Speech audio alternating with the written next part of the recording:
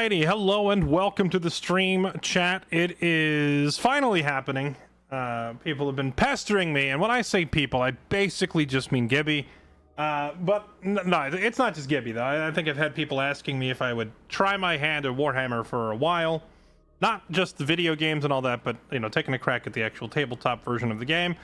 And frankly, playing the game physically on the tabletop with the miniatures and all sounds cool, but let's be honest, I ain't ever actually collecting miniatures or painting them or whatever. So now that there is a, you know, convenient digital version with the tabletop simulator mod, I can finally take a crack at it.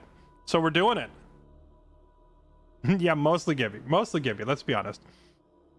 Anyway, today's plan. We are jumping in, we're playing some tabletop simulator using the Warhammer 40k mods. And I have the man himself, Gibby, is going to be my opponent. And I grabbed a few of the other nerds from our Discord to act as referees, so to speak. Crimson Culling, thank you for the 103 months. Orange Sat Squatch, thanks for the 102 months. Sturdy Nerdy Birdie, thank you for the 52 months. Wasted Mind, thank you for the 13 months. Appreciate the resubs. Welcome back. Chat, I need some good background music for this. Oh, I know.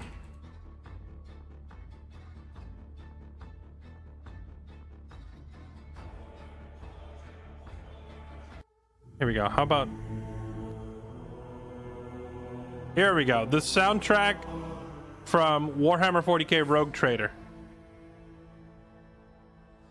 That'll give us some background noise. In a future cast versus Burke. I already told Burke I want to do it, and he suggested the first next month. So with any luck, a week from now, we'll be playing against Burke. That's, of course, assuming that we stick to that date.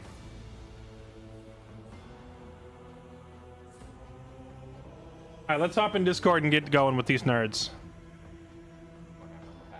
All right, boyos. All right. Gibby made it back just in time. I'm gonna say, you're suddenly very quiet. Sorry, because my mic was far away. I'm eating food. Ah. That'll do it. Okay. Well, I'm firing up Tabletop Simulator as we speak, and then I built the army on paper. We need to go ahead and build it in game, and I'll probably need you to walk me through that process because I haven't done it yet. Yeah. The hardest part of building your army in Force Org is finding the model. Finding the model, because unfortunately, the way Force Org does it is there is generally two sections of the armies.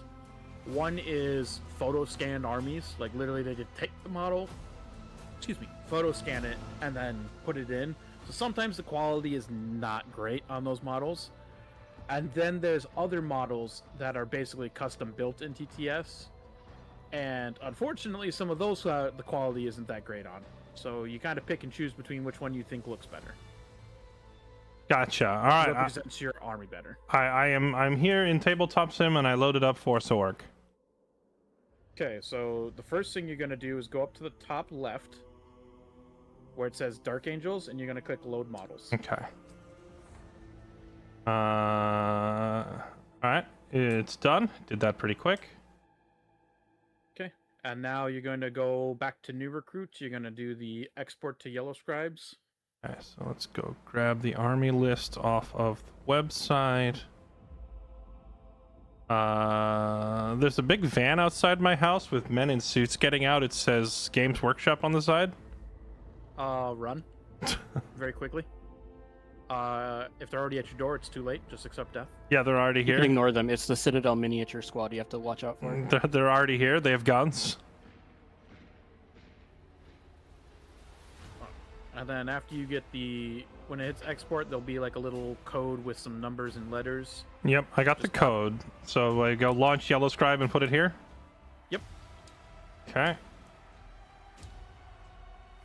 The tech priests are currently chanting their hymns over your army list. Allow them to finish their sacred... Oh, there it goes. Okay. Okay. So now you'll see a bunch of white boxes.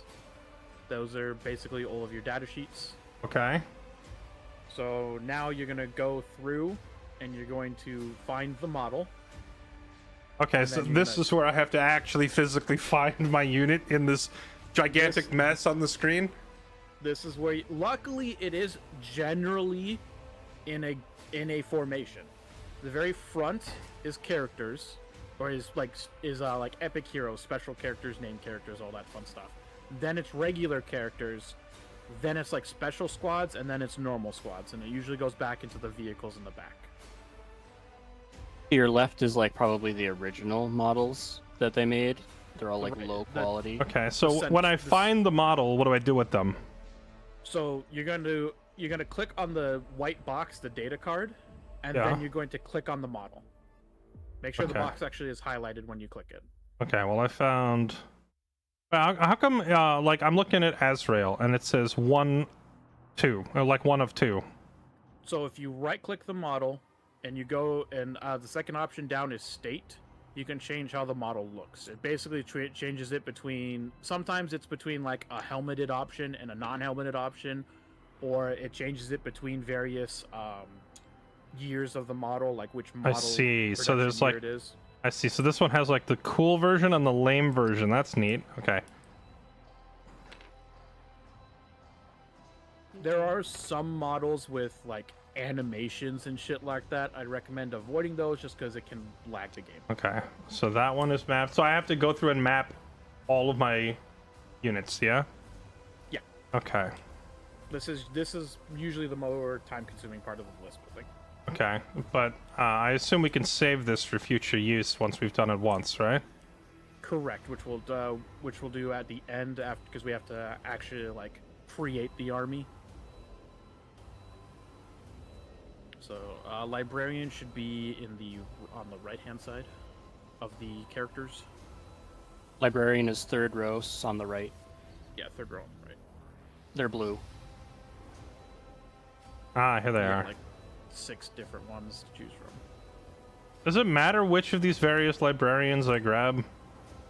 I would say grab the one that most actually represents it, but otherwise no. So like- technically, like if I can map any data card, I could grab this freaking gigantic gunship thing, put it down here, and tell the game, yeah, that's a librarian. Yes. Technically, Okay. but everyone's going to be like, okay. Yeah, no. I mean, I understand why we don't want to, but I guess it also means I don't have to have an exact match if I can't find it. The As long important as- thing is base size. Yeah. So I think for this one, if you're just running a regular librarian, it's the guy in green. Yeah, That's pretty much it's I you. think you just grabbed. Yeah, I'm looking at it because this one says Terminator armor. He's not in Terminator armor. What's the server name? He doesn't have it up yet. This isn't on his own. Oh, okay. I saw you guys both in Force Works. Oh wait, actually, hold No, on. I'm just in my own look at. I just realized I think one of my librarians is supposed to be in Terminator armor. I gotta go look at my list again. Those are like 2 very different point costs. So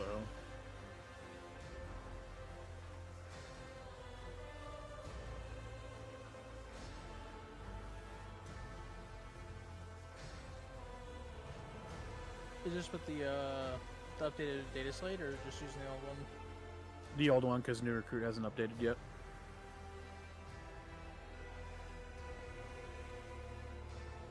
So we're also going by the if we have any of the rules that contradict with what they did with the update yesterday, we're going to go with the old ones just because the data sheets themselves haven't been updated in new recruit.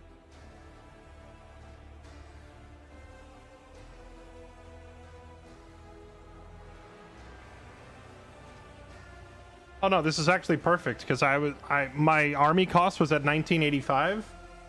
Moving the librarian up to Terminator armor is just an extra 15 points. Do you have a Terminator squad to attach him to? So remember how Gibby asked if I had Terminators and I said no?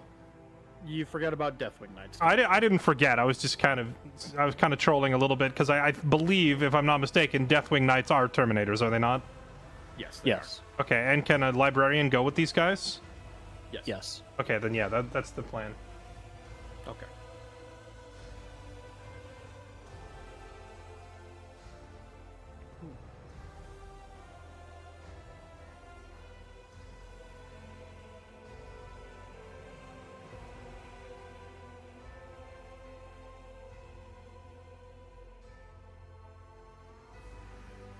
librarian. So now I have to, and I can't edit my list in game, so I got to go back to the.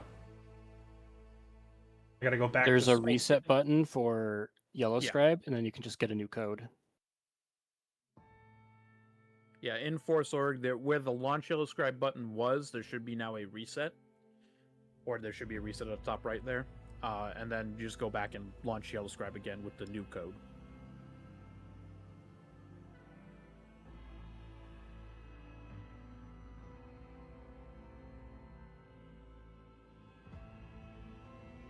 All right, let me do this again.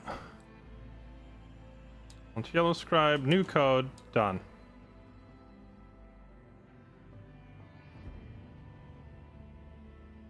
Okay, so we have you, Azrael is linked. And then I have a regular librarian. That's you. And then I have a Terminator librarian. You. Done. And then intercessors. Intercessors should be pretty much straight back from the librarians. Why aren't they over on the left with all the other infantry? Because it switches into infantry. Now what you're seeing in the middle is infantry. So then what is all the stuff So on the left and how is is it like separate? old Dawn of War 1 models. This Oh, I is basically see. them taking Dawn of War 1/Dawn of War 2 and importing the models into tabletop. Okay, so basically I'm not using anything on the far left then. I'm just going for all this stuff in the center. Yeah, Yeah, there's a unless you couple look- things that are not in the center that you'd have to use the left for, but Yeah, like a couple of the very specific variants, because sometimes they'll only have the one variant or whatever. Okay, then these are Assault Intercessor. Wait, no. Dark Angel Intercessor. Dark Angel Intercessor. What? There's... okay, so it's 3 Intercessors, then it's 4 Assault Intercessors, and now it's back to being regular Intercessors again. Why is this? Good question. I don't know why this one's set up like See, that. this is why I was I have no asking... idea either. This is why I have to was go through this every asking... single time I bring one. Okay, gotcha. This is why I was... This is why I was making sure it doesn't matter if it's the exact right one or not. These have So- like totally different colors. As The long way as the create army function works is that like you don't need to have 5 different so your intercessor is an intercessor sergeant and 4 intercessors. You can click on the 4 intercessor thing and then select one intercessor and it'll use that one model for all 4. Like you don't have to find like 10 models on the Force Org to Oh, I assume I didn't need to. I was just doing it for the variety, you know? yeah, the reason why it's like that is I don't know, because not every list does that. Usually they group them all together. I don't know why it's done it separately like that. if you see those little Okay. blue dots by the way, Fairlight, you can do you can press 1, 2, 3, 4 on your keyboard instead of right clicking. Okay, so Sergeant. So if I click the 4 times intercessors and then click the one dude, it's just all 4 of them are going to be identical once we get in the thing, right? Yeah. Yes. It's probably easier, although, you know, variety is nice, but consistency has its benefits. I don't think there is a way to do it variety, at least that I have figured out yet. Okay, now we start venturing into the I have no idea if I should have brought these or not category because I didn't know what I was doing. I know the librarians are really good. I know Azrael's really good. And I know that you need intercessors to sit on the objective. Then I started just kind of grabbing stuff because it looked cool. So, Centurion Devastators. No idea if these things are good or not. I don't even. They're I gonna don't- make I Gibby didn't cry. even know what those were. What did you bring on them? Grav cannons. I just You brought, oh my whatever. It's the default. I left it on default. god. No, I'm not saying oh my god as in it's terrible, you shouldn't have brought this unit. It's oh my god, I'm going to cry because that's a hard counter to me. Right. Well, I'm saying that I didn't hard counter you so much as I left it on default. There is no Centurions in the center. You're gonna have to go to the left for that one. Okay, Centurions.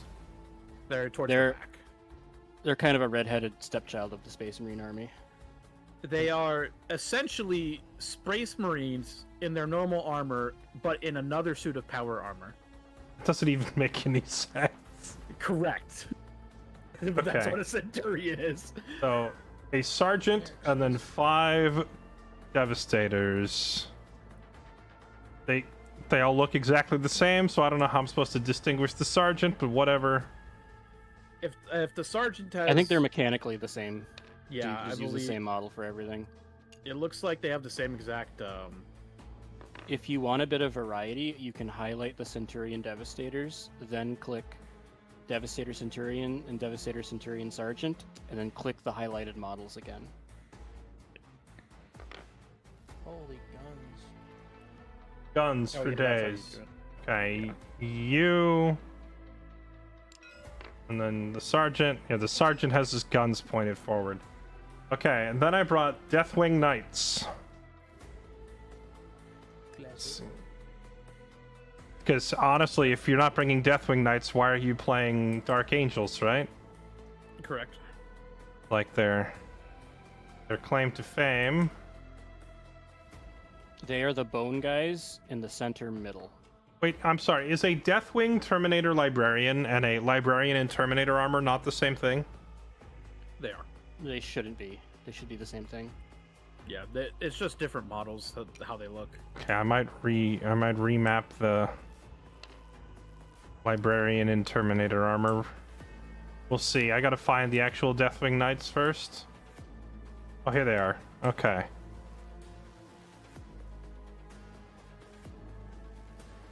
Deathwing Knights. And then one Deathwing Knight Master.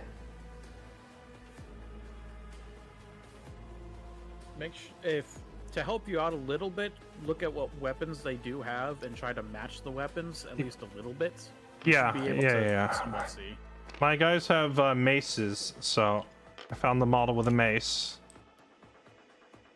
I usually use the guy with an open shield as the sergeant. Well, I took the sergeant mod. I just grabbed a model that has a sword and board. I think he also has a mace anyway, but at least now he'll, I can distinguish the sergeant from the others. Yeah, that's perfect. Or the Knight No one Master. will be able to know what a Great Weapon of the Unforgiven is unless they're playing Dark Angels. Yeah. Okay. Alright, what's your next one? Eradicator Squad. That's up the middle, right before the Terminator. Oh yeah, they're right here. Ooh, this is getting a little scary now. Eradicators with Melta rifles.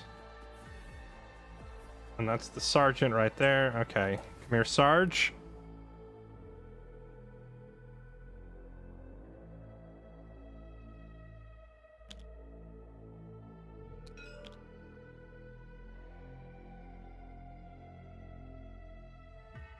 Okay, and then I just need the regular guys.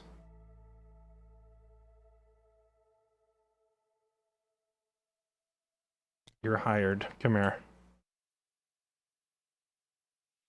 Hey, Stack. What's up, man? I'm pretty sure Games Workshop took this mod down off the Steam Workshop once upon a time. So They basically, took- what that ended up being was they took it down because the mod page itself had references of Warhammer, and that was literally all it was. They didn't give a shit about the contents of the mod itself. Yeah, Forsword got re-uploaded like 3 days later and didn't get touched. Right. Well, I'm also fairly certain it doesn't matter if I stream it. I just can't be the one uploading or providing it or whatever if they have an issue with it. Yeah, there's been plenty of people that have already been streaming. There's entire it, so. YouTube channels Okay. with thousands of, like hundreds of thousands of subscribers that just do Tabletop Simulator Warhammer. Yeah. Okay, what's your next Inner one? Circle Companions. Those are the sword boys. They're at the very front of that middle column of infantry. Oh yeah, here they are. Why they have sick purple armor? What? Because they're inner circle companions. They are, in a sense, well, they're infantry vultures. I should get 6 totally separate models for these guys. I'm kidding. You're hired. I Come here. usually grab the front 3, highlight them all, and then just select them all at the same. Like, Oh, you use them actually all can. 3. I thought you said you had to use the same model. I thought so, but now Retaliation is telling me differently. I didn't know that was a thing. so Okay. you'd select 3 of them, You'd hit Inner Circle Companions, and then when you click them on again, it's going to select all 3. Let's see if I did it right.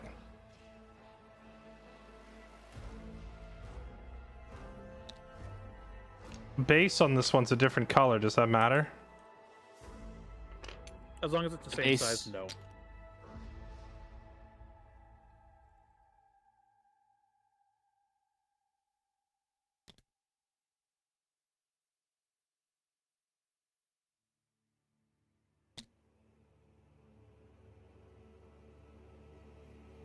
Okay. Companions are good to go. Then I have Suppressor Squad. Suppressor Squad. Okay. After the Terminators. Why do you say? Why do you say it Oh, with? suppressors. Why do you say it with such disdain, Gibby? Is this unit To bad? be fair, because literally I've not seen these on the field yet. They're like. See, this is I've what never happens. seen anyone play them. This is what happens when you get a first-time player. I just go down the list and I'm like, these look cool, and I grab them. I think they're actually good, but there's no way to buy the unit individually. Oh, here we are. I They found were them. like You have to get them in a pack, like a combat, or they were in one of the starter boxes, but they were never an individual unit release. Gotcha. Ah. Those are deep strikers, aren't they? They gotta be. Yes. I think don't they also know, get I just- -1 to hit. I just saw that they had very long-range guns, and I was like, that looks annoying. Suppressors and Sergeant. Done. More suppressors and another Sergeant. Okay. Then I have a Gladiator Lancer. Okay, that's the vehicle. That's all the way in the back. Should be the front row of I vehicles. found that one. Wow. Done. Then Suppressor Squad is 12 inches of movement. That's hardcore. I have 2 land speeders. The land speeders you're probably gonna have to go on the left for.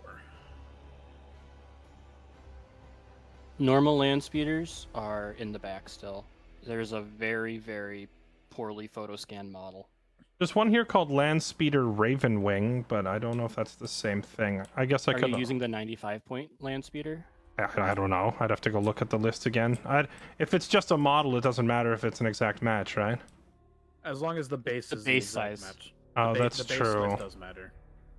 Outriders, Ravenwings. Land speed. I don't see a land speeder one in the back. Where are you looking? I don't see a land speeder, period. You gotta go left. Go on the left side. There's land speeders. I am on the left, just stream delay. I see storm speeders, dark shrouds. It's not a Okay. land speeder vengeance.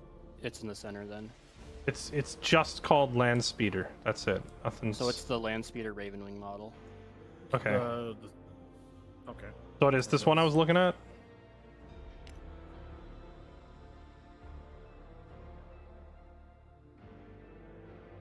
Yes. It looks Okay. terrible because it's photo scanned, right? It doesn't look that bad. Okay, and then lastly, I have a Redemptor Dreadnought. You did bring the Redemptor. Okay. That's I the just- left side of the vehicles. I just remembered the Dreadnought from the Space Marine 2 game, and I was like, I gotta get one of these. It is a very good unit. So Okay, I have no idea if I have brought a total joke of an army or if it like is the new meta, but I brought an army. It is in between.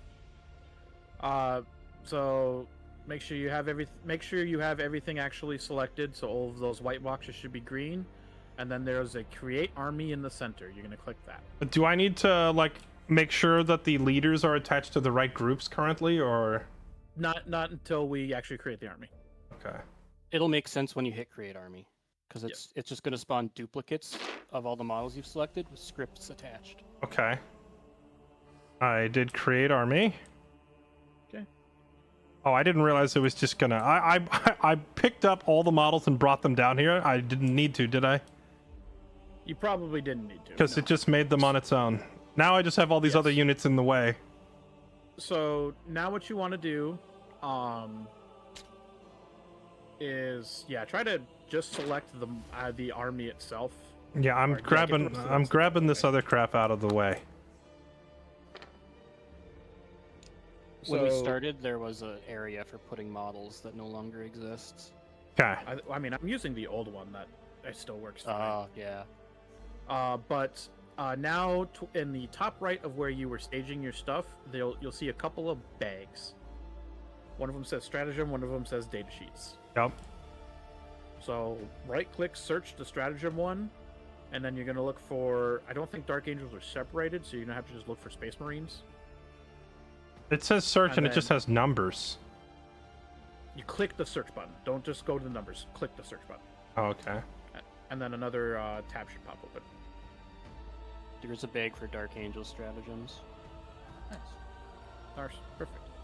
What detachment are you using? When I hit hide in the top right, because hit hide on your list because it's overlapping. oh, there we go. And then just search for Dark Angels. You can pull that out, and then you just find the one specific to your detachments.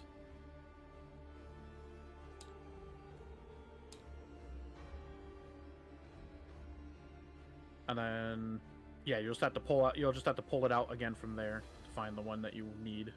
Yeah, I never figured out this part, so I'm just gonna do Wrath of the Rock per Retaliation's recommendation.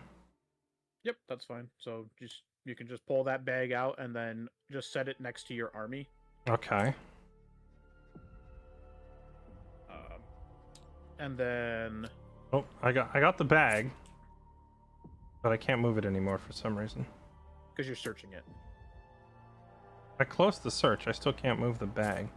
you gotta click and hold on the bag, and then Okay. when it picks it up, then you can move it. Okay. It's just the way Tabletop Simulator does bags. It's weird. Okay. And then for either your sake or for chat's sake, you can do the same thing with data sheets as well. Fairlight, do you have Deathwing Terminator squads or just Deathwing Knights? Just Deathwing Knights. Okay. I've already grabbed. I grabbed Inner Circle Companions, Deathwing Knights, and Azrael out of the Dark Angels data sheets. Mm-hmm. I can load those in for you when we get to the game. Okay. But Well, you I can- didn't grab the Space Marine stuff yet. So now once you have everything, you can just you're then gonna just basically select everything. So just click and drag. Okay, you so select all of your hold on. models. I don't know if I did this yet. The data sheets bag. What am I doing with this exactly? Search for Dark Angels, or that one might just be Space Marines. I'm looking at it real quick. It just looks like Space Marines. So just grab the Space Marines data sheet bag, and then you're just gonna pull that over and set it next to your other one. That's basically all it's gonna do is have all of the data sheets for you to reference in case something breaks or whatever. I don't see Land Speeder in the data sheets, guys.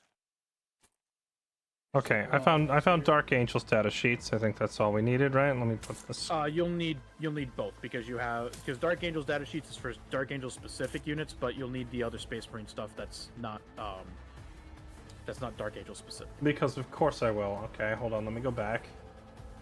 You already put it away. Okay, now it's Dark Angels, and then I needed just wait. Oh no, what have I done? It's all broken now. What did you? Hold on. Space Marine. Okay. I think I just grabbed this whole thing. Yeah. Okay. Yeah, just grab the whole thing. So then, now with all of that, if you want to, there is custom dice in the dice box next to it. If you I want don't to care just about try to- freaking how my dice look. Okay, so now you're gonna select everything. Make sure you have just your army selected and then the data sheets as well. Okay. And then you're gonna right click, and then you're gonna scroll down to where it says Save Object, and then give it a name. Probably just like Dark Angels list. Okay. You gotta right click on one of the models. You do have to right click on one of the models itself. Save object.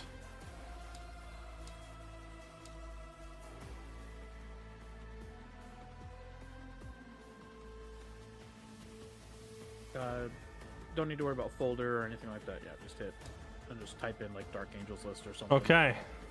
It's done. Okay. Now we're done with Force Org. Now we go to the map itself. So back out of this. So you are good to back out of this. You want me to create it, or do you want to create it? You go ahead and do the honors. Okay.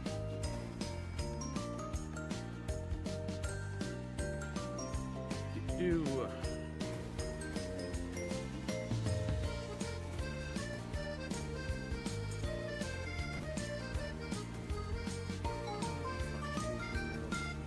Not online on Steam, of course you're not.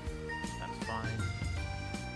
Just go to join and then search up Gibby's game. The password is the usual password. Sorry, it's what? The name is Gibby's game.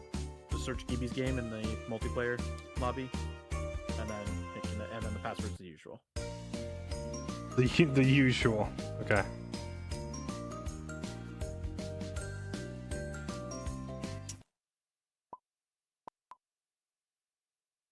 And then a little screen will pop up. You'll select blue team.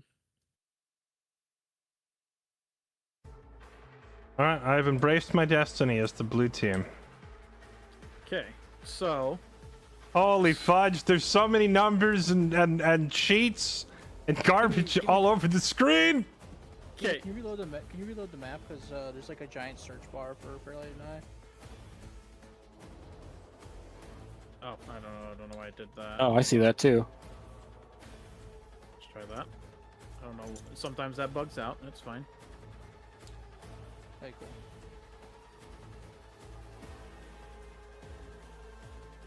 So no, I can't. All right, good to go. All right, so obviously you have the different game modes. So we're just doing 1v1. The rest of these don't matter. To go over a little bit of what all of this means. So we'll start with the stuff in the top left. On the very left is your basic stratagems. This is stratagems everyone has access to. Tells you exactly what they do, when you can use them, how many command points they cost. Okay. The next three are literally rules. This is the core rule PDF, the FAQ from the last big tournament that they did to clarify on rules, and then an event companion. We don't necessarily need to worry about the event companion. Next to that is the brand new disposition thing, which basically tells us what our army's mission is going to be based on your disposition versus my disposition. You don't necessarily have to worry about this because there's a way the game will do it automatically for us. Can we pause real quick? Sure. Fairlight, can you load in your army and the datasheet bags, and I can grab the datasheets out while Gibby's explaining this stuff. Can I? Yes, you can. So go to objects in the top, and then you're going to go to saved objects, and then you're going to grab your army, and then just click it and drag it onto the into the center on your side. Only do it once. If it doesn't load right away, it's just lagging. Only do it once. If you do it multiple times, it's gonna fucking spawn 7 of them. Nice. Thank you. Whoop. Oh, And Lord. some of the scripting, because you did it twice. I don't know it once. Yeah, so by the time you said that, I had already clicked like 4 times because nothing was happening, and I was like, maybe it didn't read my first click. Hold on. The delete button to the rescue. Try it again. And this time we just click once and wait.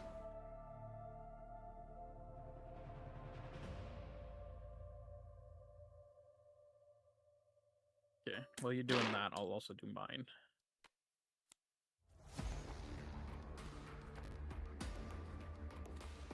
Nope, the scripting just freaking decided it wants to kill itself today, I guess. Okay, I'm not gonna be able to look at any of my units. Cool.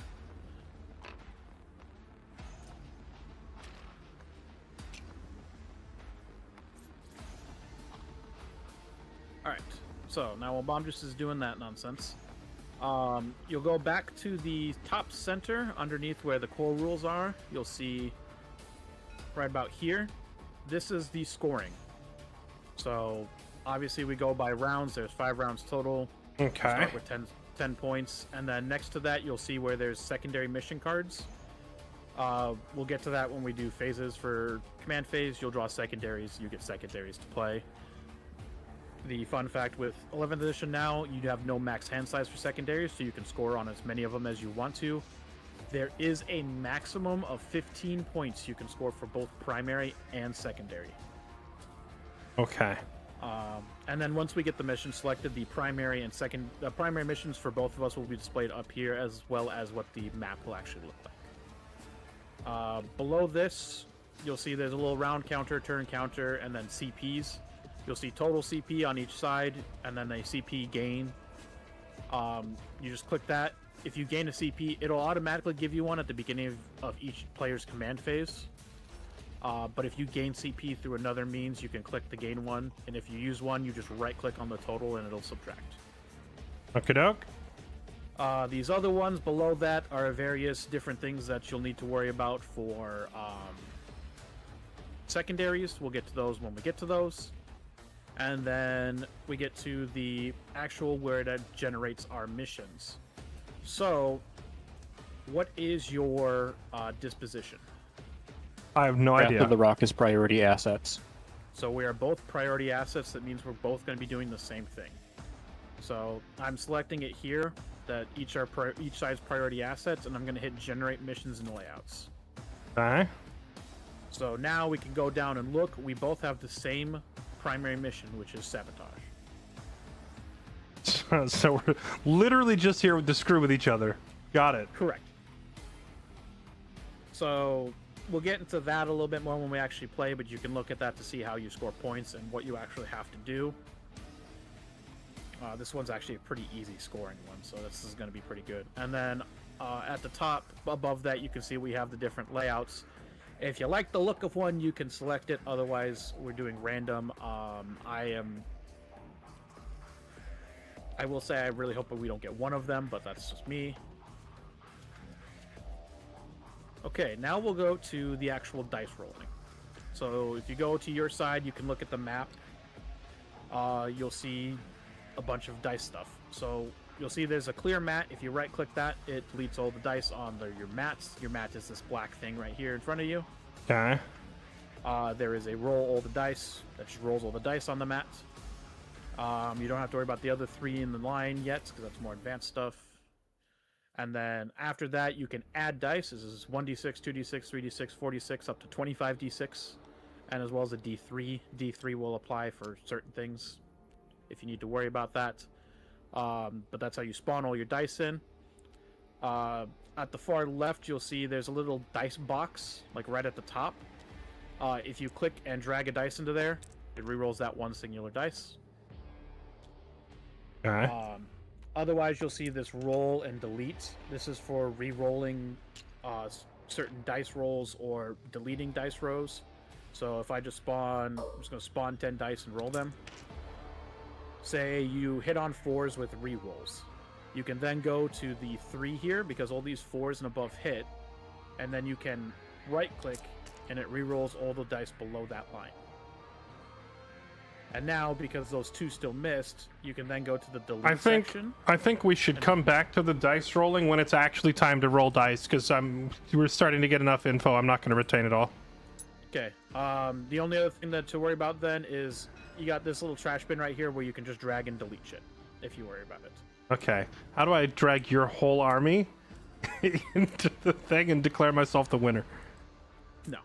All right. So because you went over your whole army, I feel it fair for, at least for chat, for me to go over my whole army. Sure. Why don't you introduce yourself to the class? I'll introduce myself to the class. So I am running Adeptus Mechanicus. My detachments, because I have 2 of them, are Cohort Cybernetica and Lords of the Forge. The Cohort Cybernetica really only buffs my 2 Castellan robot squads, but Lords of the Forge will buff all of my tech priests. To at least let you know what they do, essentially the robots have 2 additional inches to their movement and 1 additional point to their objective control. And then for Lords of the Forge, the main thing it does is it gives all of my tech priests 4-up invulnerable saves and 5-up feel no pain saves. Now we'll get to the actual units themselves. First one we have the Warlord, Belisarius Call. He's got a bunch of crazy weapons. He's got a bunch of stuff he can do in the command phase to give either buffs or debuffs. He is very good, very tanky. Next to him, we have Thulia Gold. She basically does the same exact thing, but is basically just a buffer, but she's got some crazy guns. Standard infantry, I have a Skitarii Vanguard squad and a Skitarii Ranger squad. They are basically just fodder to get in your way while the rest of my army does its thing. I have a unit of Sakaran Infiltrators. They have the Infiltrators keyword, so during the deployment phase, I can set them up outside of my deployment zone, as long as they're 8 inches away from any of your units. I then have a Hastari Exterminator squad. They are anti-infantry mulchers.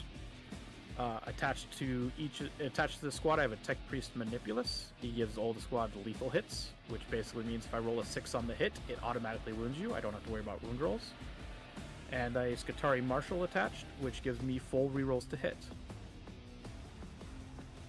Next to them, I have 2 Iron Strider Ballesterii. So wait, hold on. Can you go back to these Hastari guys real quick? And do you have 2 different leaders attached? So it's a leader and a support. So you can have a leader attached and a support attached, unless some units do get 2 leaders, but I think most of those guys, they got rid of in 11th. So what would my equivalent to that be? Is that like putting, like, say, Azrael and a librarian in the same unit, or? No, it'd be like Azrael and like a apothecary in the same unit. Apothecary and librarian aren't classified the same? No, a librarian is considered a leader. I don't know what that. Apothecary is considered a leader. A librarian is, or other way around. God, I'm getting confused. A librarian is considered a leader, and apothecary is considered a support. Gotcha. So in this case, the Skitarii Marshal is the support, and the Tech Priest Manipulus is the leader. Well, I have good news for you. I don't think I have any supports anywhere in my army because I was unaware of the distinction. That is fair, because it's still it's new to 11th, so it's still kind of, you know, out there. But yeah, now to the actual bread and butter of my army. The 2 Iron Strider Ballesterii with autocannons. The main thing these guys can do is they can advance and shoot. And they already have 10 inches of movement, so they are very mobile autocannon boys. I then have a Onager Dune Crawler with the twin heavy Phosphor Blaster. Lots of shots that will absolutely obliterate things because it does ignore cover. Next to the Onager, I will have a Tech Priest Engineer. He does have an enhancement on him that once per battle round, if he's within 12 inches of a friendly vehicle, I can choose for that vehicle, if it ends up taking damage, to just take 0 damage instead for 1 attack. And then for the fun units, I have 2 squads of Castellan robots. One squad is Double Fisters with a Flamer. That squad has obviously a Datasmith attached to it. The Datasmith has an enhancement that gives this whole unit the mobile keyword. For reference, vehicles cannot move through solid walls, only infantry can. The mobile keyword allows me to do that with these guys, because they are considered vehicles. So these guys basically get to move like infantry.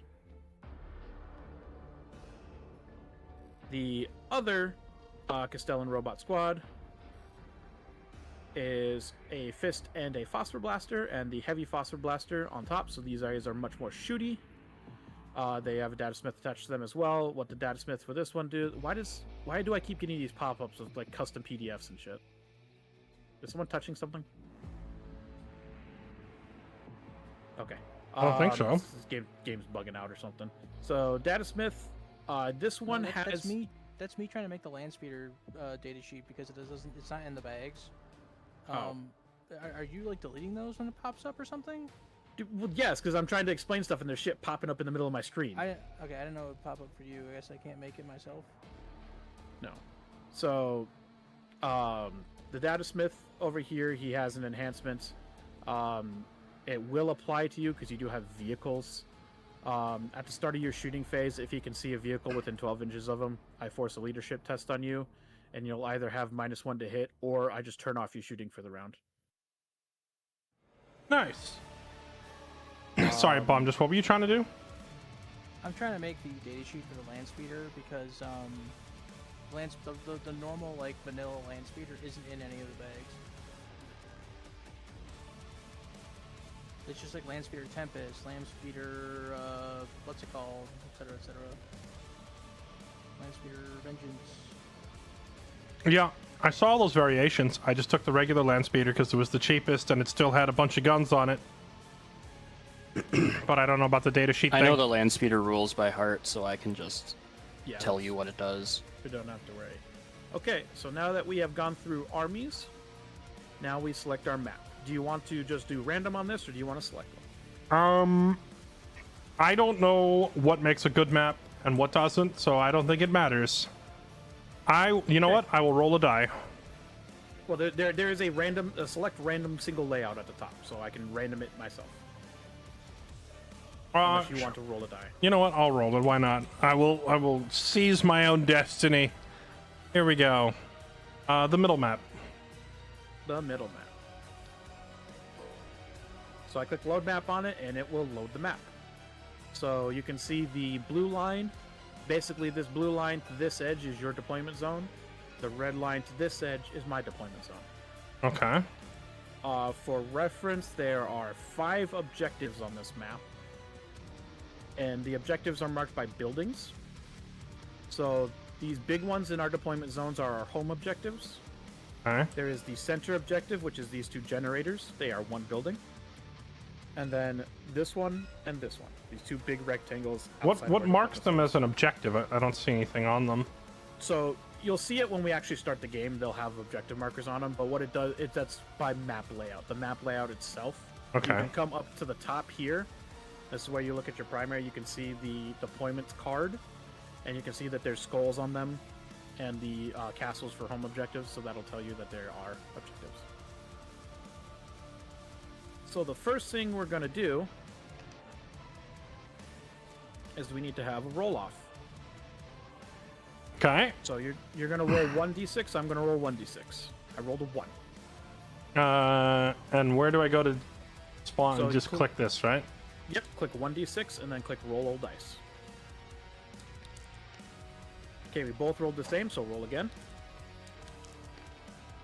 Right, you rolled a 4, so you rolled higher than me. You now get to choose who deploys first. I'll probably have you do it just so I can watch what you're doing and learn from it, because I don't know what I'm doing. Okay, that's fine.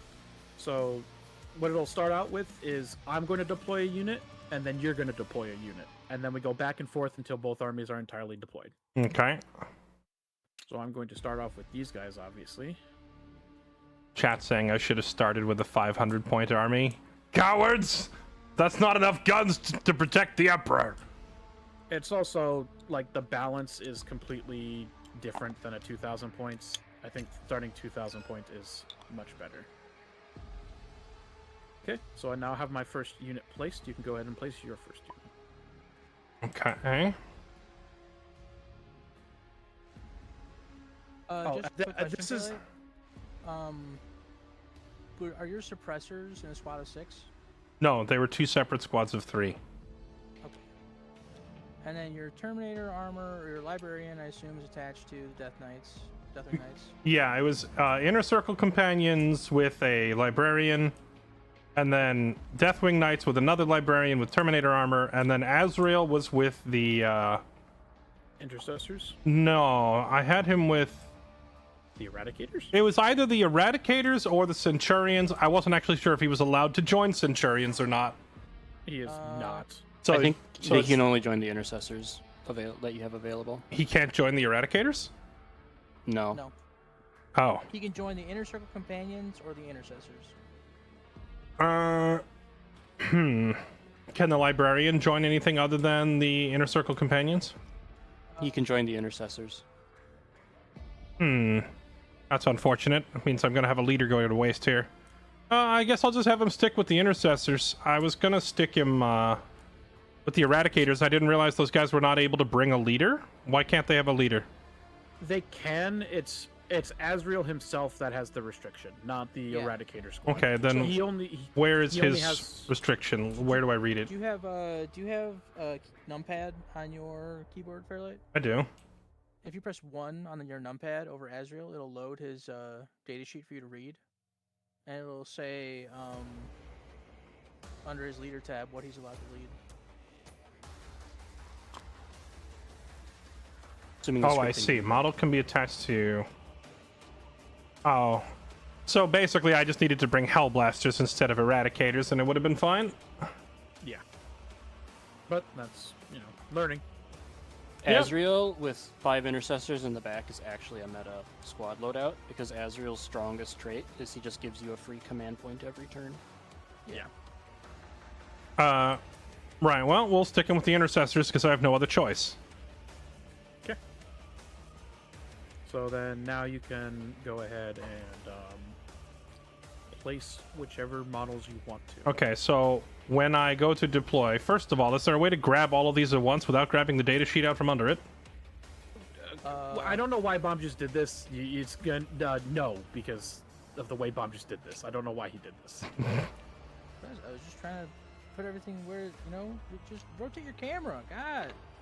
If I rotate the camera, I still can't like highlight the models without grabbing the card, can I? I'll just flick them off.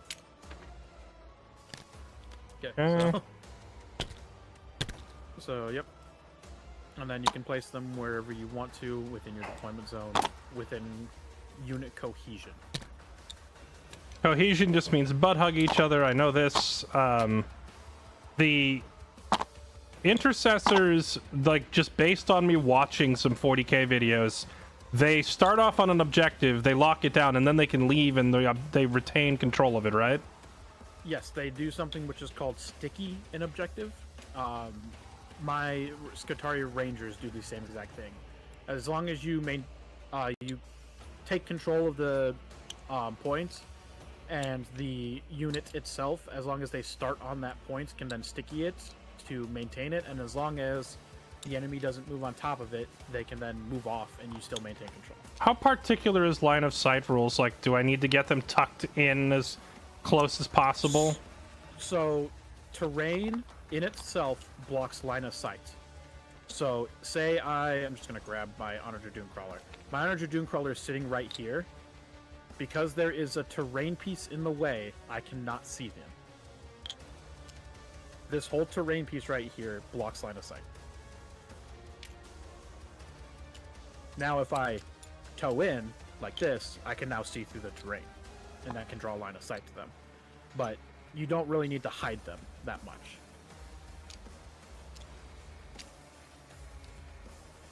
Okay, there we go. First unit is deployed. Okay.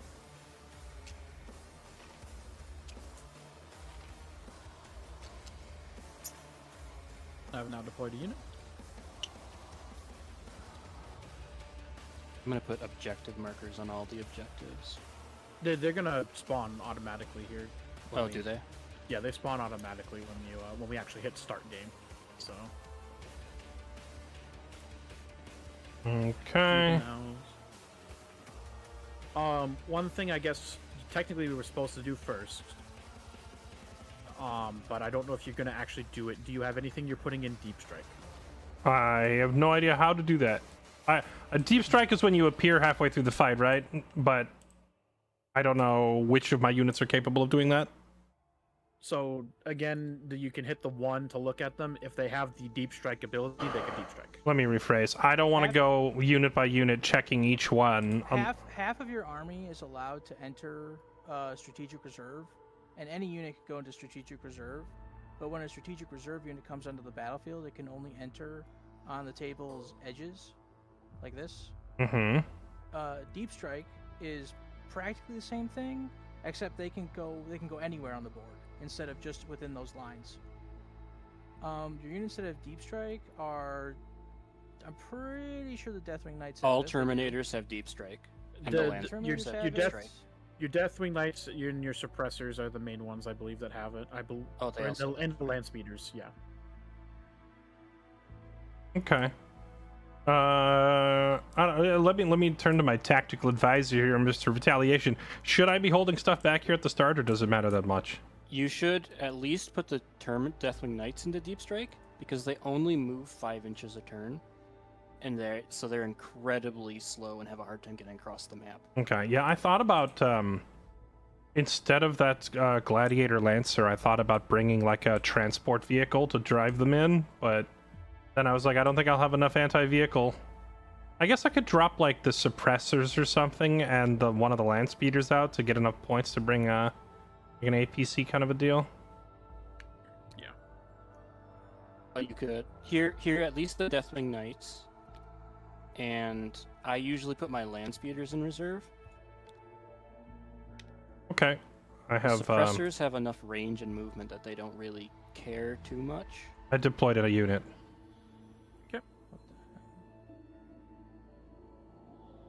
Oh wait, does this? So like the terrain is like the black square, counts as cover regardless what it physically looks like, right? Correct. Okay, and in that case, I'm gonna put these guys like right here.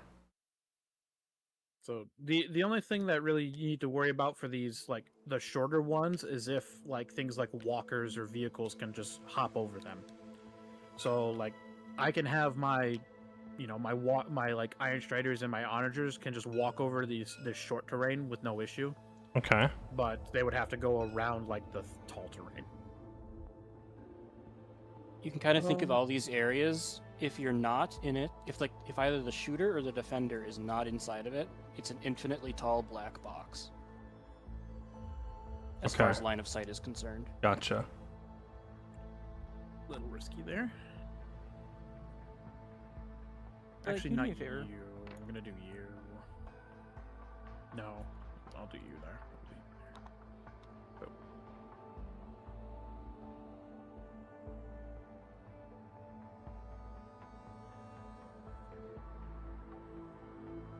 Okay. Really, can you do me a favor and does someone else have the Space Marine data sheets saved? I do not. Okay, Fairlight, can you just respawn your army real quick, just once? One of the data sheets like bugged out and like got stuck in the bottom of my screen somehow. How do I reload the army without having to replace everything? Oh, is it in your hand? You can just spawn a Yeah, second one. It was in just, my like, hand, but I the couldn't spawner grab it or out of my something. hand. It would be objects, saved objects, and then just click on like the corner of the table. It won't like delete your current army or anything.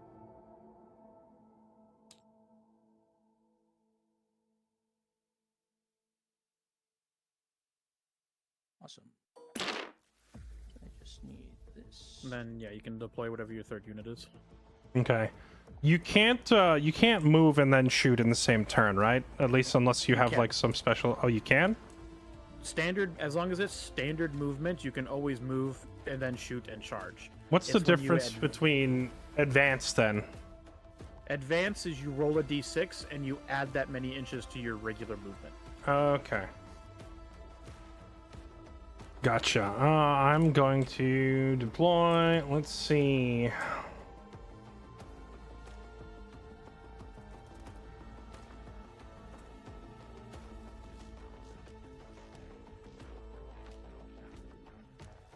So if I put a vehicle like behind, say I were to put my Redemptor here, it counts as being behind a building then, yeah? Correct. So Even I cannot though- see it. Even though the actual physical model only shows wall there, but that it counts for the entire. So basically ignore the actual model and only look at the black line on the ground as to where the cover is, right? Unless you yourself are on the terrain, yes. Okay, now if I'm on So- the terrain, then what? Then I can see you. So now I can see you from like over here and over here. Like I can see you. Okay, so elevation doesn't exist. So it does, but just not Okay. for this, not for us essentially. Right, but and then wouldn't be but- able to and see the through this dreadnought. building The if you're on the dreadnought point. can the dreadnought even walk into the building like this? Is this a thing that can even happen? Yes. As long as you're not walking through like the solid wall here itself, you're fine. Well, I just wasn't sure if vehicles could, do that. Yeah. Okay. And your dreadnought should also have the walker keyword, so you'll be able to walk over like the short terrain. Okay. Let's see what else. Then I'm gonna put him right there, and back to you. Okay. We'll do my vanguard.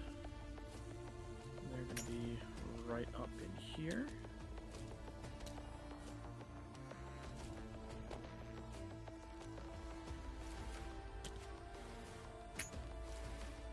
Okay.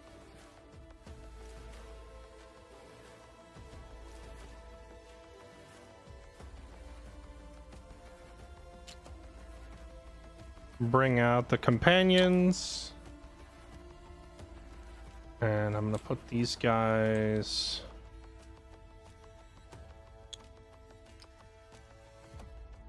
So, FYI, Fairlight. Yeah. For infantry in 11th edition, as long as they're touching terrain, they have what's called hidden, which means they can't be shot within 15 inches.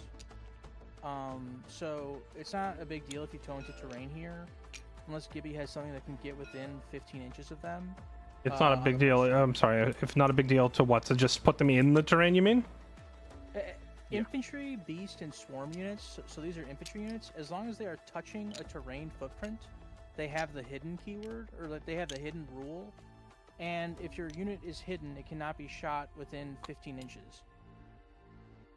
Sorry, outside of 15 inches. Yeah, you have to be within 15 inches. The Okay, so what's the practical application of what you're trying to tell me? You're saying go into the terrain with it? I'm saying you if you want to have these guys go someplace further on the first turn, you can place them here, and they still can't be shot. You don't Gotcha. have to place them behind the building.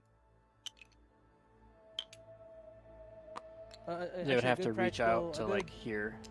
A good practical application example would be like over here on the left point. If you wanted to take your expansion objective, you could put an infantry unit. You put an infantry unit like deployed like this, and so even though he looks exposed because he's touching the terrain footprint, he can't be shot unless the enemy unit is within 15 inches of him. Gotcha. okay. All right, back to you.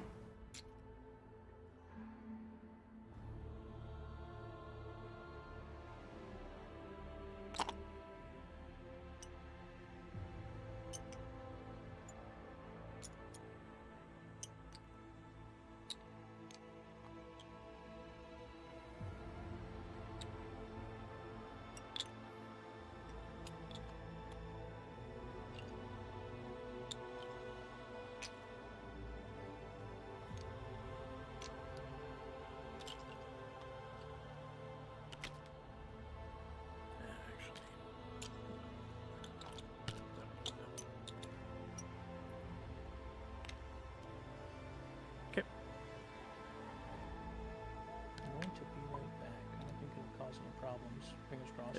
It shouldn't if you're not actually. Well, even if you're playing, it shouldn't. We've kind of already tested it.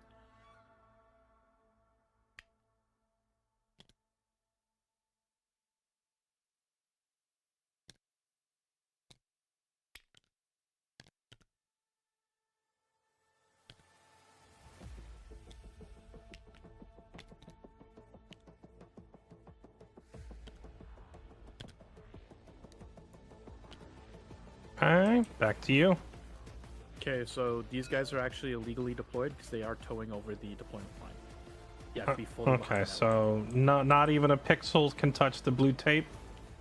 line. You can touch it, you cannot go over it. Okay, so is that good? This guy. That looks. That guy's being questionable. All right, there we go. Back to you. Looks fine. Okay.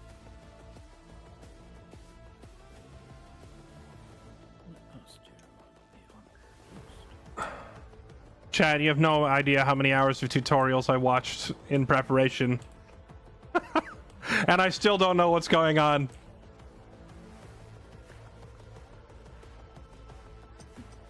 A lot of long line sight lines on this map. I think stay there. Yep. So you said vehicles can drive through terrain, right? Or they cannot? Yes, they can. As long as the terrain itself isn't like blocked. They Okay. can move through the area marked out, but they can't move through like the physical models that are at the board. Okay. So these generators would stop them from moving through, but they can tow into like right here.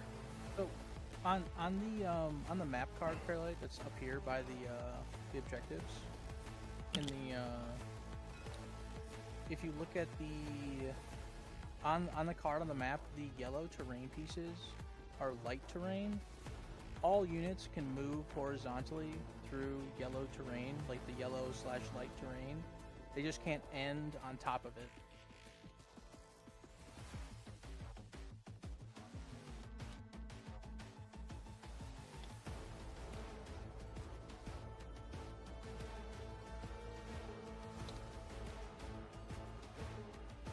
Okay, so if I start this Lancer thing here, it can't go through this wall, but it could go this way, right? Correct. Okay.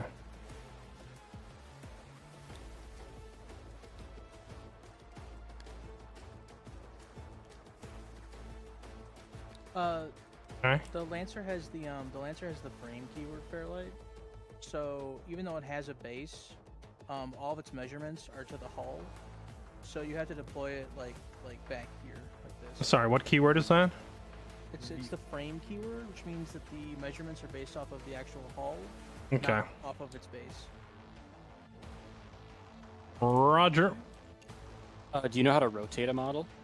I do. Actually, yeah, that's a good point. So I could turn it like this and put it closer, yeah? Yeah, and you can even move it midway through movement to just cheat a couple more inches. What's this custom token you're trying to put in? Pumpkins? I already put it in. It's it's the land speeder token that I made. I quit to make it. Okay. Okay, I don't know what you did, but you deleted it. Well, I click import, it gives me an error, so Oh, that's unfortunate. so Maybe I should do it on a card, not a token. probably. I'll go ahead and place him there. Good. Sorry, what did you just place? I placed my Iron Strider over here. Oh, okay.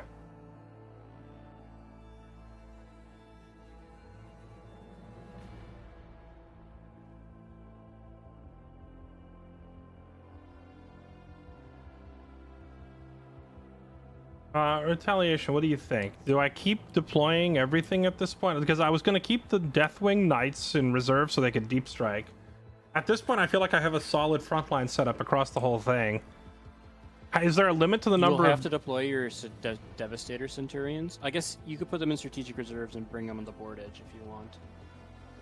Up Is- to a quarter of your army can be in strategic reserves. Point Okay. Is there a limit to the number of units per turn that I can call out of reserves? No. So I would at least put the Deathwing Knights in reserve and the Suppressors in reserve. Because you can just put the Suppressors on a point that you want to capture but you've cleared. Just anytime you want. And the Deathwing Knights, you have to put them at least 8 inches away from an enemy model. But that's still better movement than what they're going to get just slogging up the board.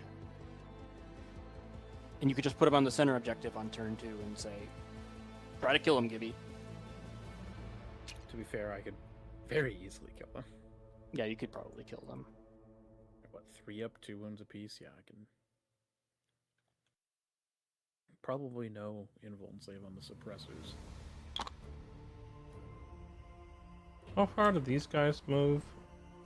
Like 4 inches. Devastators? Okay, so Devastators I should also keep in reserve then, right? So that I can do the same thing? Pull them in from They'd reserve? have to come in on the board edge. So they'd like come in from here or here. That's still better than having them try to, like, Probably. start way back here and 4-inch their way up each turn, right? Yeah. They have enough range that they can basically... how far is the center of the board to the middle? 19 inches? They have 24-inch range on their grav cannons? Yeah, they have 24-inch range. That is basically, I think it's the distance between our, yeah, it's literally the distance between our deployment zones. It's 24 inches.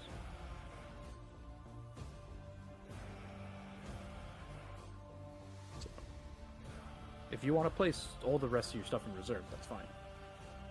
I think you can do that. I think the only other thing I was going to deploy was probably the speeders. They're fast. They don't need to wait in reserve. They can just move around on their own, right? Yeah, they got 14 inches of movement. They also have the fly keyword, so they can just give up 2 inches of movement to move through physical terrain. No, it's not infantry, so putting it here, it's not hidden, right?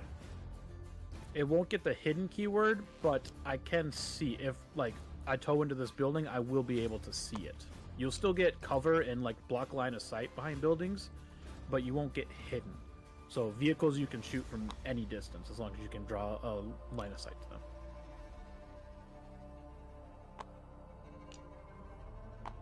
Okay, back to you. Okay.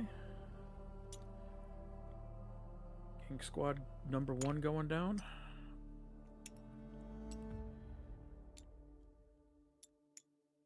So wait, what's the benefit to keeping the suppressors in reserve?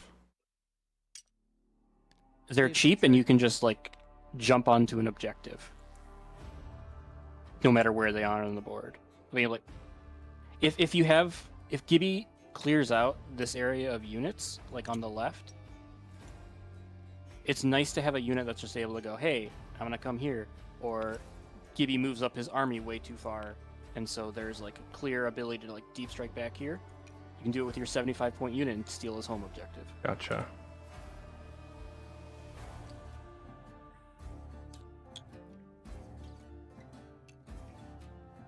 You're usually not putting lots of firepower into each other in turn 1 unless a player has decided they're just gonna all in. So coming in turn 2 is not the, like, you don't really lose out on much. That should work. For at least a little bit of reference here, Thulia, Call, and my Engine Seer. Well, I'll do Thulia and Call first because they have the same role.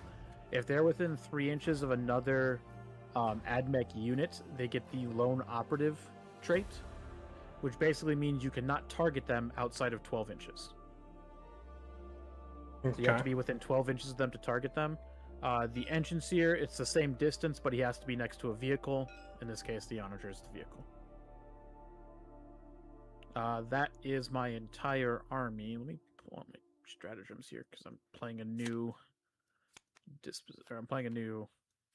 detachment here. Okay, now that both the armies have been fully deployed, we are going to do another roll-off, and this one decides who goes first. Unlike the deciding the deployment first, whoever rolls highest has to go first. The only thing I would say, real quick, is Fairlight, this land speeder could get shot on turn 1, just FYI. By how? Because of this, you can draw a line of sight like this. If I put something like, yeah, if I put something right here, I could shoot it. But that would also be exposing whatever that is to your entire full brunt of firepower. Yeah, well, I already placed it, so I'll live with my decision. Okay, I rolled a 4. I rolled a 2. So that means I get to go first. Can't erase my line. Help. Now, the turns in this game, is it like you do all your movement, all your shooting and everything, and then I go, or is it back and forth like deployment?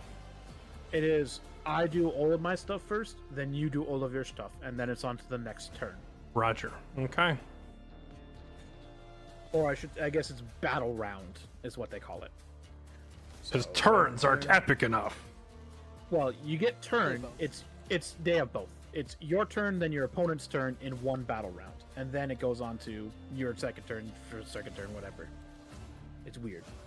Red point goes first, blah, blah, blah. We're good to go. Start game. I'm gonna do a bunch of shit. Now you can see that it does have the objectives clearly marked. Okay. So, turn 1. It is now my turn 1 command phase. So I do have a few things I have to do for my army. That is AdMech specific. The first thing is the Doctrina Imperatives. I basically choose a army-wide buff for my entire army. We're going to do the Protector Imperative to start off with. What this does is all ranged weapons in my army gain the Heavy ability, which basically is just a simple, if I move less than 3 inches, I get +1 to hit. All of my units will have +1 to their ballistic skill, so just a flat +1 to hit. And then all of my battle line units and units within 6 inches of those battle lines will have a -1 to hit in melee. For reference, that is my Skitarii Vanguard and my Skitarii Rangers are my battle lines. Okay. Next, I choose the protocols for both of my robots. They're both just going to go into standard Aegis protocol, which is going to give them +1 to their toughness, so they are now toughness 10 instead of toughness 9. The next thing I'm going to do is activate one of Call's abilities. I have a lot, I'm sorry. We'll do the Machine Vengeance target just in case I see something. What will I even be able to shoot is the question, if I do get to see something. They're totems. I might get shots on the suppressor. Do I want to really worry about that? I'm just gonna mark this land speeder. I'm gonna take a little marked token, so that's marked. So until my next command phase, anytime I target this land speeder with any attacks, I get to reroll all the attacks. Okay. Thulia is going to give... She also has buffs that she can give. She is going to give the onager directly in front of her the ability to have both Doctrinas active at the same exact time. Basically what this will do is it'll do the buffs I said earlier, and it'll also allow me to do Conqueror Protocol, or Imperative, excuse me, which gives all the ranged weapons Assault, which means I can advance and shoot them at the same time. All melee weapons will have a +1 to hit. And if I'm within 6 inches of a battle line unit, I get +1 to my AP as well. And that again will apply until my next command phase. I believe that is everything for command phase. I don't have any stratagems I need to worry about here. That is in command phase, but I'm not gonna worry about that now. That's also command phase. All of these are command. All of these are command phase. Oh, good lord.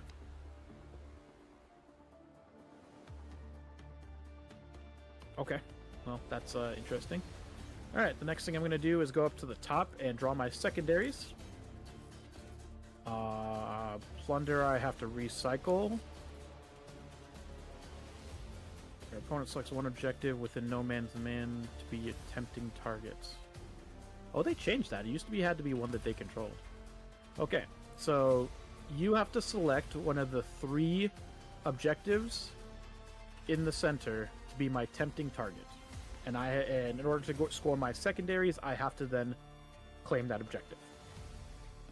Wait, so I pick one of the neutral objectives, not my home objective, and home objective. and I'm basically saying, come try it.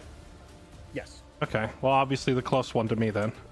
Yep, that is obviously going to be that. So I'm going to do this little objective marker to mark that. And then my other one is no prisoners, which is just killing you. Simple enough. And then I just gotta look at the sabotage again, because it should be on one objective, not home objectives.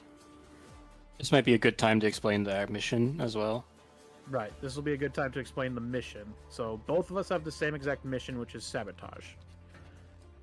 We earn points for committing sabotage on objectives. And we gain additional points if those objectives are in our opponent's territory, which I'll show here real quick. Where is there? So this red line down the middle separates our territories. The side that I deployed on is my territory. The side that you deployed on is your territory.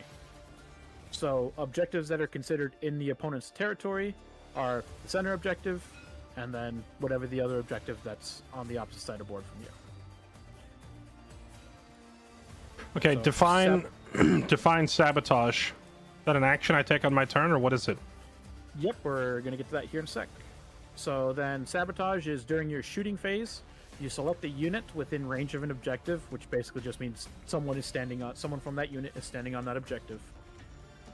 They then take an action, and if they are still on that objective at the end of your turn, as long as you control that objective, you commit sabotage. I assume this means foregoing my ability to shoot. Correct. You cannot shoot or charge if you do an action. Okay. And you can't advance an action either. Correct. Sometimes there's units that have that as an ability, or there's a stratagem you can use. We'll find that out whenever you start using your units. Okay. So that should be the end of my command phase. I'm then going to go on to movement phase. There's a nice little button at the top here that you can click to just move on to the next phase so we can keep track. So now I get to move all of my units. Oh, Gibby, you did secure your opponent objective. Thank you. I did do that as well. So now I get to move my units essentially the amount of movement they get. Here's the question of what do I even want to do here? Can I move you just enough? Definitely get line of sight, and you're definitely within range. Yeah. Okay. I'm going to take these Hastari, and I'm going to advance them for 4 additional, so that's going to be 9 movements. Just kind of... I'm going to put 6 inches and then 3 from here. Because it's going to be a little awkward trying to get everyone in. And I won't be able to do.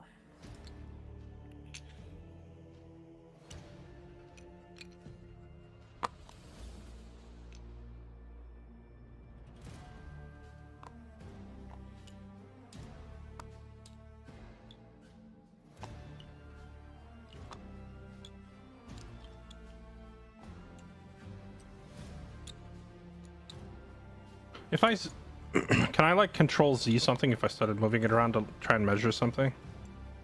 You can, but Control Z like usually only reverses like one movement, and it reloads the game, so it would reverse Gibby's movement as well. Okay, so is there a way that I can put this unit back to where it's supposed to be?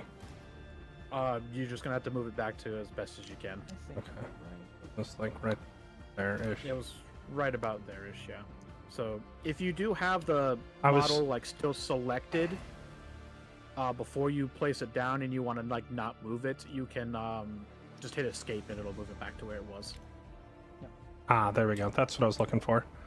Because I was You still also have holding to it. Well, no, I saw you Gibby know- was using a measuring tool, so I was trying to mimic what he was doing. So I picked this thing up to move it, and there's no measurement, so I assume... If you pick it up and hold Tab, it'll show you the measurement. Ah, there we go. Okay. And if you hold right click, it'll put the model to the ground. Because right now, when you're You just moved out this. yeah, sorry, but if you hold left click, and hold right click, it'll put the model like flush to the ground. Because right now, when you pick it up, it goes up a couple inches, Mhm. and so when you're measuring, it's not actually that far away because you're measuring it at like an angle, Gotcha. like a ramp, whatever you want to call it. Yeah. Okay. We'll then do this. These boys. 6R Dave, Smexy Vampire, Yaskrew, Necromoose, Banana Jam, Mirender, Wolfblade, Dragonheart, Redlines, and Kit, Twitch, and Crimson Culling. Thank you all for the resubs. Welcome back, everybody. I'm trying to absorb 40k into my brain like a sponge, but there's a lot of rules here to keep. As you can probably tell from the huge number of cards on the table, there's a lot of rules to figure out here. Go for the balls in play. 6R Dave, happy 7 years. Busy at the anniversary sub. So I'm not going to do that yet. I'll just move the Skatari up a little bit here. Nope. Nope. Oh, you son of a bitch. Nope. I hate when it does that.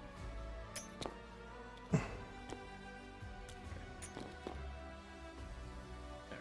They're just gonna move up a little bit in the building.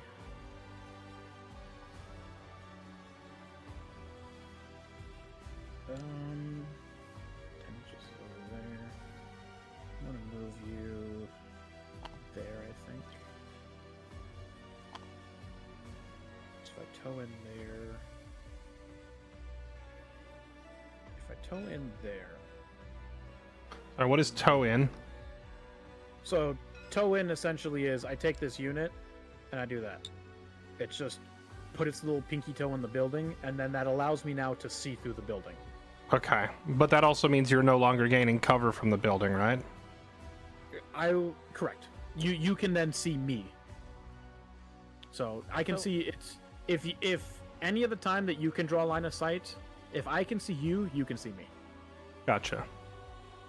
But Gibby would keep cover in this instance because this Sorry, terrain cover uses- may not have been the right word. I don't mean cover as in like a penalty to hit. I just mean like, can I see him and shoot him? If I miss, I miss, but like I can see him and shoot back. Let's go ahead and advance the Castellans. That's a huge roll. Oh my god, that is 13 inches of movement.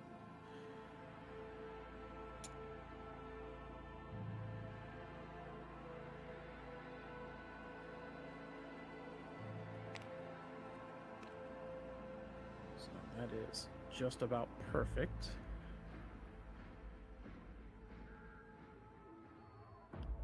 Mr. Call, where are you gonna go? We're gonna put you over here, I think.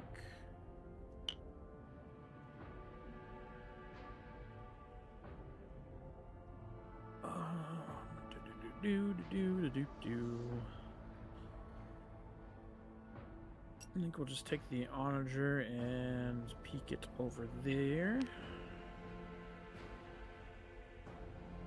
The engine seer is going to just hug his butt. And then Thulia is just going to kind of push up with these guys as well. And then my ranger squad, I think I'm going to actually move them backwards a little bit. And that is going to be it for my movement phase. Shooting phase. I'm going to have my Sakaran infiltrators do sabotage. Let me need to grab that out actually real quick. I thought you said to sabotage it had to be on the opponent's side of the field. So you get additional points if it's on the opponent's side of the field. You get points no matter what, as long as it's not. You can't do your own home objective. I'm sabotaging my own water supply? Yeah. So I can sabotage this objective, but I don't get the bonus points for sabotage. Right. Okay. No, understood. So I can grab, where's the sabotage? Where is the sabotage? Boop, boop, boop. Little sabotage token. And then I think the only thing that can shoot is the old Iron Strider into your suppressors here. So, how does he see them? So he sees them because I can draw from his No. base. Not that. You said that like if they're on terrain like that they're hidden and that you have to be within 12 inches to shoot, right? These You're guys not- aren't on terrain. You're not on the terrain. Is- You're behind the terrain. Oh, so do they need it to be in like this? Yes. Yeah. They needed Oh. to be in like that in order to be. I didn't hidden. see those three, or I would have told you that. But Heck W. I mean, obviously I Continue, though. intended to put them in cover. yeah. So I would just I put them mean- on cover. They are still in cover, so I am going to get -1 to hit you no matter what. So it's only hitting on 4s. I think you also deployed them before we explained hidden. Yes, you deployed the. That was like the second unit he deployed. So Yeah, getting We the. shouldn't shoot them, and we should give them the benefit of the doubt and just put it on the terrain. I mean, if Gibby wants to play hardball and blow my face off, go for it. I was under the impression these guys could not be shot because they're hidden and there's no enemies near. if you want to put them on the terrain, you can put them on the terrain. That was the whole reason I put them there in the first place. So yeah, I would say. So what, like this? Is this the proper? Yes, that is the proper way to do that. Okay, that was the intention from the very start, was to just have them chilling in cover. I didn't know. To be fair, I didn't really realize that with that one either. I completely forgot until I noticed it just shooting. I am also going to adjust my Iron Shredder because the entire point of him moving Yeah, there that's was- fair. If you moved him out to take the shot, then just you can move it back. That's fair. Yes. Okay. That being said, literally nothing else can shoot. I do Yeah, not have I thought visual I thought exposing my face to your guns was a bad idea, so I tried to put everybody in sneaky spots.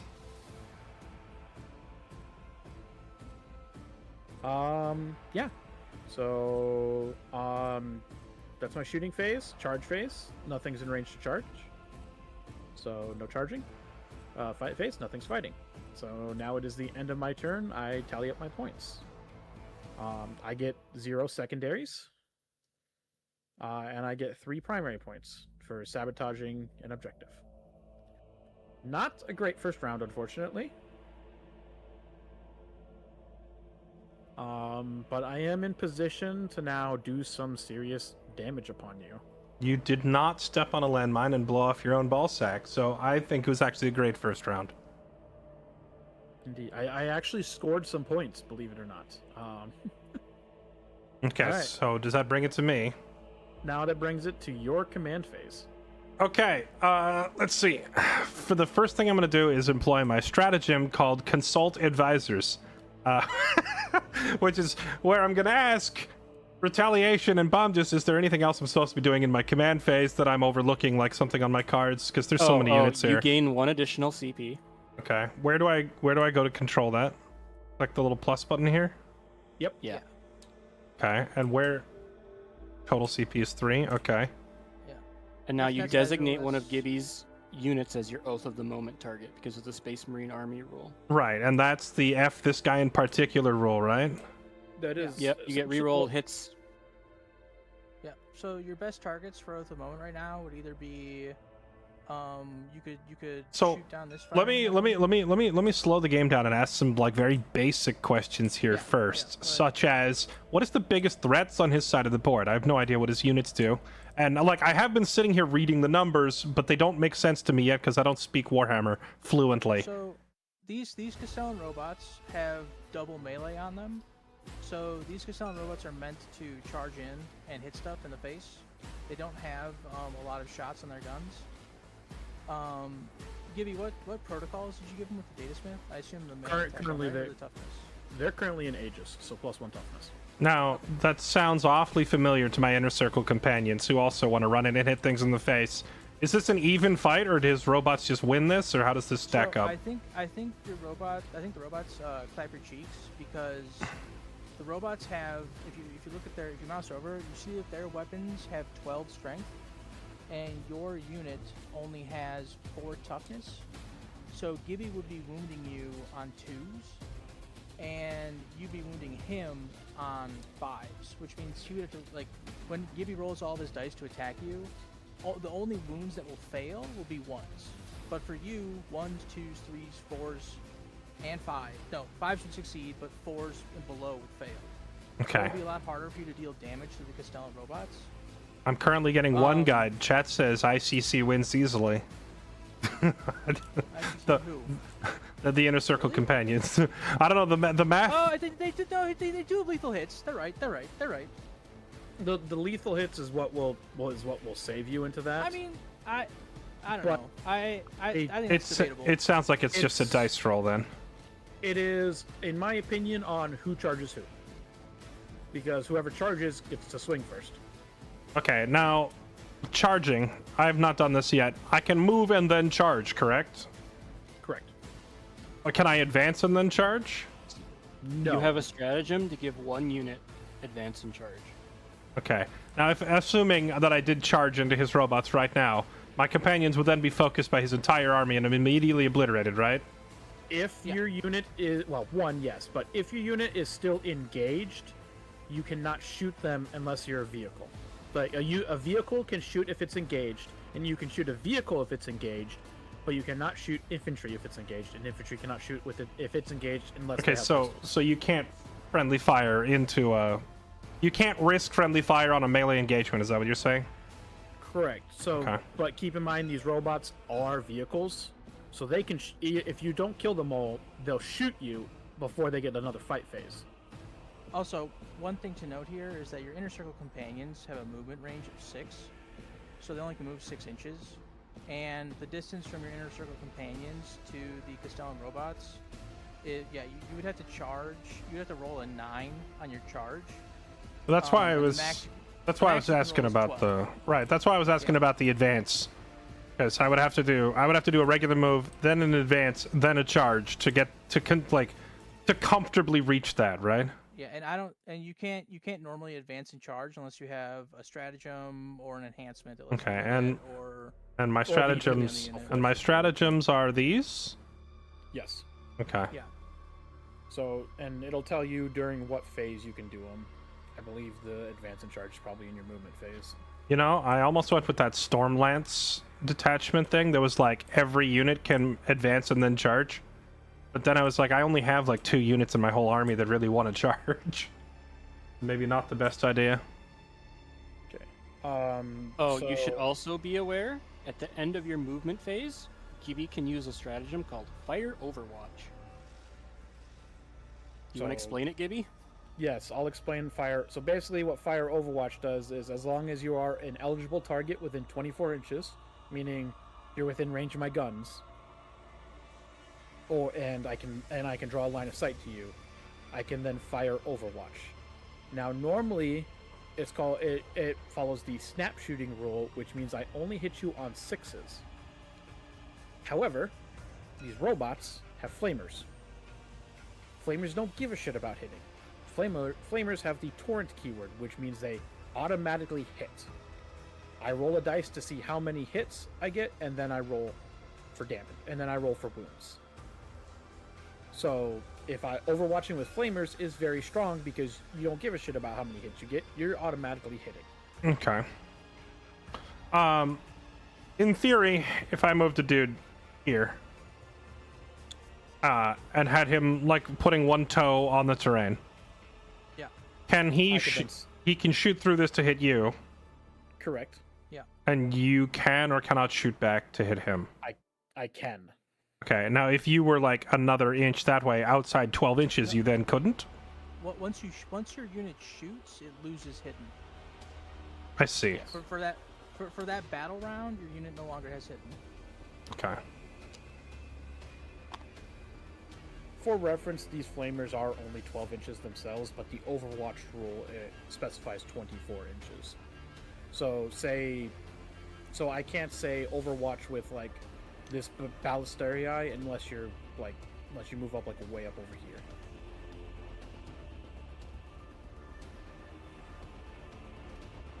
Okay. Next question. When it comes to establishing line of sight for firing, is it just I need 1 pixel of the base of my model able to see a single pixel of yours? You don't even need the base. You could Yeah. turn this unit like this, and its gun barrel can do it. Line of sight is range. Range of weapons is determined from the base to base. The line of sight is determined from any point on the model. Yes. It is from any point of the model. So if you have a model that has something that hangs off the side, it can draw the line of sight. It is very wonky, yes, but that is in fact the rule. It is from any point on the model to any point on the model for line of sight. Range is base to base, though. So it is still your command phase, so you do still have to select your Oath of Moment Right. and draw your secondaries. Oath of Moment. The only thing that I think I can actually like cleanly get shots on is probably your Onager. So that. Okay. So I'll do the little mark target token. Okay, and then what are the secondaries you're talking about? So go up to the top here, where you see secondary mission cards. You're gonna click the double arrow on the top where it says draw blue secondary.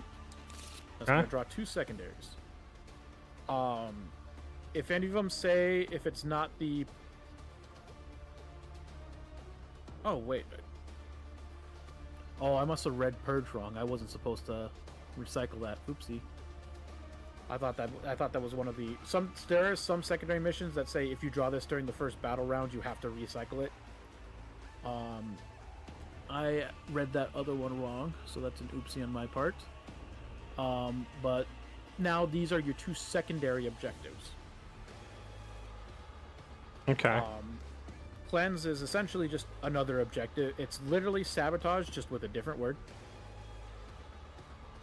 I'm not even joking on that. So just sit on an objective and cleanse it?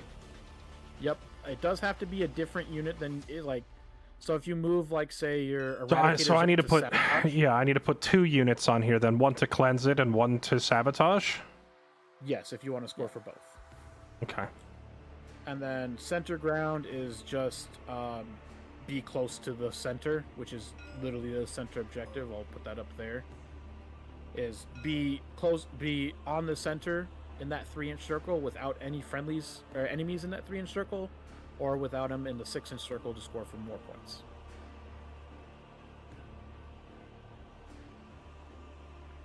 Okay. Units coming in off the edge of the map, can they come in behind me, like in my own home zone, or no? Not standard strategic reserves. No. Deep strike. Yes. Okay, but you didn't. If you had any units in reserve to do that, I would see them, though, right? Correct. I would have them positioned, which I did not have anything in strategic reserve. Okay, so I don't have to worry about a new unit spawning behind me at any point in this fight. Correct. Okay. That's why strategic reserves is supposed to be declared before deployment, is so that the opponent knows they need to spread out their models to deny it. Yeah, well, that's what I was, because I know that they can't position themselves within 8 inches of me. So if he did have some units ready to deploy, then I would want to put like my suppressors like here in the corner and leave them there, so everything else can push forward and he can't spawn back here, right? So for just standard strategic reserves, you cannot place in your enemy's deployment zone the first 3 battle rounds. I can't do it until turn 4. Okay. No, you can do it on. It's on turn 3. Or on turn 3? Okay, it's on turn 3 that you can do it. So it's the first 2 battle rounds I can't deploy in your deployment zone, and regardless, they still follow the rules of you can't deploy within 8 inches of an enemy. Roger that. Okay. All right. Another like basic question here. Let's see. Since I don't really have clean shots on most of his units, I'm assuming this turn is supposed to be spent mostly jockeying for position. Yeah, it's not. It's kind of it's not a great place to be in, just because you don't have like you have 3 units that are off the board, so you don't have a lot of firepower to.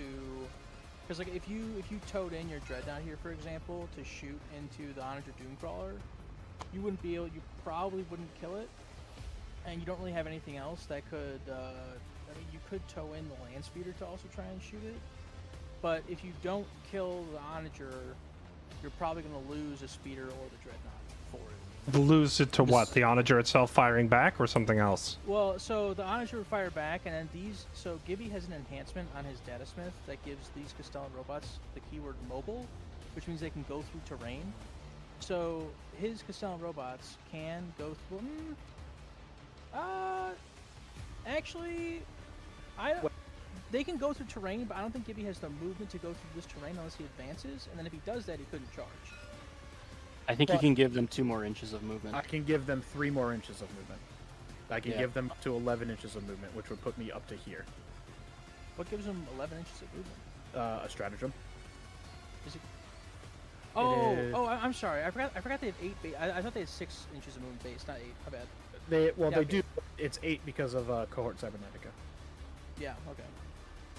So in a situation like this, I would say it's like good to ask your opponent the threat range of like their very expensive unit, and like if they can add anything on. So Gibby can add on 3 more inches of movement, and then he would be like right here. And a 7-inch charge is very much achievable. And Well, this not is even a that. If he 7-inch. if he toes it in, it's going to be like a 4-inch charge, and that stratagem on top of that gives me +1 to the charge. So I add. So basically, I roll my charge roll and then add 1. So it would be nigh on him. I would literally have to roll Snake Eyes on a 4-inch charge to fail. Okay.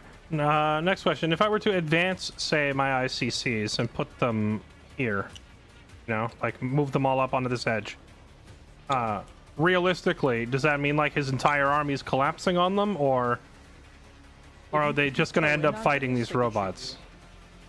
If you Yeah. toe into the objective, his units could shoot you over here. Okay, so, but to contest the objective, I have to toe in on it, or no? Can I just be Yes. around it? To contest the objective, you actually have to be on the terrain itself, because the terrain is the objective. Okay. You would still, if you did toe in, you would have hidden still because your unit hasn't shot. But 15 inches is only like right here, so it'd be very easy for units to get within your hidden range just to blast you. Okay.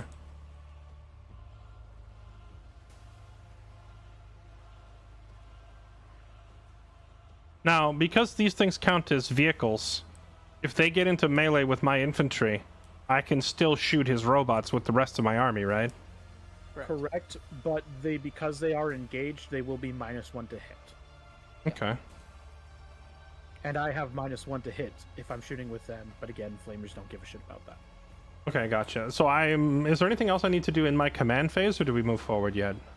You have to sticky or once you end your command phase, your intercessors would sticky your home objective.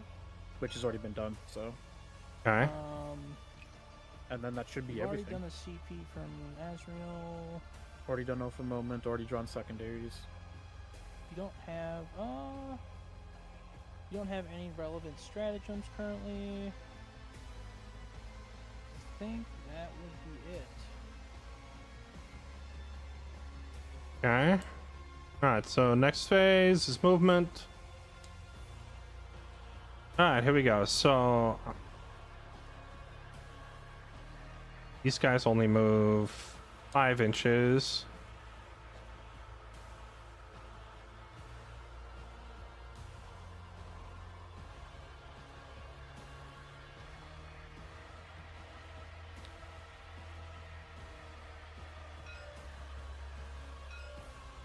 Oh, come on. Is it going to swap me to the measuring tool every time I try to move them? So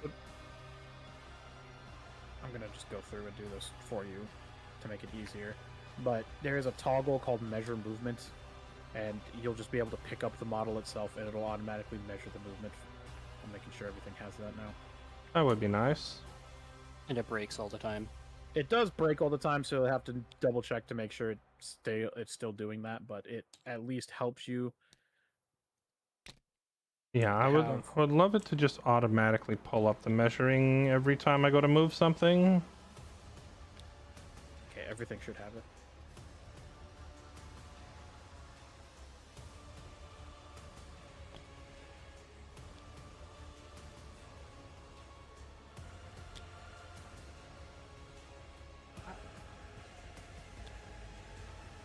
I would move everything over to the left a little more for like. I would just be worried that your eradicators could be shot from like right here. Well, I'm trying to cover right there. Is that... I mean, that's Well, kind of the. So the way the phases work is that like because Gibby Plate does his whole turn, if his Skatari come out here, if Thulia Gold comes out here, if the Castellan robots go through the wall, if the Iron Strider toes into the terrain, he could shoot you with like 5 units, and your Eradicators are just all dead. Gotcha. So I see what you're saying, but also at the same time, how do you get this to play out any other way? It just seems like whoever shows their face first dies. Yeah. That's That is kind of the point of screening units. I I kind of mentioned it earlier. I have my Skitari. They might do some damage to you, but their entire point is to show their face, so you peek out and shoot them, and then I peek out again and shoot you back. Gotcha. So, but if you hide behind this terrain, you won't be seen. I thought you said the because terrain doesn't matter and we're only paying attention to the black line on the ground. It No, does. Once you're towed into the objective, then the actual like buildings matter. So like this, if you have an eradicator, right here, nothing can see him from this side. Yeah. But he also can he shoot out through there though? He cannot. No. He cannot. No. But the following turn, you have 5 inches of movement. You can just move him right here, and now he's an angle to shoot anything that he sees this way. Gotcha. While still maintaining the cover. And Also, infantry can go through walls. They can just walk through walls. So Yeah. you could actually just if you have an eradicator like right here on this side of the wall, next turn, you have a target to shoot. You could go like this. Your eradicator, because it's towed into the terrain still, your eradicator still has cover, because infantry gain cover just for being on a terrain footprint. They don't need to have anything in front of them. And he can shoot whatever he sees. So it's very common to have infantry like huddled up in these walled areas, because infantry has free range of movement horizontally through anything, Yeah, right. as long as they don't land on it. So you can walk through whatever you want. Does this Iron Strider thing here charge and go into melee, or is it just a shooter? It's a shooter. Okay. When do we do advance? If I choose to invoke, like you roll to advance, So right? Before you move the unit is when you invoke advance. So I'll let you move these guys still if that was your intention to advance them. But you would. It wasn't. would- It wasn't at first, but that's because I wasn't aware of how the line of sight stuff worked. If I have to stay inside and then just hop through the wall, then yeah, I'll probably just advance them, I guess. Okay, so then go ahead and roll a d6. The disadvantage is you won't be able to do an action with that Eradicator squad, Yeah. So so you won't be able okay. to sabotage the objective. Okay. In that case, I'll tell you what. Can I just take these two models and reconsider where I'm going to move them to? absolutely. Yeah. If you want to if you just want to move them like over here, that's perfectly fine. Yeah. Because These I guys remember started your here. Your unit was lined up all along here, Yeah. and you have 5 inches of movement, so you could just put one here, Bruh. one here, etc., etc. Yeah. Well, Yeah, I was trying to get them in position so that next turn they'd be in a position to cover the center if needed. Yeah, I got you. Okay, so let's just do it this way then. You guys come up.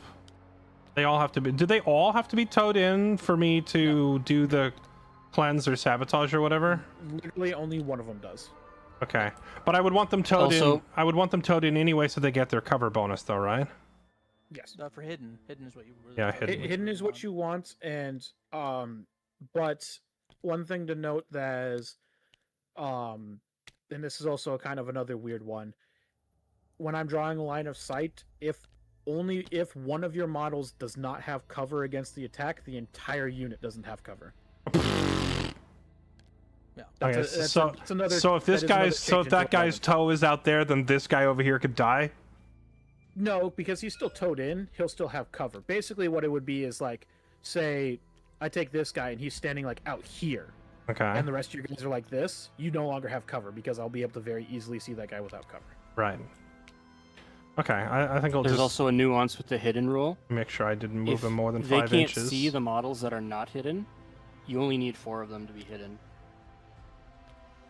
So Okay. if there's no way for them to draw a line of sight to these two guys, Yeah. then it doesn't matter if they're hidden or not. Okay, so they've And all it's, moved. It's a tight angle for them to ever see them. Gotcha. So they've all moved less than 5 inches. They're on the point. Do I declare their cleansing or whatever they're doing now, No. or next phase?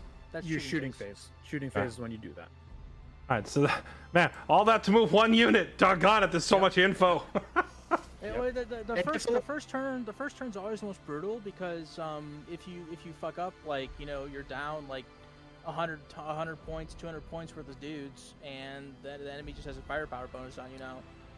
Yeah, that makes sense. At what point can I pull units in from strategic reserve to get them on the field? At the Turn end of 2. you oh yeah, you can't do any ingress on turn 1. It has to be turn 2. Okay, but what Unless you're phase? Grey Knights. Movement phase. Okay. End of movement phase, unless you use a stratagem called rapid ingress, which you can do it. I believe it's at the end of your opponent's move phase. So at the end of Gibby's next movement phase, you can bring in one of your units for one For command stratagem. point. Yeah, Okay. which you're definitely gonna want to do. Yeah, I want to get the Devastators and the Deathwing So- Knights on the field as quick as possible. It's just they're so slow. You're gonna want to rapid it. Well, we can just do that next turn when it's actually going on. Okay. Yeah.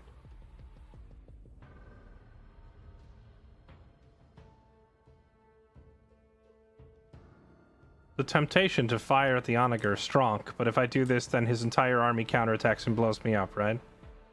Yeah, it's just let me look at your So- weapons. You have an infantry mulcher dreadnought. You do not have anything that is going to wound me on anything less than a 5. The Onager's toughness 10 base. Added to that, it has a standard 2-up armor save and a 4-up invulnerable save. To determine whether you can punch through someone's armor, it's compare the weapon strength, the W to the T, right? The S to the S to Yeah. the T. The S, so the the S to T and AP to SV is what matters Yes. the most. So, unfortunately, with pressing 1, you're only getting the model, not the actual weapons. Oh, so what do I need to look at to see if I So just actually? mouse over it and just wait a sec, and it'll pop up the weapons, and it'll tell you what the weapons do. Also, you can go look at the data sheet. Yeah, if you're looking for this is the Redemptor Dreadnought data sheet, but the data sheet will have all of the weapons, so you need to know which ones you put on it. Yeah. So, you have your flamer isn't going to be in range, so you're hitting me on 3s, wounding me on 5s or 6s with no AP. So I'm literally going to be able to roll against all of your wounds, and on any 2-ups, I don't take any damage.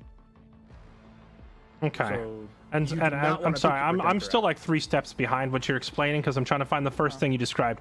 So the S is the weapon strength, right? And I'm comparing strength to toughness to see if they can actually harm it, right? Correct. So your strength on your heavy onslaught Gatling cannon is 6. The toughness on my onager is 10. Because my toughness is higher than your strength, you're wounding on 5s. Okay. If the toughness is twice the amount of the strength, you're wounding on 6s.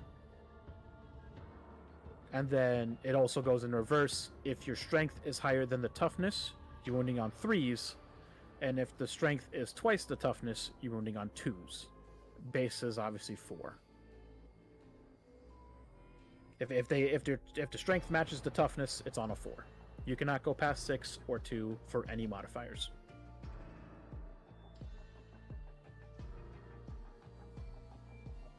So what I'm seeing very quickly here is almost your entire army has really high toughness compared to mine, and I don't have enough armor piercing to actually hurt any of them.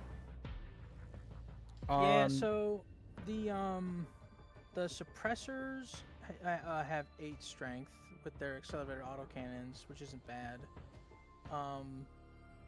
But when your strength is lower than their toughness, what you really need is you need either like really high volume, or you need the inner circle companions on their greatsword have a thing called lethal hits.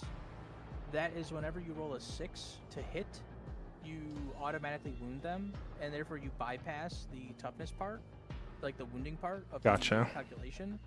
So if you have a lot of lethal hits and you're fighting something that has way higher toughness, you might get 4 or 5 6s, and all of a sudden you're just wounding them immediately, and they can't use their higher toughness to help. I will still get a save against the wound, but you don't have to worry about attempting to. It's basically free wounds. Your big anti-tank right now is your Land your speeders and Eradicators the and your Rectors. Lancer. Your land speeders do have a really high strength missile, but it's only one attack each. They got multi-meltas. Yeah, they do have multi-meltas, but that's 9 toughness or 9 strength, sorry, and it's only 18 range, so it wouldn't be in range. Yeah. Yeah, I was just looking at that, saying that they don't have the range to do it. So I do have some things that can hurt it. It's less the onager I was worried about, and more so the fact that I'm going to go through this same song and dance with all your castellans because they have 9 toughness. Yes. Well, technically they currently have 10 toughness because of their protocols, but yes, they have base 9 toughness. Okay.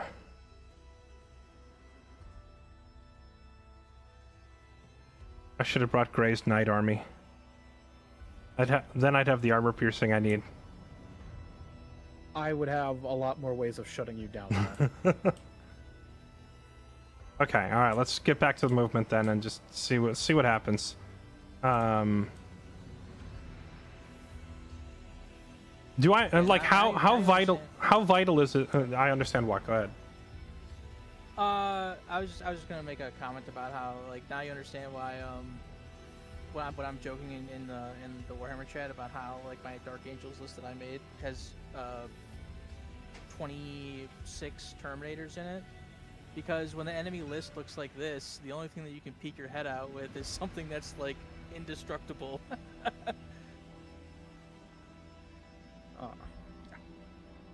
Why? Because your Terminators are that durable?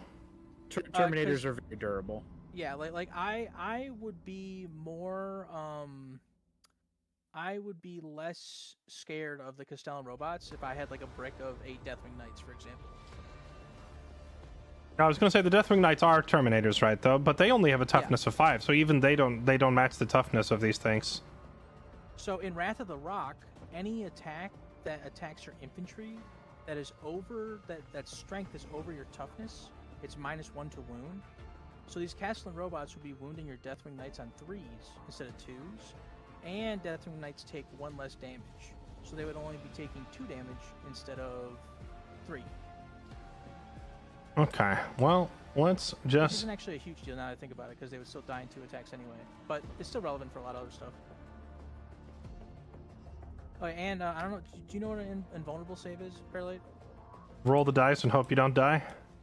Yeah, Kind of. pretty much. But So- like, because Gibby's what's a good example? Gibby's Everything. Doomcrawler. No, what's a better example?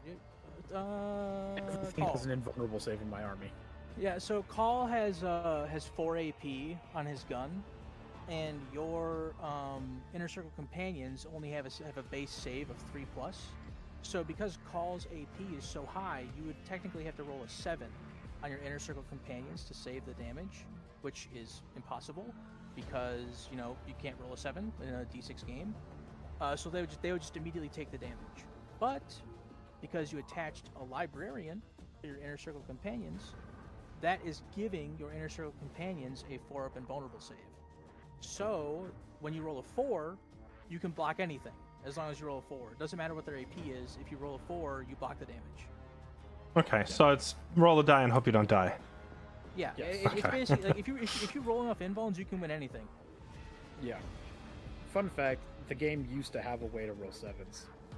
They got rid of that a few editions ago, though. Thank God, it was so annoying. It was still basically impossible to roll 7s, but you could if you really, really tried hard. Okay, Yeah, so I'm not really sure let's actually progress here a little bit so I can do some stuff. So my thinking, the only weapons I have that can actually do damage to his onagers and his castellans, because they have such high armor, is essentially my vehicles and my eradicators. So, or my companions with their lethal hits. So I need to start moving these things up, but for me to be able to fit them up here, I need to make space for them. How ill-advised would it be for me to try and move my companions up to the center to make space? Or is that just death if I'm walking them up there like that?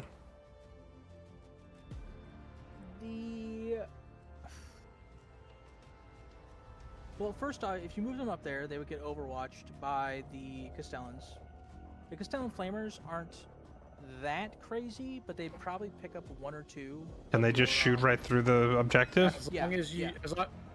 If you tow in, sorry. if you tow in onto the objective, yes, I'll be able to shoot you. If you stay off of the objective, no, I won't be able to shoot you. But he'll be able to shoot you over here. Yeah. And Well, another issue is that And if now you, I'd have to tow in, but Yeah. So if you move the inner circle companions up here, and you didn't tow in, what that might do is Gibby might move his forces up more and give your other stuff targets on the following turn.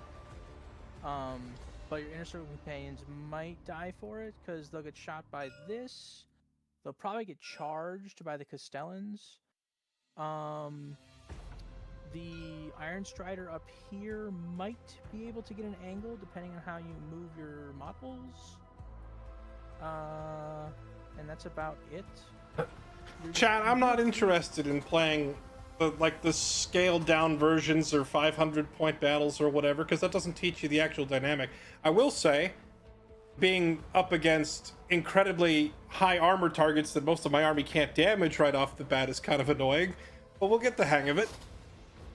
hey, it could have been worse. You could have been playing Knights, and it would be even worse. If I were up against Gray and the Knights, then I was going to bring like 5 of those Gladiator Lancers.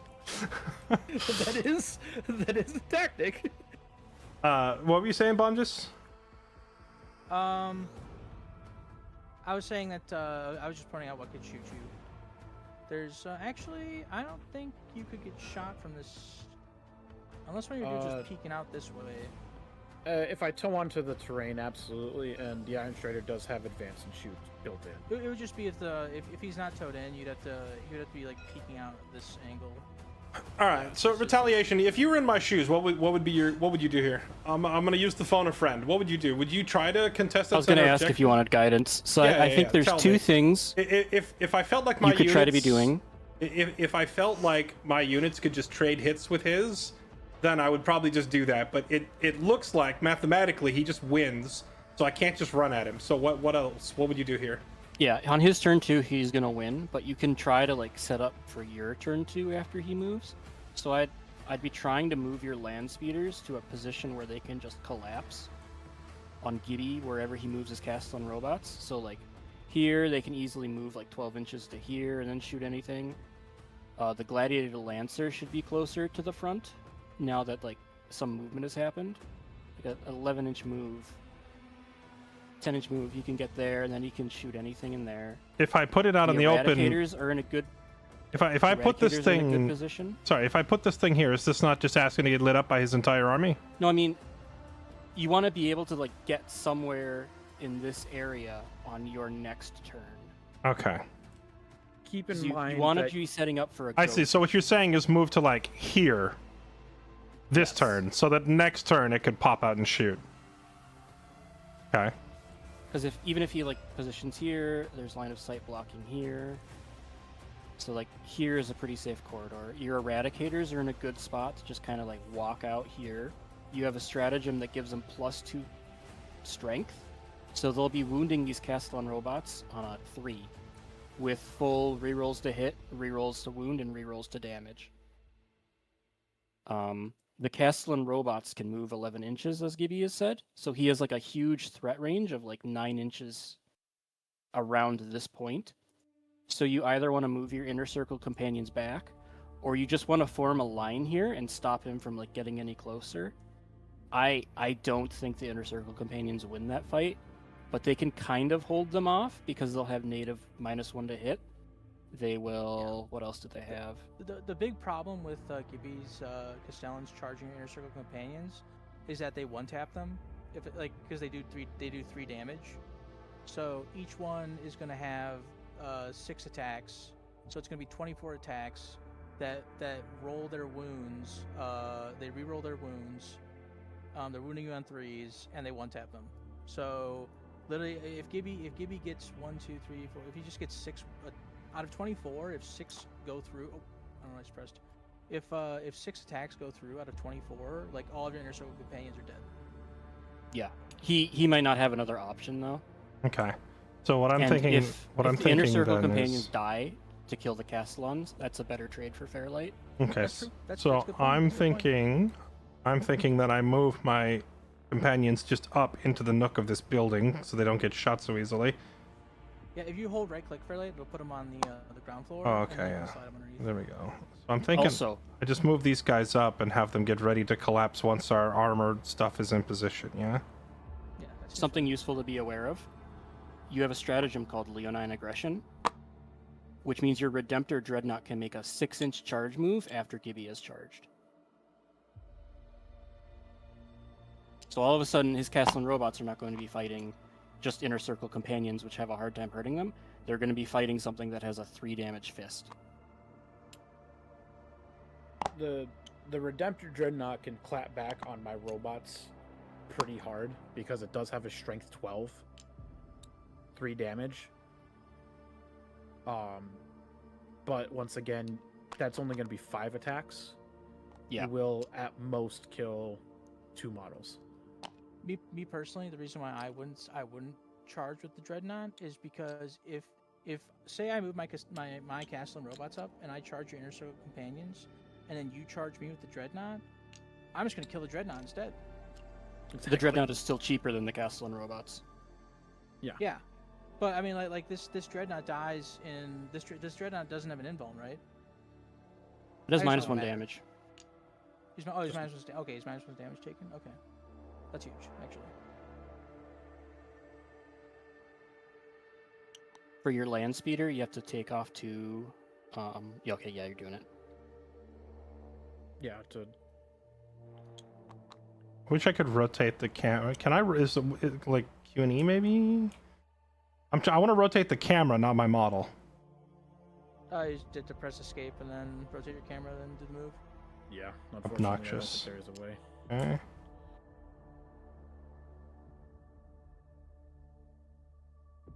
And hold right click so you're flush with the ground, which will give you more movement. Right, and I don't want to tow in, right? Because then this guy gets Correct. shot by everyone and their mother. Yep.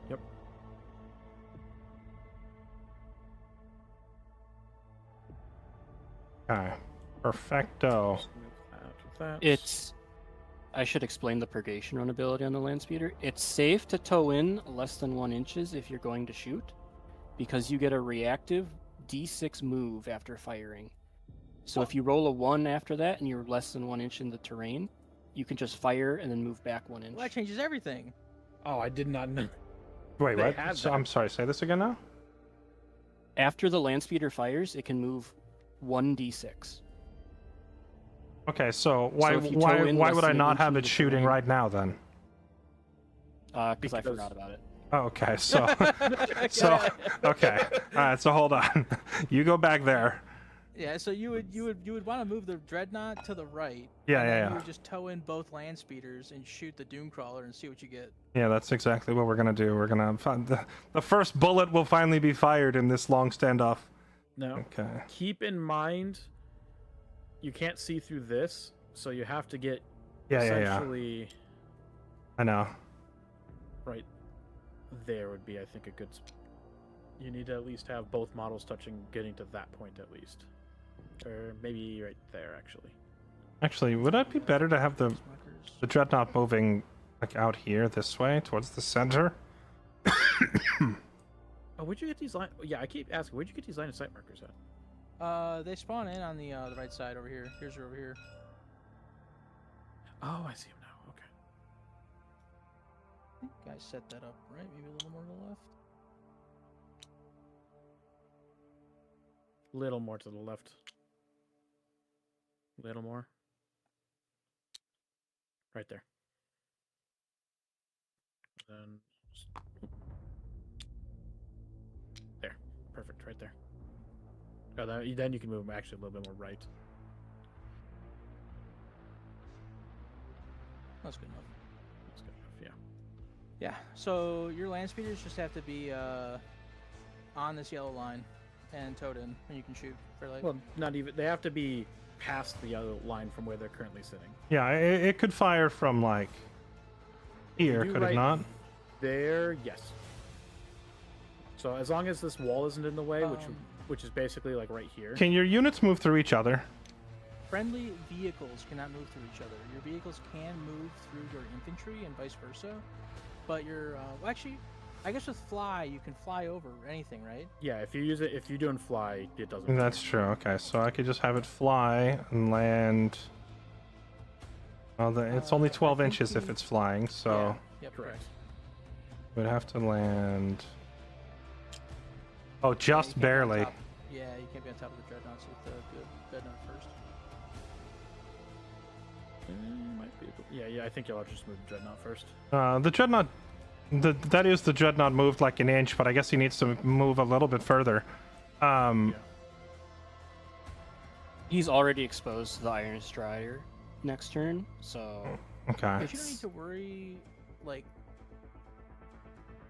I mean, honestly, I can't spend the whole match hiding, right? So I might as well just have him move out. So if he's going to get shot from that side one way or the other, it is what it is. Let's have him move. I would, yeah. Can he I would try and keep your base hidden behind this little. You don't have to toe in, but just make sure that the footprint is obscuring you, because then you get covered. Yeah. Okay. I think it works if I do it that way, and then this guy can move up.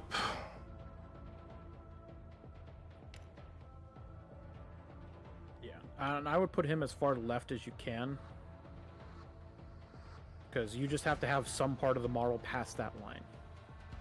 Well, I'm trying to leave enough room for both of them to get up there. Yep, Yeah, you're good. you got plenty of room. Yeah, like should that. be- Now they should Yeah. both be in, right? Yeah, but you move only him as- want to barely toe in, because if you roll a 1 on your reactive move, you don't want to be stuck inside the building. Right. Yeah, you need to be. So move him back like even a little bit farther, because Even on 1 inch, he would still be able to back out now, right? Yeah. Yeah, He okay, would be yeah, out. sounds good. Yeah, That's they're fine. They even if they minimum roll, they can both back out. Okay. And yeah, you can both see him. and that but that doesn't happen until shooting phase, right? So these guys are in position to fire. I mean, at that point, I should have just had the dreadnought toe in anyway, because if all three of them fire, much more odds of like actually just killing the thing, right? the dreadnought well. has no AP in range. Okay. Like, so you'd be firing 12 shots at 0 AP, wounding on 5s. You might pick up some devastating wounds, but you might not. You might hit, like, whiff entirely. And then the dreadnought doesn't have a reactive move, which means it wouldn't be able to hide like the speeders could, and then it would just be dead. most people take the plasma cannon on Redemptor Dreadnoughts, but I guess the default for All of my new recruit units wasn't. Yeah, all of my units are whatever is their default setting. Yeah. Okay. Sure. Now I don't sabotage or cleanse my home objective, right? Correct. Okay. These guys move how far? 6 inches?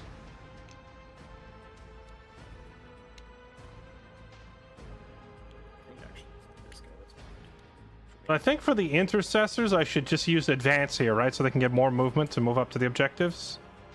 Yes, because Yeah. your Okay. next plan for the intercessors would be to sticky this objective. Yeah, that's where I'm heading them over there. Okay, so for these guys, then I advance them, so that means I roll 1d6 for extra inches, right? correct. Yep. Okay. 5. So they can move How many? 11 inches, right? Yep. Okay, that is pretty solid movemento. They also have assault on their bolters, so they can advance and shoot. Oh, that's good to know.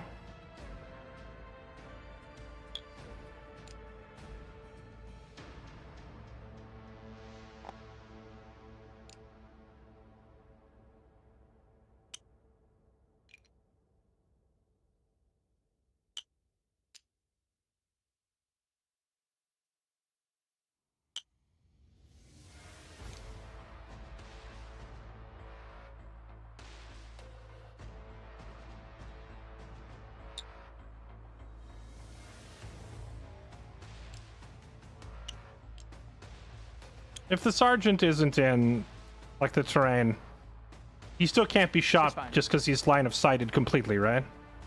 Correct. Okay. Yeah.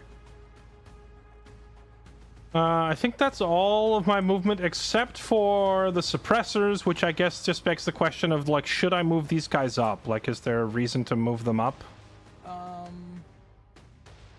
The suppressors don't have any way to stay hidden after they shoot.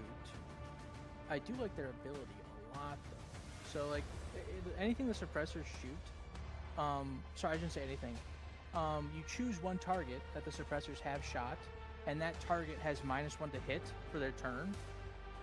So, like, if you hit the Onager with them, the Onager would have -1 to hit. But because they would lose their hidden status, they might just get blown away. So, it's probably not best to shoot them when you're not going to kill something. Like in total, not just with them. I mean.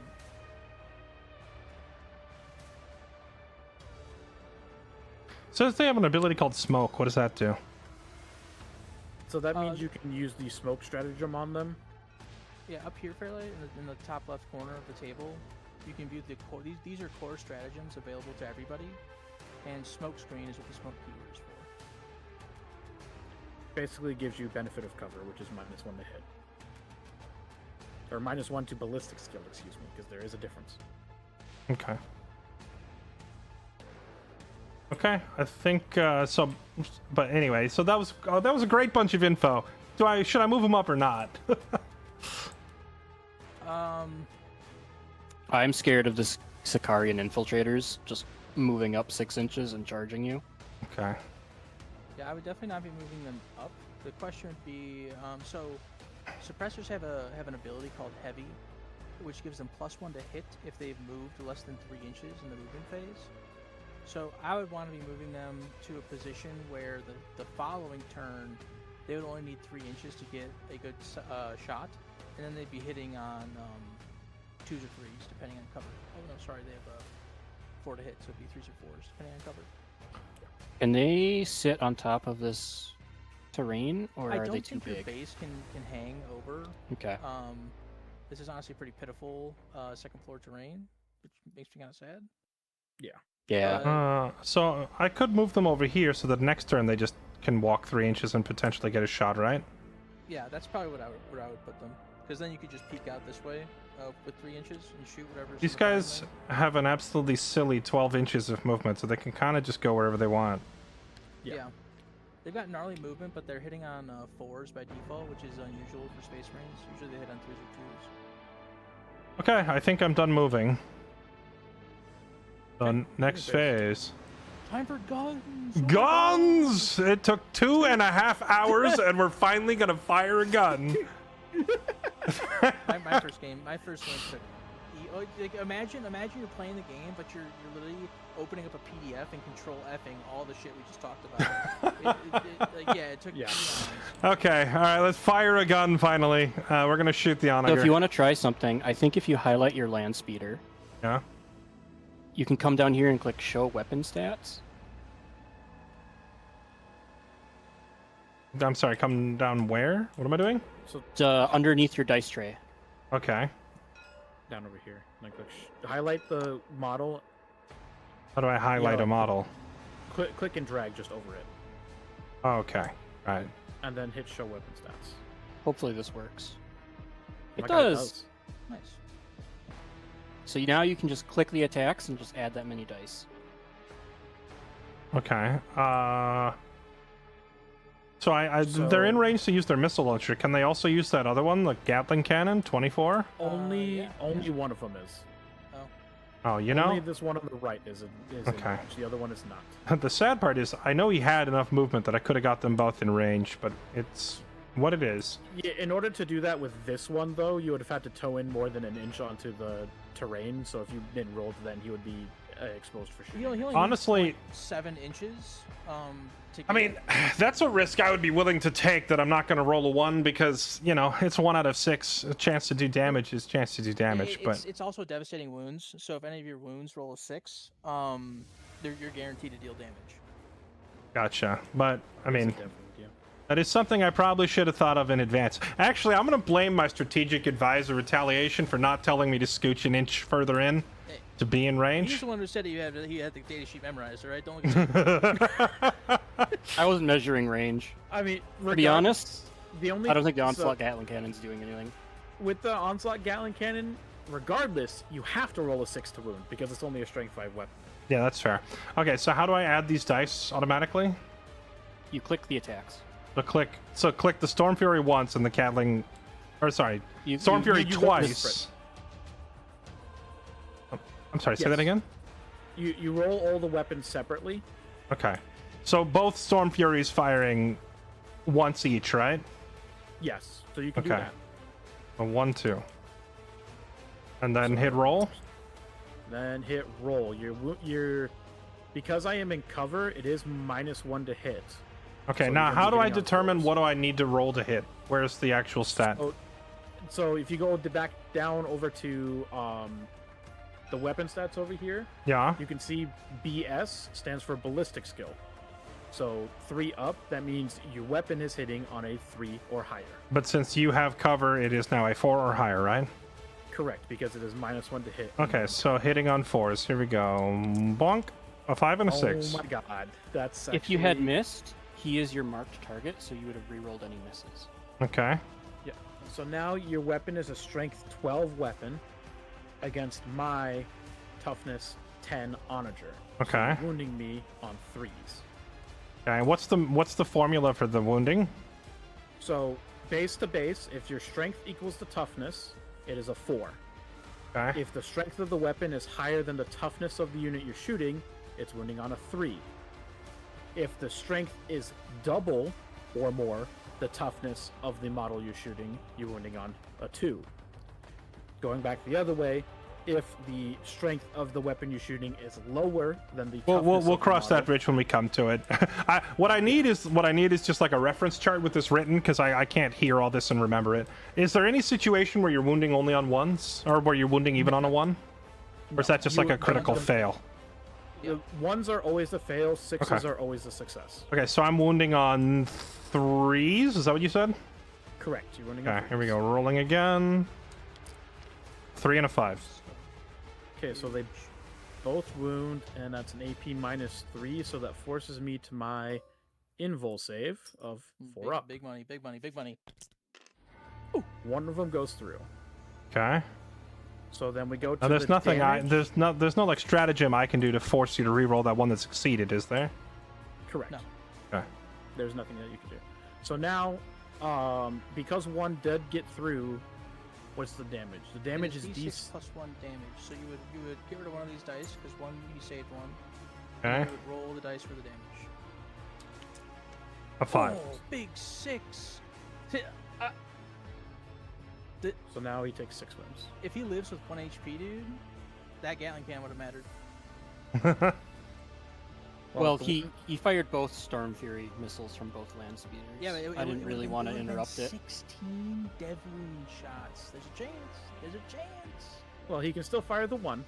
Okay, so anyway, we're adding what, 7 more? 1, 2, 3, 4, 5, 6, 7. So 8 total shots from the Gatling cannon, right? And they're Yep. hitting on 4+. Yep.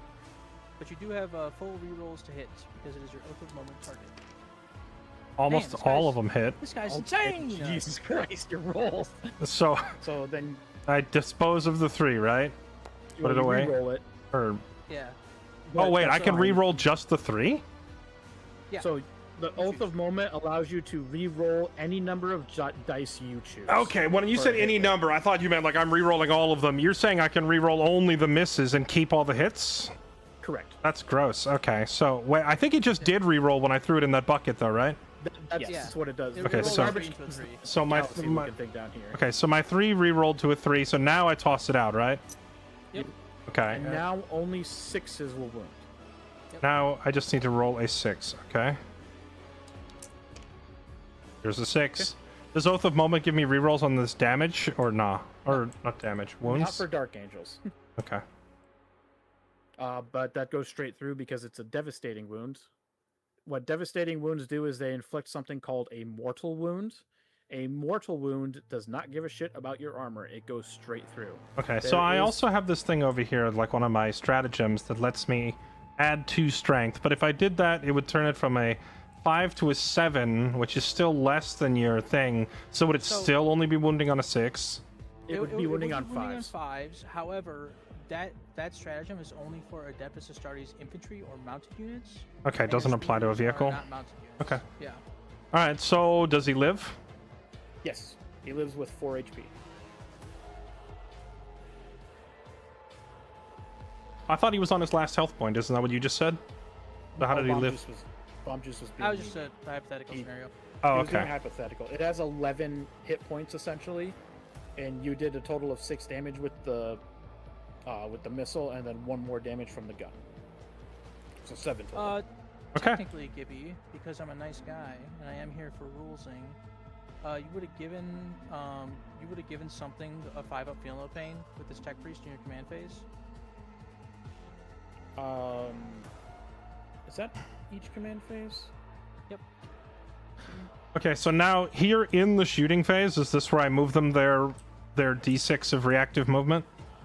Yeah, Yeah. roll a die for each land speeder. Okay. You would declare which one, and then you would roll it. How do I So clear just- all my dice? Right at the top where it says clear match. just Oh, right- clear mat. Okay.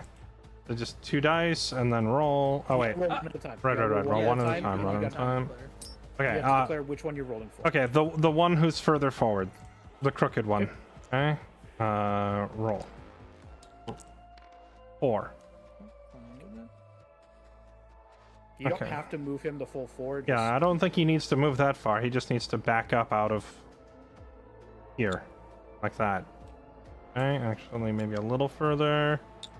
Still well within. Okay. Now moving the other guy. 3. I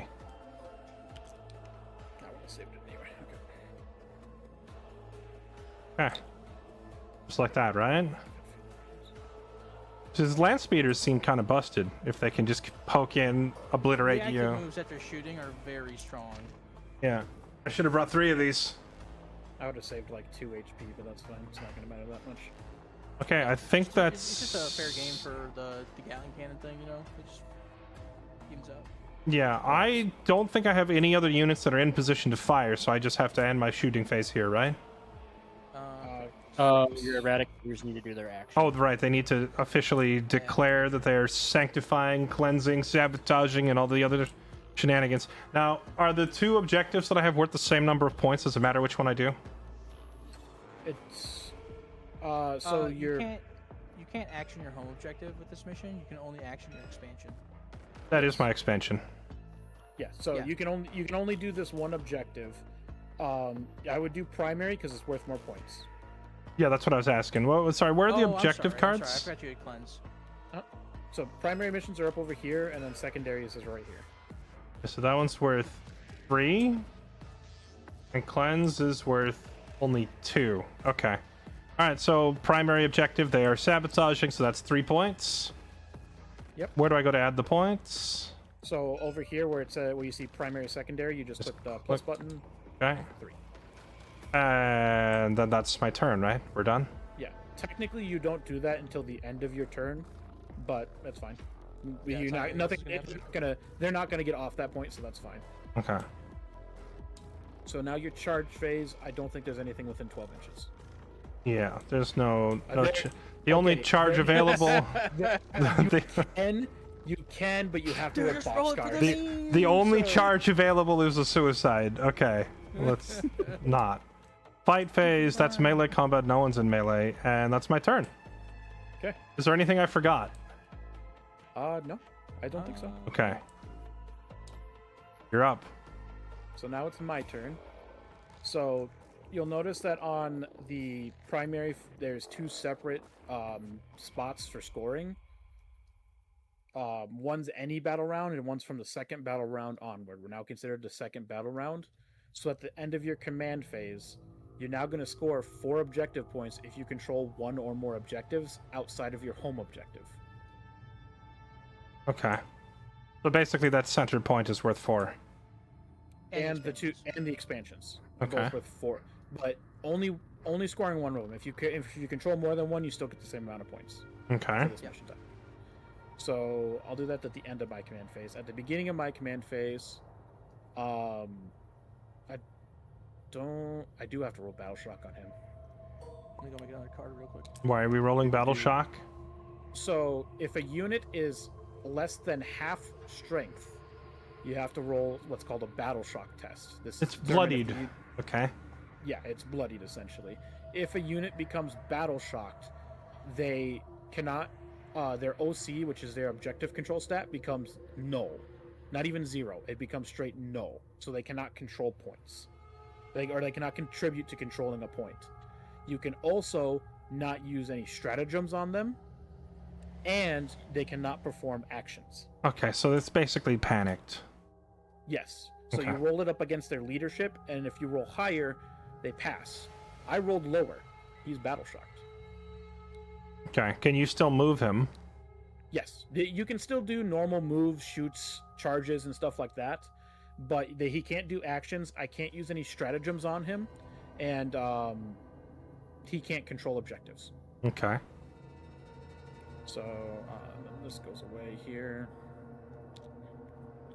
for now. Other than that, we'll go into my imperatives. I think I'm just going to stay in Protector Imperative for now. So everyone gets the +1 ballistic skill and the heavy option. Then for my other things in my command phase, my Engine Seer is going to activate his ability. One vehicle in range, I can heal D3 wounds, which I'm going to do on the Onager, obviously. For 3, that's actually huge. So now my Onager has healed 3 hit points, and until my next command phase, he has a 5-up Feel No Pain save. Okay, and the 5-up Feel No Pains means you need to roll 5 or higher, or it means you roll... Yes. Okay. I roll needs to mean I roll 5 or higher, but I roll the Feel No Pains based on the amount of damage you do to him, and every 5 or higher is basically taking off a point of damage. And I'm sorry, what was it that allowed you to heal him? The Engine Seer has an ability. And he can do this how many times? Only to one vehicle once at the start of the command phase. You can do it every command phase, Okay. but he can only do it to one vehicle. Okay. Fairlight, I made a little wound chart for you. Okay. Alright. Other than that,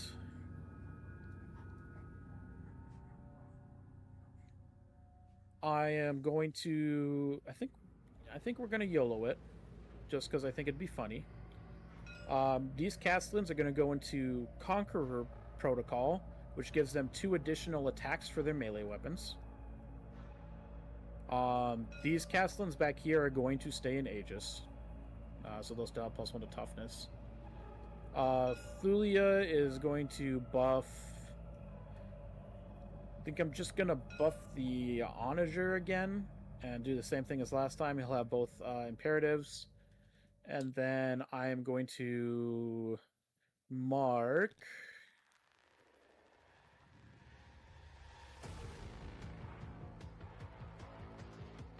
It's just ooh, what do I actually want to mark here is the question.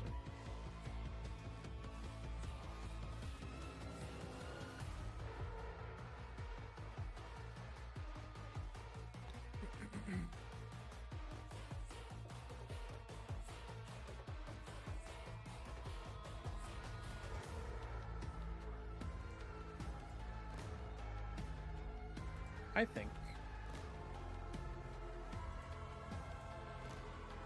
Trying to see where guys are gonna land.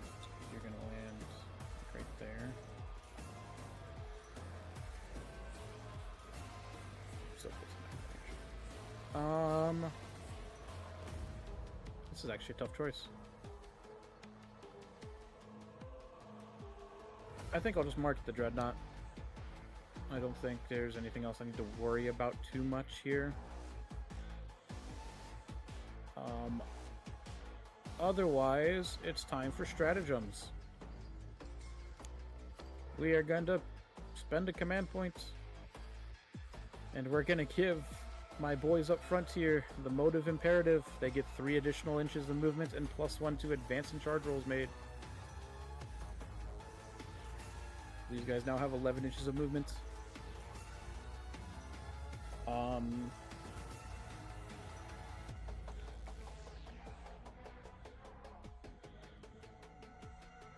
These Castellan boys are kind of wild, huh?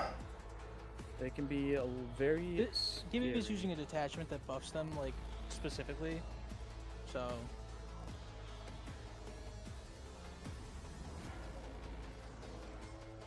And I think that'll be it for my command phase. So we'll go on to movement phase.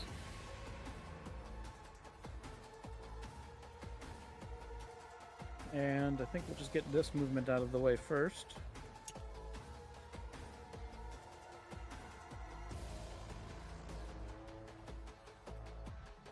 Move these guys one at a time.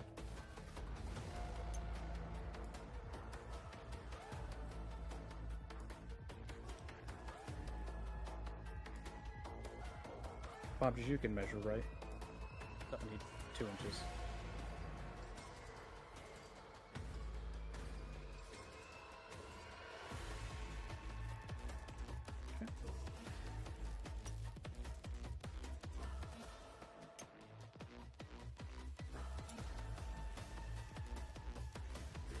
Yeah, need it for the rest of them here. They're far enough away.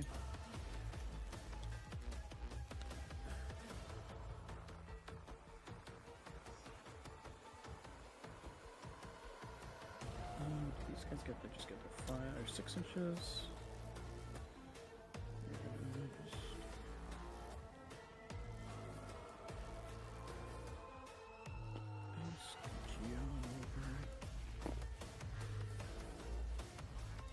Chat, his robot boys have such armor that like I only have like 2 or 3 units that can actually do any damage.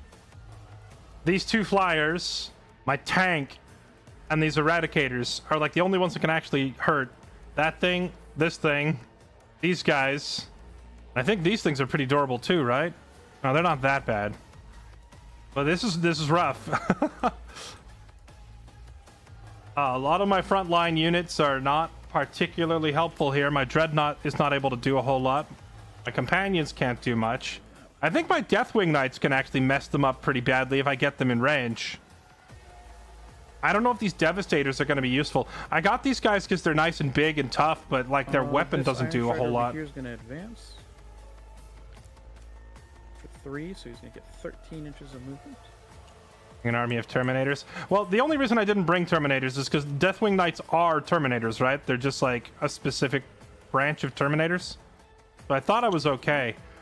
I noticed the Centurions are actually tougher. Like the Centurions are more durable than Terminators.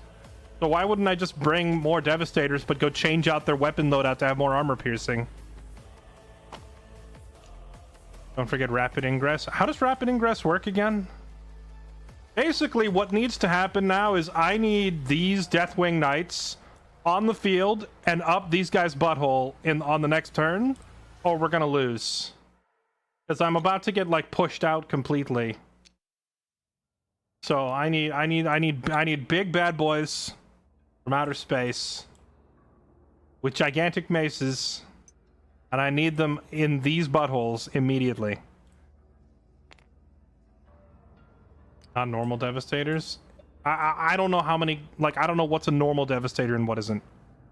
I don't know the difference. One thing that was really confusing as someone who's never played this game before trying to put together an army is how many units have the same name. There's like 17 different units called Centurion and 5 different units called Devastator.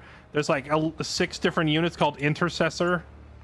Not to mention, there's Intercessor, Interceptor, like Instigator, Infiltrator, Eliminator.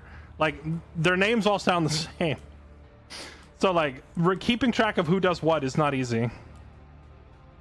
Okay, and I believe that is all of my movement. Actually, I'm gonna just get these guys back up into the point. Oh, he towed in here. So this doing guy's his thing. visible if I want to shoot him too. A little bit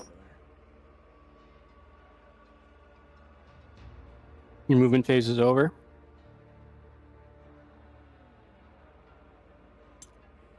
These guys will be here at 10 inches. I'm gonna.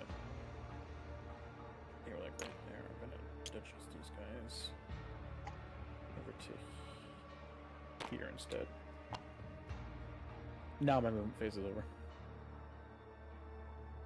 Okay. So, Fairlight, this is where you would rapid ingress in a unit. Okay. So you would go over to your CP and you would right click your total CP. It's right here. That'll reduce it by 1. Well, Yeah, hold but on. that's all. Hold on. What am I actually doing here? So This lets you deep strike in or ingress move on your opponent's turn. And the reason why this is important is that when Gibby's turn is over, your ingress unit will then be able to move on your turn. So Gotcha. This is very important for stuff like your Deathwing Knights because it means they'll be able to move and charge on the following turn. Okay. Then yeah, I do need to get them on the board. That was funny. I assume you're listening to the stream then, yeah? I was not. That was just Oh, okay. happenstance. I was just telling the stream I really need to get the Deathwing Knights out immediately. And they were saying use rapid ingress. So I'm sitting here reading it. Unit makes ingress move. Can I use this strategy during first round? Okay, so yeah, right click, command points. Right click the It went up. You Right wanna click. Oh, there we go. Yeah, There you go. There you go. And now you can put your Deathwing Knights anywhere on the board. Can I only do that this is with more one unit? than- yes. Yeah, it's only one unit. This one you can only do with one unit. You do have to be 8 inches away from any of my models. Okay. Is this the blue lines is 8 inches? Yes, I just marked out 8 inches away from all of my Okay. models. Well, that looks like a handy dandy spot right there. So, come on in, boys. Okay. Unless my advisors think this is not the best place to put them. You want to put them somewhere in the back. It depends on where. I was hoping Gibby would leave a giant hole in his They backfield. can't fit there. They can't fit up There- here. Is one back here. Just keep in mind that they are now in range of these guys, and they can and will rip them apart. Honestly, I think the Deathwing Knights just mostly shrug off the Phosphor Blasters. I think because Gibby doesn't have anything to give them lethal hits, I'd mostly agree. But it's still. Although the 40 Castle and Fists.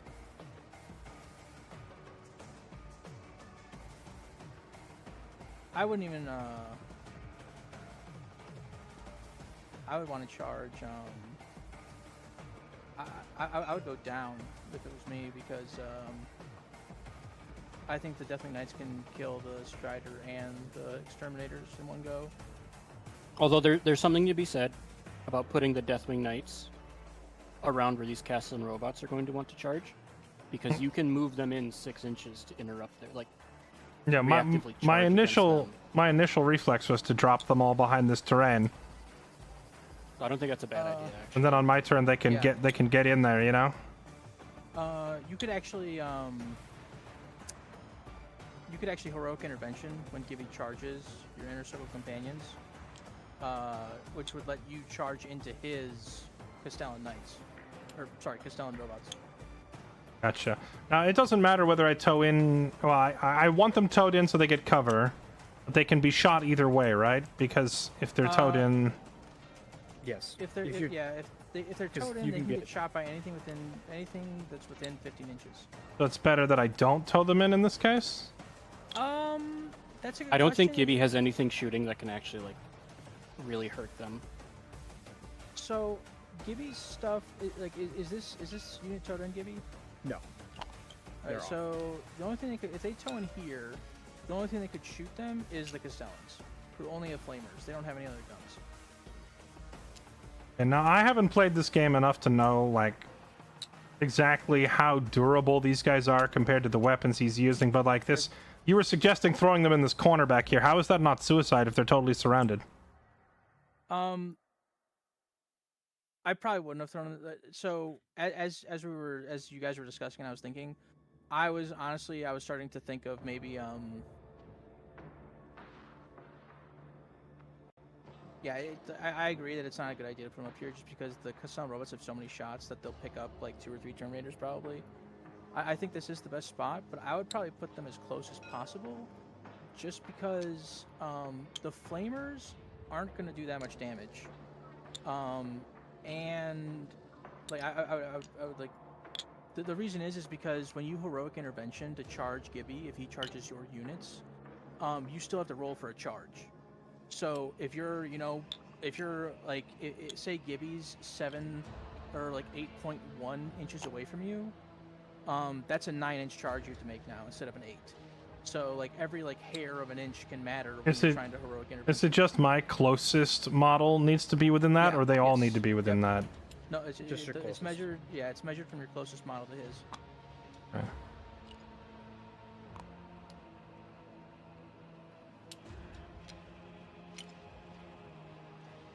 Keep in mind, if you leave that guy there, I can shoot you. Yeah.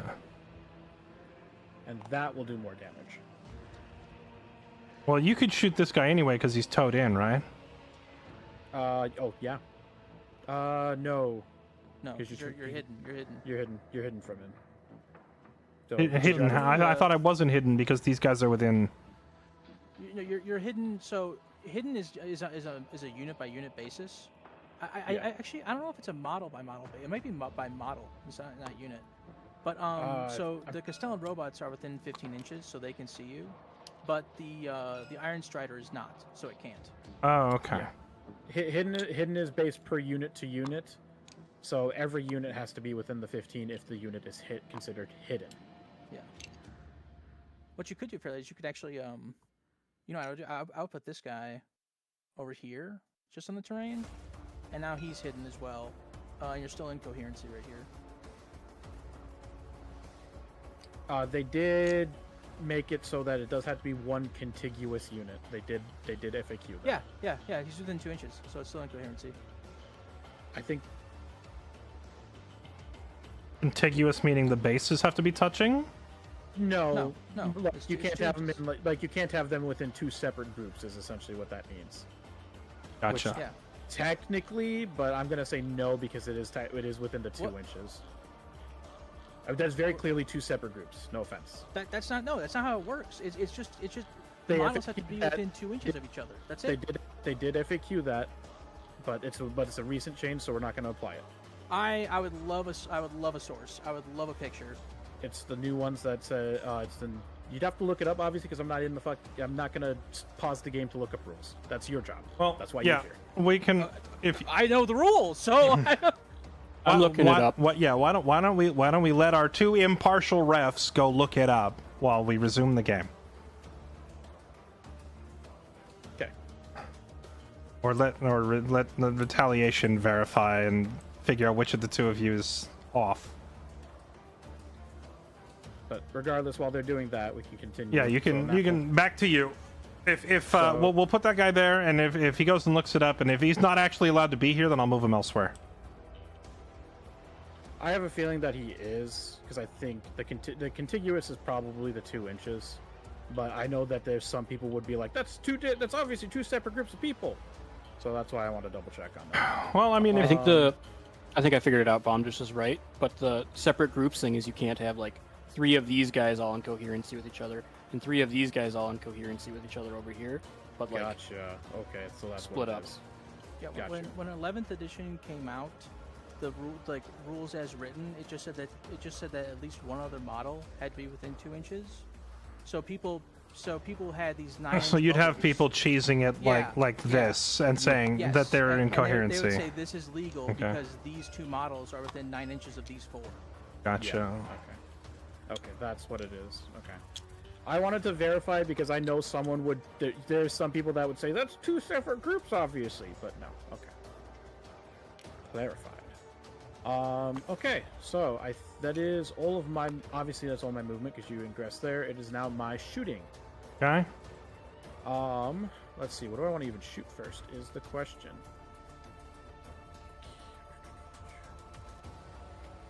As those line of sight markers need.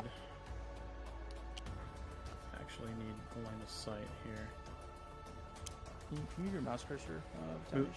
So what's the difference between rapid ingress and a regular ingress? Because rapid ingress happens on Gibby's turn, it means that you get to put your unit on the field, and then when Gibby's done with his turn, since your unit was on the field during Gibby's turn, it gets to move. Right. And When you ingress move on your turn, it can't move anywhere once it's on the field. okay. It can shoot, and it can charge, but it can't move. And Trying to get and the this- ingress, it has to be at the border of the map. If they don't have deep strike. Okay. So basically, the Deathwing Knights can just pop up anywhere that's not within 8 inches, but the Put that but the- Deathwing back where he was.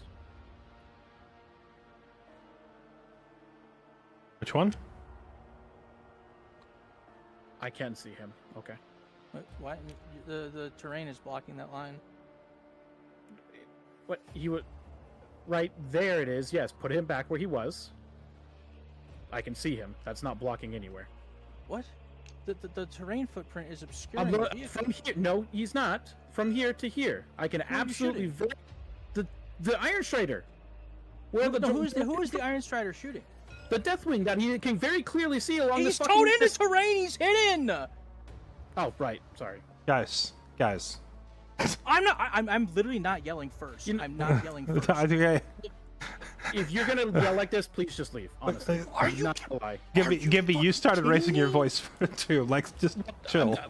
He's freaking like he's trying to. be You like, raised your voice first. Stop. What are you talking about? I'm just trying to be like, okay, I can be like, here, this is what is shooting, and you could just be like, hey, he's just towed in. You're going like, what's shooting? What's shooting? Like, I that's don't know not your fucking helping anything. I don't know your target, Gibby. That's why I had to ask. I thought you were trying to shoot the I land speeder. thought it was pretty fucking obvious what I was shooting. You have Mommy to. and Daddy are fighting. Oh my god. Eh. Okay. Are we done? Are we done? Okay. Carry on.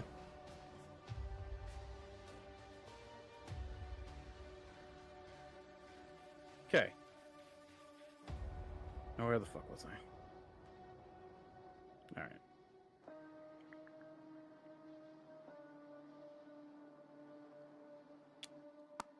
All right. Now I'm all fucked. Authentic Warhammer experience. Truly.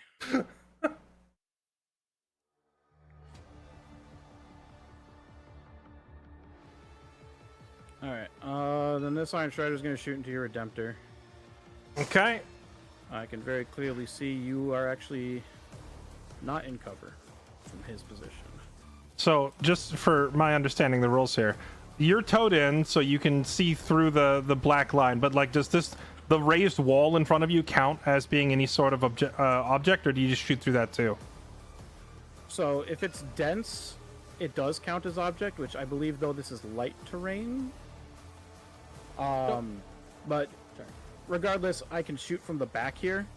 Yeah. And I can Yeah, your just skip the line and your see bumhole everything. can shoot pretty much directly into my center, so it's a fair shot. I'm just thinking, like, if your guy was like a little bit more to the left, he wouldn't be able to shoot through that wall, right?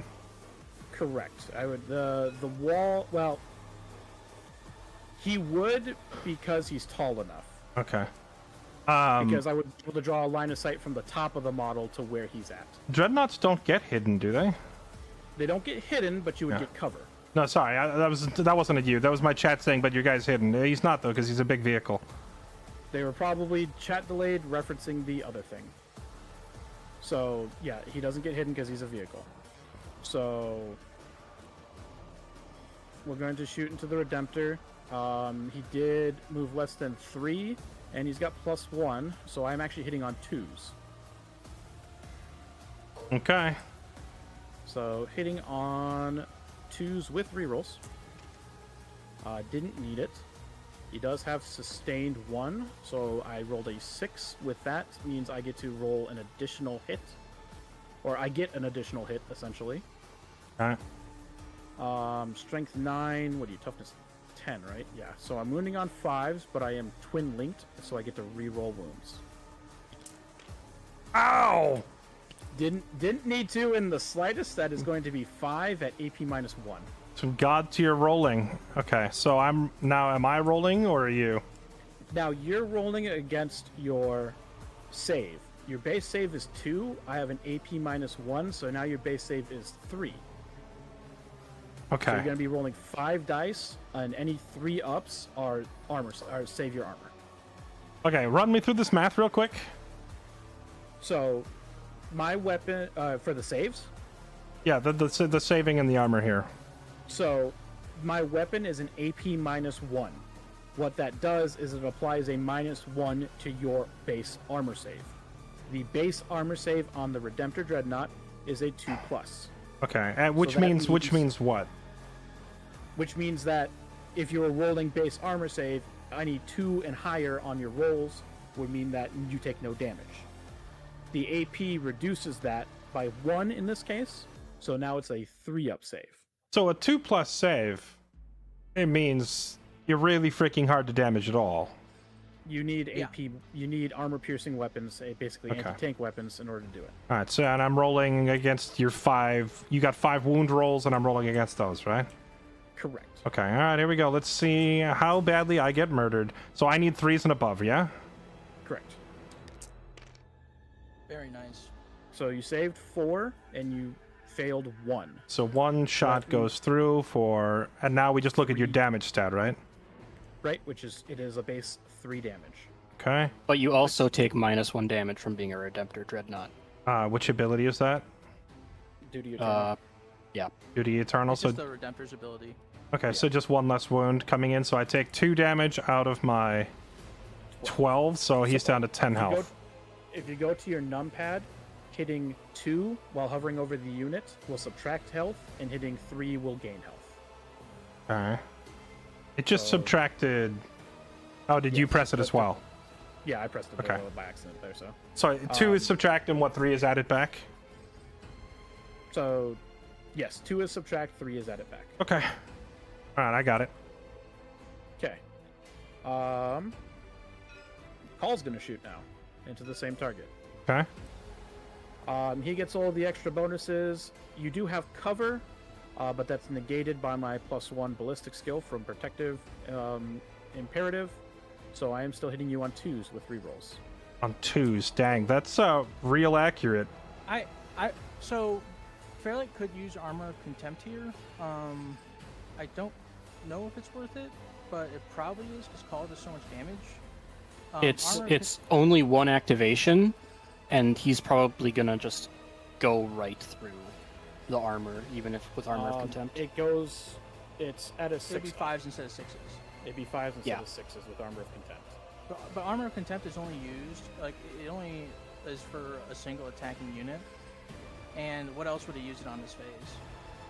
This phase, probably like the Castellan robots with their Incendiing Combustors. But he also wants to save his command points for the fight. He's getting 2 command points. End of his turn. I would use Armor of Contempt on your Dreadnought to try and stop Call from one-tapping him. Sure, let's try it, just for sake of learning how it works. Opponent's shooting phase or fight phase, just after enemy one Adeptus to start his unit. I assume the Dreadnought counts as Adeptus. Selected until the attacking unit has finished making its attack. Each time an attack targets your unit. Worsen the armor pen. Okay, so I'm weakening the armor pen stat on your guy. Is how this works? Yes. Yeah. And what is his armor pen? It is 4. Ugh! AP -4, yes. Okay, that hurts. Yeah, so it becomes a 3. All right, let's do it, and I'll drop a command point. Now, do these stratagems get used up? Like, do I throw this card out, or is it just always available? It's always available. It's just you can only use 1 stratagem on 1 unit. Or you can use as many stratagems per turn as you can do, but only 1 stratagem per 1 unit at a time. Okay. And you cannot use the same stratagem more than once per phase unless stated otherwise. All right, let's see if you blow this big robot up or not. Okay, hitting on 2s with rerolls. Didn't need it. Wounding you on 3s. Okay. Because it is a strength 14 weapon. It's going to be 2 at AP -3. because of the -1. So you got to So roll it's 5s. my turn to roll then, yeah? Okay. Yep. So you have 2 wounds to roll, and you have to get 5 up to save. Okay, so I'm only rolling 2? Yep. Okay. Oh! Oh, what a god. What an absolute Giga Chad. He does not give a fuck about call. Pick me to Magnus. Fuck, just out of range, so I can't shoot her. Can't see them. Unfortunate. Another reason why I suggested using that Fairlight is because besides the flamethrowers and the Castellans, nothing else can as far as I could see, nothing else could shoot you this phase. No, I get So the logic. because- There's no other bigger yeah. threat, so might as well, right?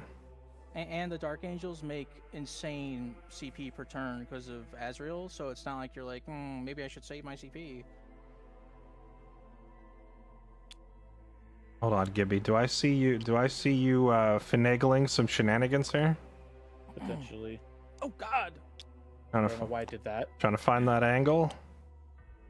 See if I can get that angle.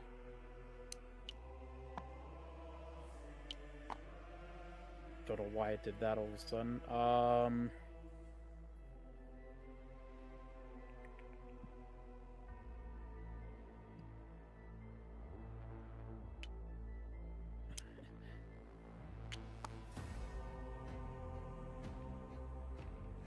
gonna go with that. Can see it, just barely. I think you're over the terrain. It's kind of hard to tell with this fucking being like that. Yeah, the Oh, yellow. nope, he's right. I am over the terrain. Yeah, the yellow line is like stretching out weirdly, but it looks to me like it's hitting the corner. Yeah, it is hitting the corner. Throw that off to the side. It is hitting the corner. It's a little hard to tell there. So no, I cannot see. That is not great. I can't see anything over here. Okay. We'll fire with the Castellans.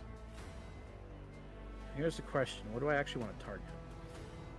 Now, when they're that close, and hold on. You said infantry goes through terrains, but the Castellan are not infantry. But when it comes to aiming shots, do they see through the wall or not? No. But if they can see even one model, actually, I don't think you can see any of the companions, can you? Technically, these two on the right, I would say can see the this inner circle companion. Is this Yeah. is this section of the wall not blocking it, or is this too? It's basically I can draw from like the edge of this base to the edge of that base, so I can see you. That's basically what we've been doing. So yeah, for the front one, it can see it from the edge of the base to the edge of the base. For the back one, it really depends. Like there's a diagram in the core rules that shows like once dense terrain gets below like a certain height, it no longer like blocks line of sight completely. It doesn't have like the solid rule anymore. How do I on? Oh God! Jesus! What did you do? I tried to delete the blue line that I drew, and I think I did. I'm rewinding. I You deleted the map. think I deleted the Earth. I meant to delete the one line. You just there's in the draw section for it. There's an eraser. You can just do that. Draw, race. I erased it, but you can erase my line. Anyway. There we go. So yeah, I can see the inner circle with these two, but not these two. But I think there's a better target that I can see with everyone. Let's remove your suppressors from the board, potentially. I'm going to flamer your suppressors. Okay. Are you in range to shoot? You are in range, and you can see him. Alright, so God, we'll do... Fairlight, why didn't you save armor contempt? Jesus. So it is going to be 4d6 automatic hits. Because I don't give a shit about cover. Ooh, that's a low roll. That is 9. These are strength 6 into your suppressors, who are toughness 4, so I'm wounding you on 3s. -1 to wound. Oh yeah, For good what? point. For what? Wrath of the Rock. It makes all Adeptus Astartes infantry in the Dark Angels It's the detachment rule. Right, my All detachment. infantry? Jeez. All Yeah. infantry is -1 to wound. Okay. Where do I that see is my gonna- detachment rule again? It's here somewhere, right? No, that would be. Not- I can link it to you. Not actually listed anywhere on the screen. Not on the stratagems. No, it's not in the thing. But yeah, it was like if their damage is like higher than my toughness, something. Yeah, subtract 1 from the wound roll. Oh, that's what it is. Yeah. Okay. So 3 at AP -1 into your suppressors. Okay. That's me rolling then, yeah? Yep. So you have 3, and you have 4 up because there are only 3 up. One make. So 1 make. So 2 fail. That's 1 damage apiece. 1 guy dies, and you get to choose which of the guys dies. So then he goes. off the board. R.I.P. Mr. Suppressor. We barely knew thee. And then my data smith is gonna shoot. He died without ever firing his gun. He does. It's firing into cut. This one's not a flamer. It's just a pistol. Doesn't have ignore cover, so +1 -1, all that fun jazz. He is going to be hitting on 3s. Actually, just quick question. If I were to remove this suppressor instead, No. no So what? basically, it while I'm still shooting with the same unit, no, it wouldn't affect it. Okay. It would affect if I had a different unit. Okay. But essentially, all the attacks from one unit happen at the same time. Okay. So hitting on 3s. And no. Okay. Yeah, that is.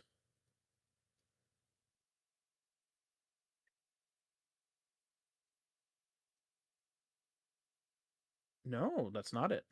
I'm gonna shoot your suppressors again with the onager. I think they have go to ground. Yeah, they do. If Well, the he if the can- unit is obscured by any sort of dense terrain, which would be this wall, You they still have have 12-inch hidden. you have to spend the CP for go to ground. No, go to ground is a passive feature in 11th edition. It's no longer a stratagem. They don't. It doesn't say go to ground on them anywhere, does it?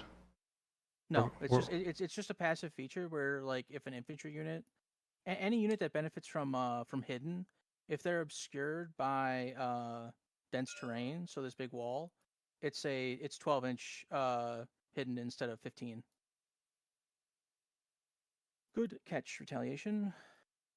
I forgot they changed that from out of a stratagem. I need This to put this it is in. why I wanted a think tank of brains in here for all these rules. It's So Yeah, many, I so always- many rules for I them. always forget. I always forget about go to ground because it's so rare that you get it.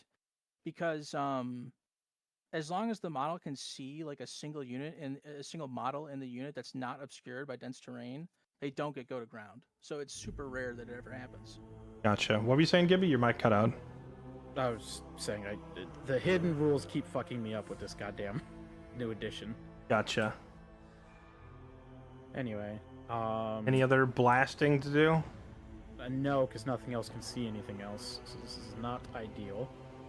We'll do actions though. Okay. So we are going to just do double sabotage, I think. I'm going to sabotage with my Hastari over here, and I'm going to sabotage with my Skitari Vanguard who have towed in onto the center point.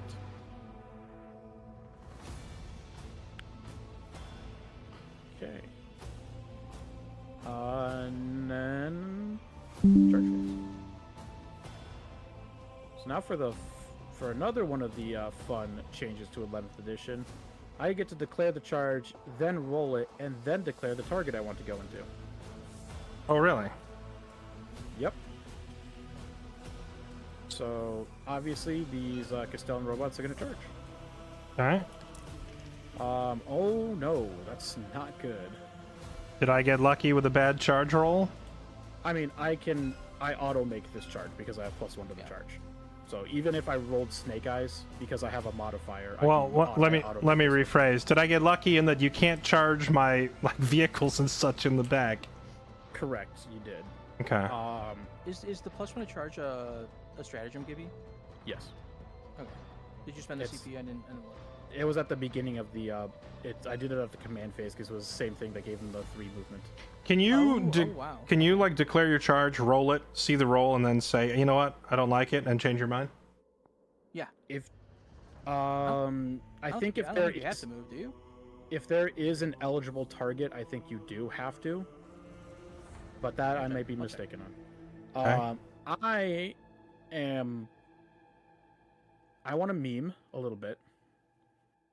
I'm going to spend a CP and do a command point reroll.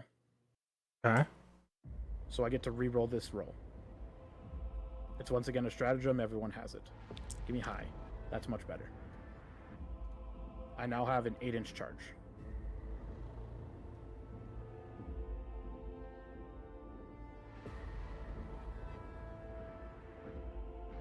So what we're going to do is I'm actually going to charge you Deathwind Knights, I think.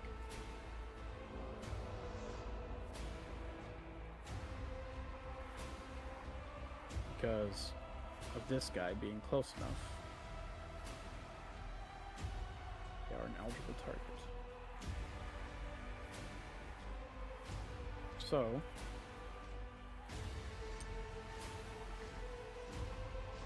You can't end an engagement range with a unit you haven't declared a target though. I thought you could. Well, you would just declare both of the units as targets. Yeah, so yeah, I would. Essentially, this whole group of infantry is getting targeted. So that way I can actually move them appropriately. Yeah. This is probably going to get them killed, but I want to meme. So you're going to go as far over here as possible. So how does the charge rule work? The base of all of your models has to touch a valid target, or they just have to touch the one that's leading? So they have to. The charge roll is based on base to base. That's the distance. After that, you have to be within 1 inch, if possible. After that, you have to be within 2 inches, engagement range, if possible. And after that, just as close to the enemy unit as possible. But you have to have at least one model end within the 1 inch. Okay. So, he's 1 inch.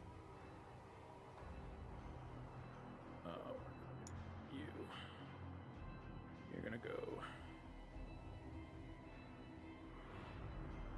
right there. Over.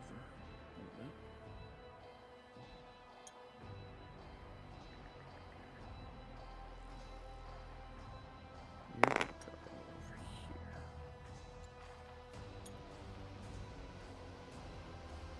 He's gonna go right there. Too far. He's gonna go in the back there. Can't charge anything else. So all of this infantry is engaged? Does that include the companions? So, because of the way I have positioned everything, yes, all 3 of these squads are now engaged. Okay. More than likely a massive and huge mistake, but we're gonna meme YOLO it, because why not? It makes selecting who gets Armor of Contempt really hard. Mm-hmm. And then that is all my eligible charge targets, because you can't charge there and no one else is in range. And this also does prevent your heroic intervention, because you can't heroic intervene now. I mean, I think you still can with like your land speeders if you really wanted to, but you would need a decent charge roll on that. Yeah, I don't think I want to put my land speeders in melee, just a hunch. Just a hunch is probably a good one. They got 4 attacks. Yeah, I'm looking at them and seeing that their toughness and wounds are actually pretty respectable, but they would do literally nothing to the robots. yeah, they just don't do any damage in melee. I am being informed that charging is optional even after you roll and make it. It is, okay. Interesting. Do you overwatch with the speeder? Is that something I can do? I have no idea. No, that would have been end of your movement phase. That would have been end of the movement phase, and you wouldn't have been able to see any of the Castellans regardless because of the building in the way. You could have overwatched with the Lancer, but it only would have been 2 shots, and when you overwatch, you have to hit on 6s. So it would have been like a pipe dream to actually hit anything. Okay. So now we get to the fight phase itself. I do get a 3-inch pile-in move, which basically means as long as I'm not actually base to base with anyone, I can move my models up to 3 inches to get within melee. Okay. So we're gonna scooch him in, and then scooch him in as long as I don't think I can actually get him from like over here. Gonna get him in engage range or something. Maybe not. Maybe just the tech priest is just gonna sit in the back and he's gonna be fine. I believe Fairlight now gets to make pile-in moves, right? Correct. Yeah. So now you get to make pile-in moves with all of your units that are not base to base with the Castellan robots themselves. Okay. And for them to participate in the melee, they have to what? Be within an inch? Within They 2 have to inches. be 2 within inches. 2 inches. Okay, so like these guys here in the back need to move up then, yeah? Yeah. Correct. So I would move these guys here, like behind the Castellan robots, as far as they can. They can move 3 inches. Yeah. So Yeah, that's actually a really good point. What, like So, pull another them reason through why the you wall wanna- like this, you mean? Only 3 Yes. inches though, but yeah. only 3 inches. You have like 4.7 or something like that. So Trying to put them back down on the ground floor is a pain. it is. It's Yes. it's this terrain. I don't know why. Yeah, but the main But- reason why you want to use the pylon and go behind the Castellans is because if you kill them this turn, your inner circle companions will now be closer. So what I would do is I would actually I think I forgot how close you have to end. Oh, actually, so Fairlight, press escape real quick. Oh, damn, that's unfortunate. Oh, sorry. I thought I hit escape and opened an options menu. You meant cancel the movement? Yeah. So the thing is that pylon moves just require you to end your model has to end closer to the target than it was when you started moving it. So you can use those I was hoping to use those. My think tank thing would be to use the 3 inches of the pylon move to move as close to Gibby's units as possible back here. Because then on your turn, your inner circle companions can move forward and charge whatever they want. Gotcha. If you kill off the robots. If you Gotcha. kill off the So robots. so this guy here, does he get a pile in if he's already within an inch? He's not base to base because there's a does, wall he in the does. way. Okay. The- Anything that's not base to base can pile in. But I you can't- But I he don't think can't. you can pile in. Yeah, But he it's doesn't only have enough 3 room to inches, I pile don't in. think that guy So- can move. Yeah. Yeah, I also don't think you can pile in through enemy units. The only 2 units that you can't move is this suppressor and this Deathwing Knight. Everything else is not considered base to base. This suppressor is not base to base. I think you're right. He's not. Only the. I would it's I would all- move I would move your Deathwing Knights, the ones that aren't this one is base to base. I would move these guys up to the right. I would move this one to the right, and then I would move your suppressors to the right. And then Okay, you so can I'm move just all of these- fanning out and surrounding him as much as I Yeah, can. because then, Okay. 'cause then Yeah. your inner circle companions over here can move into range. Oh, these guys don't have the How come my measuring thing turned off? because It's probably they 'cause- weren't yeah. they weren't activated for the unit. Hold on. I got it. Okay, you're good now. Pick it up now. There you go.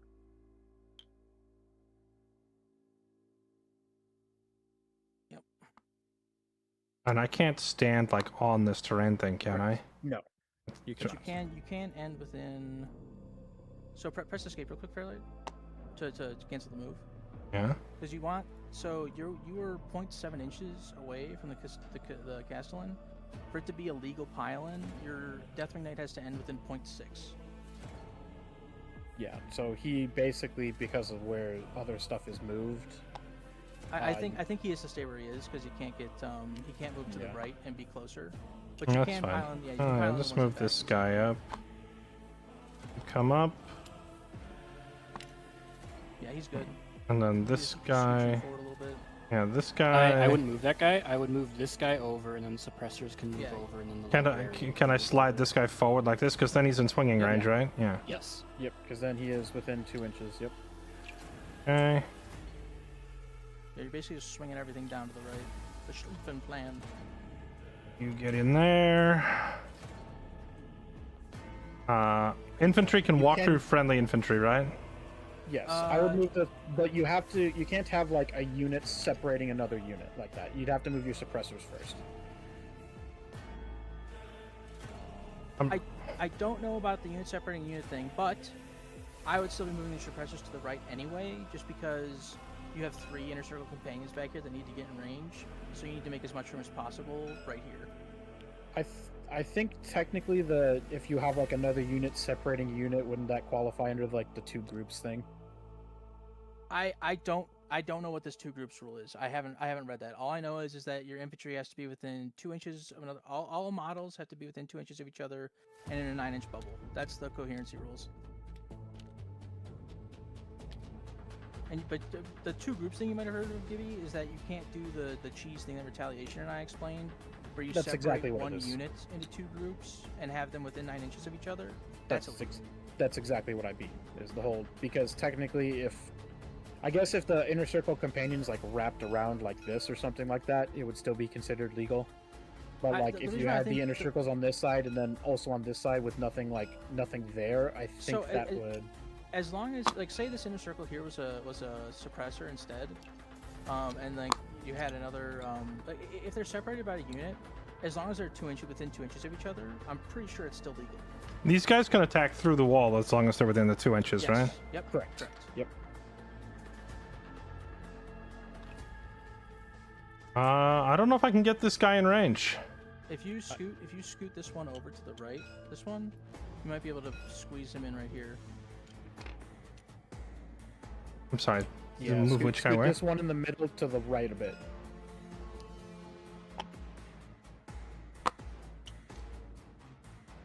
Like, Oops. What I like doing for that, I like This the t- flick tool. I like the flick tool in this instance because you can what the? Stay down! It's the terrain being a little buggy. just let go of left click instead of right click. I did exactly that, and it teleported to the top anyway. Okay. There you go. And then try to get this guy in the corner a little bit more. I think he's as squeezed in as possibly can be. I think. It looked like he could move a little bit I more. think one lad. I tried flicking him into the corner, and he doesn't move. I think that's the best you're gonna get. Just barely not. It looks like. I think unfortunately you're gonna have one guy that's not gonna be able to swing. Hold on. This suppressor or this librarian guy. I could. That's more than 3 inches Just- away anyway. Is that 3 inches? Yeah. Yeah, it is. All right. Well, he will be left out of today's glory. He'll have to try again tomorrow. I would. Oh wait. Okay. Can I put? You would do what now? I would send him this way because you're gonna want to go into Gibby's army after this. Well, Yeah. if he's not able to pile in, do I move him at all, or does he just stay where he is? If you you can still move 3 inches as long as you end your pile and move closer to the Castellan than you started. So right now you're 4.1 inches away. If you end 4 inches away, you're good. Yes. I think though, unfortunately, because of where he's positioned, you won't be able to get Yeah, him that's outside. the because best. you're gonna- That's the best he can do. Is right there. All right. All right. Fight phase proper now. So because I charged, I get to swing first. So You have to divide your attacks, and Fairlight will get a chance to armor contempt. yes, this is correct. Because not everything is within range of everything. These 3 robots are going to go into your Terminators. And then the final robot's going to go into your inner circle. Okay. And the Data Smith isn't going to swing because he's not within the engagement range of anyone. I don't think armor of contempt really matters here because the circle companions and the Terminators. Oh, right, yeah. They both have an inbound save. It matters for the Deathwing Knights a little bit. No, the Deathwing Knights would still be. Oh yeah, they would save on a 3. You're right. Okay, so for the Yep. Deathwing Knights, it would matter. Where did you declare your attacks, Gibby? I forgot. 3 of the robots into the Deathwing Knights, 1 into the inner circle. Okay. And then the Tech Priest is too far away. All right, let's have it. Okay, so Fairlight, you're going to want to armor contempt your Deathwing Knights. Okay, do I declare that in advance? Yes. Yeah. All right, let's armor it up then. Yep. Wait, didn't I already armor of contempt this turn on my Dreadnought? Can I do it again? This is the fight phase instead of the shooting phase, so you can use it again. Okay. It's once per phase that you can use in a stratagem, except for unless stated otherwise. Yeah. If there's like a rule or something on somebody's ability. Because like command point reroll is only once per turn. Okay, start hitting me. Okay, 3 robots. It is going to be 6 attacks apiece because of the Conqueror protocol. So it is 18 attacks. That's insane. Yeah. Hitting you on 4s though, because I don't have any bonuses on that specific. No rerolls for hits. That's not great. That is actually absolutely terrible. That is for me. That is phenomenal rolls if you are me. I am wounding you on 3s. Okay. 4s because of the Wrath of the Rock detachment rule. That I am Oh implying. no, you're right. I'm sorry. Because it's 2s to 3s. Yeah. Already including that, those all go through, so that is going to be 6. It is normally AP -2, but because of I would have gotten rerolls anyway. AP -2, but -1 because armor contempt, so you're saving on 3s. Okay, and then I'm rolling how many here? 6. 6? 6, and I need to beat 3s, yeah? Yep. Okay. Oof. That is not great. 2 die. So that's going to be 2 dead knights because it's 3 damage apiece. Okay.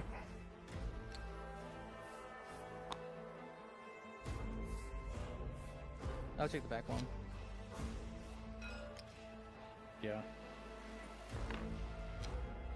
Okay, and then we'll do the other robot into your inner circle companions. This is only going to be 6 attacks.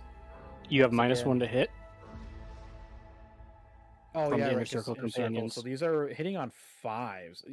I should have put them in the other I should have done the other imperative. Hitting on 5s. That's terrible.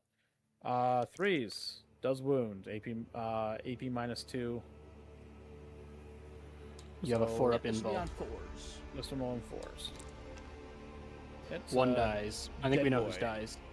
Wait, no, it's 2. Oh yeah, it's 3 damage. I'm sorry. 3 damage, so 1 dies. I was That figuring out went Deathwing Knights. far worse than I had hoped. All right, retaliation. I feel the bathroom really bad. I trust you.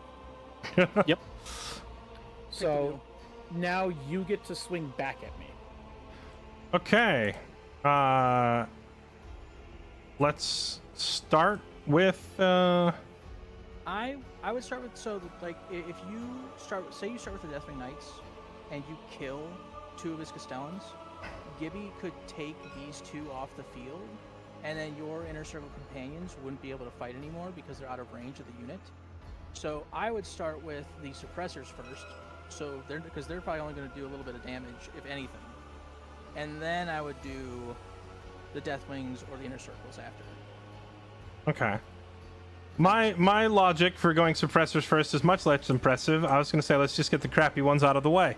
That works too. That also works too. All right, crappy boys are swinging. Let's see, what is this? Weapon skill 3, so that means I hit on the 3 or higher, right? Minus whatever special rules you have. Do you have any All the special time, none. rules? Okay. For the Castellan robots, no. So you're gonna have 3 attacks apiece. Wait, why do I get? Hold on. Why do I get 3 attacks each? Where does it say that? So Oh, that's what the A means. Okay. That's how many attacks you get. Yep. Okay, so they swing 3 times and they hit on 3, so I'm swinging 6 times? Yep. Hitting on 3s. Okay.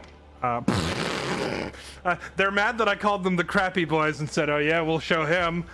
You're All wounding hits. on 6s. Okay, but they don't do any damage. 1 gets lucky. Okay. I have my 2-up save, Okay. and I rolled a 1. Dang. Just He got, actually does a point. Of yeah, damage. actually, you got slapped. That's actually huge because your 2 damage, that saves you 1 more attack. So that's 1 damage, right? That is a single point of damage onto a robot. Yep. Okay. Poor guy. All right, and that's all they get. Okay, now let's just get the thick boys into it. Both the Inner Circle Companions and Deathwing Knights are gonna fight, even if Gibby removes the robots, by the way. Sure. I'm not really sure how all that logic works, so... Because it's all basically when you're in an engagement like this, all the attacks happen simultaneously. Is essentially Okay, what is happening. so Bomb-Just's worry about you cheesing them out of existence can't really happen? Yeah, that was more a 10th edition thing, I think. Okay. Yeah, it was a 10th edition thing, but So... because this is all the same engagement, you can both of them will get their Okay, chance to do the Deathwing Knights and the Deathwing Master have the same attack type? No. They do not. Okay, so the two Knights are swinging. 4 attacks each, weapon skill 2+. So 8 swings at 2 each. Hitting 8 swings, hitting on 2s. 7 hits. Okay, And their strength of 6 versus your So another toughness keyword 9. that your Maces of Absolution have is anti-vehicle 4 up. Basically, Oh. what that means is when you're swinging into a vehicle, you wound on a 4 up. Okay. It completely bypasses the strength and toughness thing. The robots are vehicles, so you're wounding me on 4s. Okay, would that be better than the number I would have got if I just compared the... Yes, because you Okay. would have been wounding on 5s otherwise. Bomb just is freaking out, saying Deathwings have sustained retaliation. Wake up. Oh, yep. The Terminator armor has sustained. Meaning what? So you hit this button down here, and every 6 that you rolled gets another hit. So you've actually made 8 hits from 8 attacks. Okay. So that's your librarian doing that. He gives the whole unit sustained hits on all of their weapons. So basically, you roll a 6, you get an extra hit. Okay. Okay, and then... So now I just need to roll 4 or higher to actually do any damage, and I ignore the usual strength versus toughness thing, yeah? Correct. Okay. That is very poor. That's a lot of 3s. Would it be worth using my command point reroll on this roll? You do you get to reroll the whole roll or just one die? You would only roll 1 die. Oh, okay, then absolutely not. Alright, so 2 hits. Okay, 2 hits. Your AP minus 2, so I get my 4 up. They both go through. How much damage apiece? These guys hit for 2 apiece. Okay. Okay, the librarian himself swinging. Let's see. It is 4 attacks at 3+. So 4 attacks and 3 up. That is 3 hits. Okay. And they are... This one's wounding on 5s. He does not have... Wounding on 5s. 2 hits, or 2 wounds rather. Okay. And his armor pierces -1. So 3 up save. Oh no. 1 goes How much through. damage? D3. He does D3.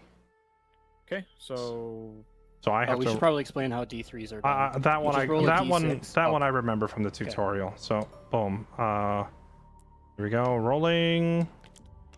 Only 1. he lives. Okay. Well, you got your Night Master still, so And then finally the Knight Master. He swings 5 times. And those are on 2 ups, so 4 Twos. hits.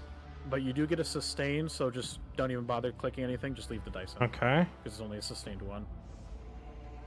And then he doesn't have the anti-vehicle tag, but he does have devastating wounds and sustained So hits. you wounding on 5s, any 6s are mortals. Okay. Ouchies. Two 6s. I don't have feel no pains on these guys, so that is just straight through. Now I get the fun thing. Because he's a vehicle, I get to roll to see if he explodes. Oh, fun. Okay. On a 6 he explodes. He doesn't. Okay. So I assume that was like two So I had 2 hits. Does that mean he took 2 damage and then the rest spills over to the next guy, or? Yes, actually. So I take how much more damage is that? It's 2 per. I just wasn't sure if he absorbed the extra damage point because he had 1 health and I did 4 damage, but it was actually mortal wounds too. So I would actually take 3. Instead. Devastating wounds don't. They all come in a group. They don't spill over. right, but it's 2 like it was 2 separate things. So do they? It was 2 separate. Does the second hit not swing? The second hit, I thought it spilled over. Yeah. So I he assume- would have 5, not 4. Yeah, I assumed the second hit would spill over, but the first one wouldn't because, like, if I stab you really, really hard, it doesn't hurt your friend next to you, no matter how hard I stab you, right? Okay, and that's that. And then now the companions are fighting, right? Yep. Now your inner circle Okay, companion. 1, 2, 3, 4. All right, the companions don't have like a. want to do the core attack profile. The companions don't have like a sergeant or a captain or whatever. They're all the same.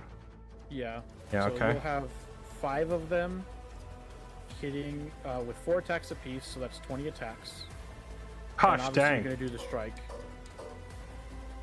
Gonna do the so what You're strike? hitting on 2s. So your melee weapon has 2 separate profiles. So you have to choose which one you want to do.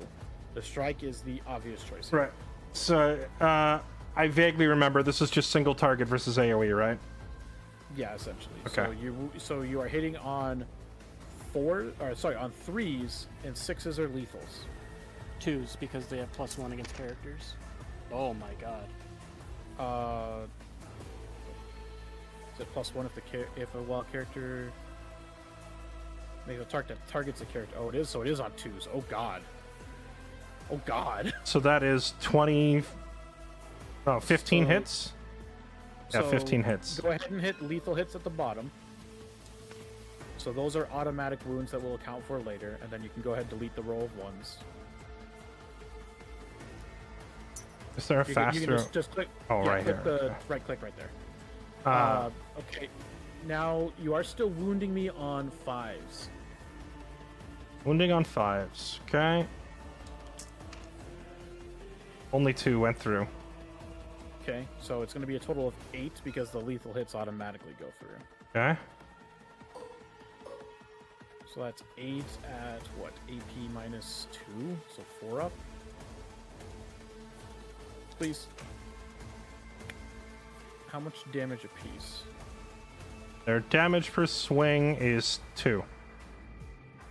Okay, so that's going to kill a robot and drop another 2 HP. We'll drop this one 2 HP. This one dies. Does he get to explode? He doesn't. How much damage does your self-destruct? I'm waiting for it to hit and blow up. It will do a single mortal wound to every unit within 6 inches of it, There's no rolling to resist that or whatever. unless you have feel no pains. Heck.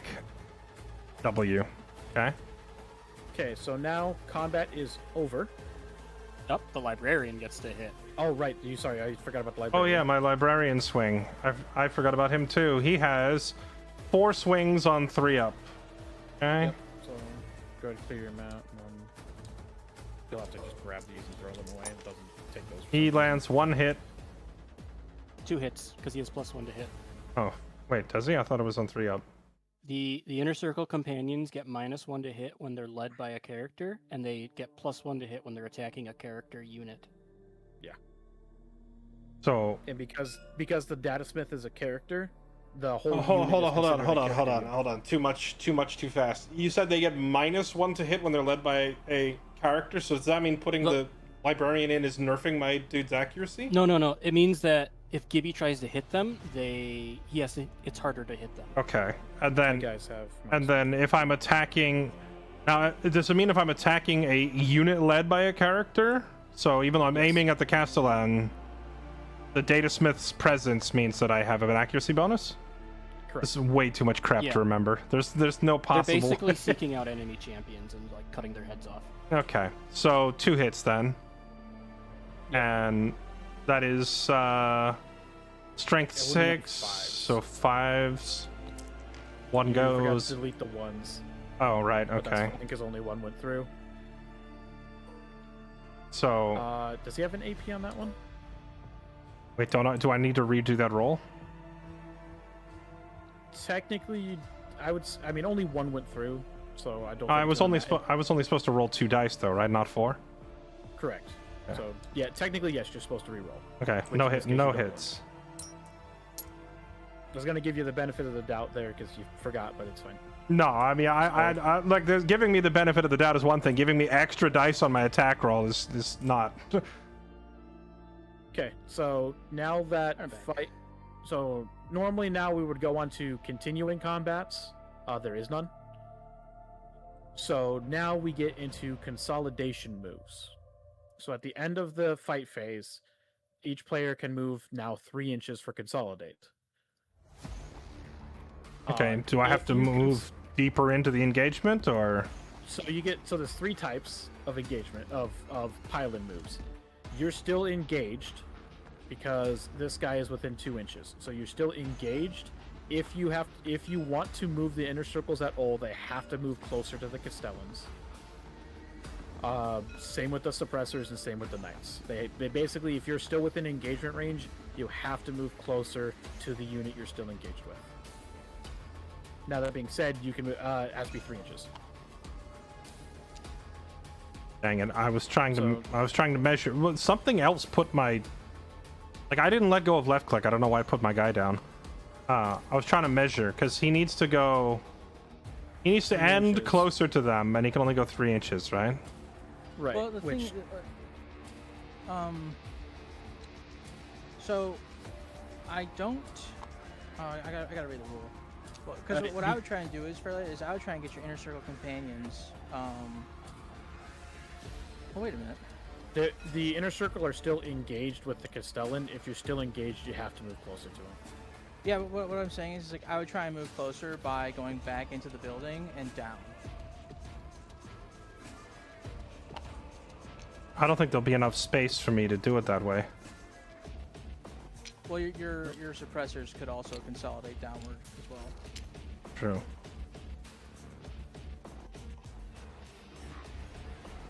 Because what I'm worried is what's gonna happen here is so your turn's gonna start, and you're going to be able to attack Gibby's Castellan robots first on your fight phase. And if you kill them, all this infantry will just be chilling here. And once the Castellans are dead, they won't be engaged, and they'll just get shot. Yeah, I'm aware. I was thinking they're vehicles, right? Which means I can shoot them from outside. Yes. Because I was You're gonna be -1 to hit. I was contemplating just having the land speeders try to annihilate these things to free up my guys to charge a different target. Your guys won't be able to move while they're engaged, but you could try, and you need a 10-inch charge to do that. What is? Say what now? You can't.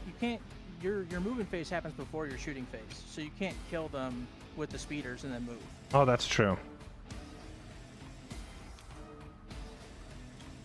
Also, during that fight phase, I'm pretty sure what I said before I left about when you pick up the models, the inner circle companions would have been out of engagement range, but because they hadn't fought yet, they get to do what's called an overrun fight, and that means that that lets them move closer to the target that they're engaged with, because they hadn't fought yet that phase.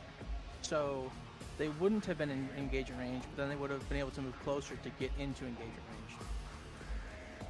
Oh, that's We'll how just- it works.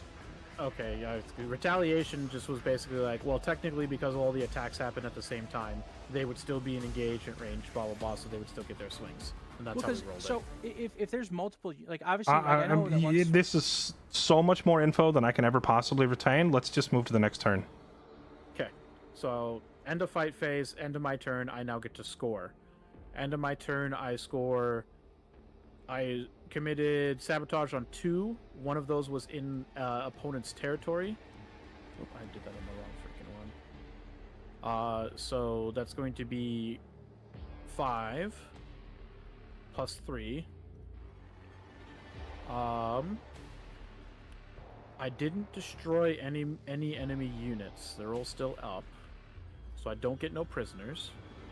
I still don't get tempting target. I don't get overwhelming force. What do I get for engage on all fronts? I have presence on 4.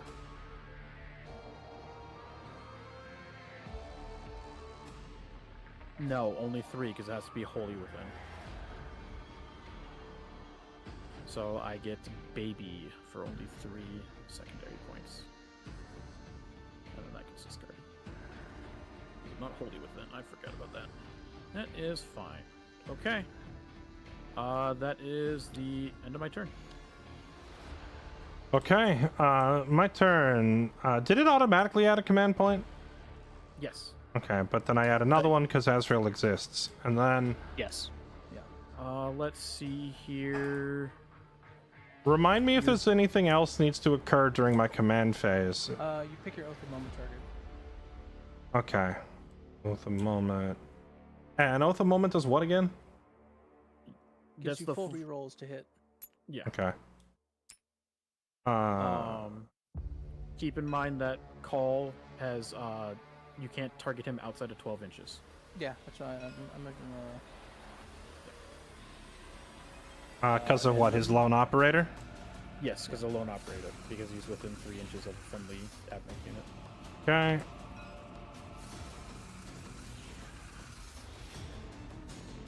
I mean, I feel like it should be either the Onager or finishing off these Castellans. What do you think? Retaliation. Your Deathwing Knight's already hit on 2s. Okay. I don't think it really Well, matters. so my thought was I might just have the land speeders try to obliterate these guys so that my... You fight first on your turn. So your Inner Circle companions get to attack first. And they should clap their cheeks. Okay. Because you got how many attacks? You got 1, 2, 3, 4, 5. Well, in that case, let's just start bringing the pain to everything behind them. I will declare my Oath of Moment on the Onager again. Okay. Oh, it does have 7 HP. Okay. Because it healed. And it does have the 5 up here. Yeah, well, I had both of my land speeders fire at it last time, and they only managed to do 7 out of 11, so I know that there's no guarantee they're going to kill it. So we're going to do that, and then that's it for my command phase, right? I don't think there's anything else I need to do, unless there's a stratagem. Draw your secondaries. I'm half tempted. What's this movement looking like? Where do I draw? Do I draw new ones for the next turn, or?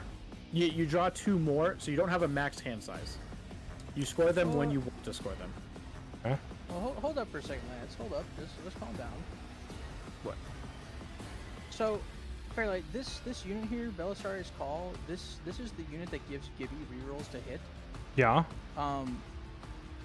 If it dies, he won't be able to do that anymore. Yeah. And both of your land speeders and your Redemptor Dreadnought can get in range to shoot him.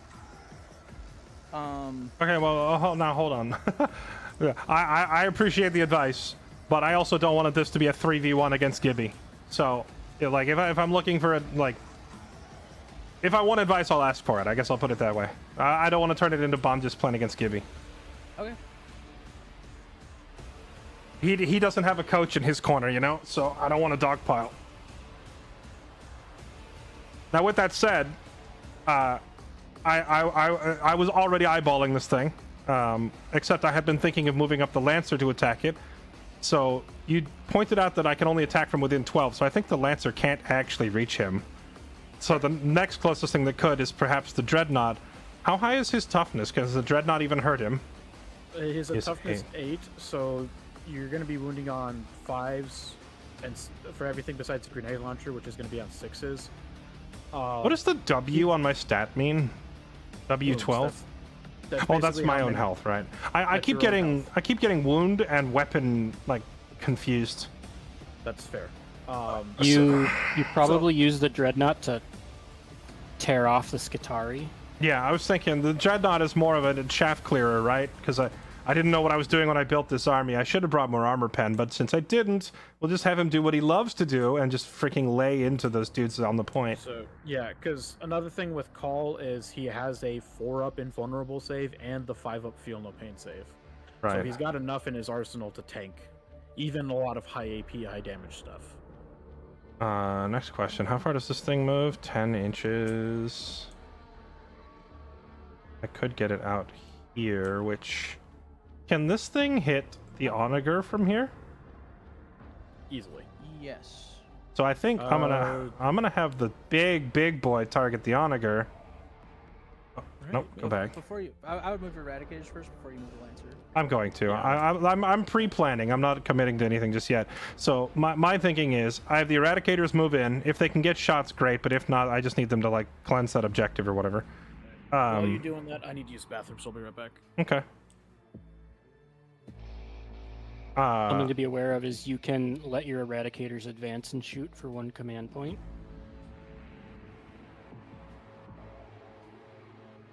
Yeah, I could also just have them do a regular move and then shoot, right? Yes. But they wouldn't be able to see the Skitarii, and I don't think they'd be close enough to Belisarius, right? If you can They peel can off shoot, the They can shoot the Iron Skitarii, Strider up here. you could do that. How would they shoot him through this building?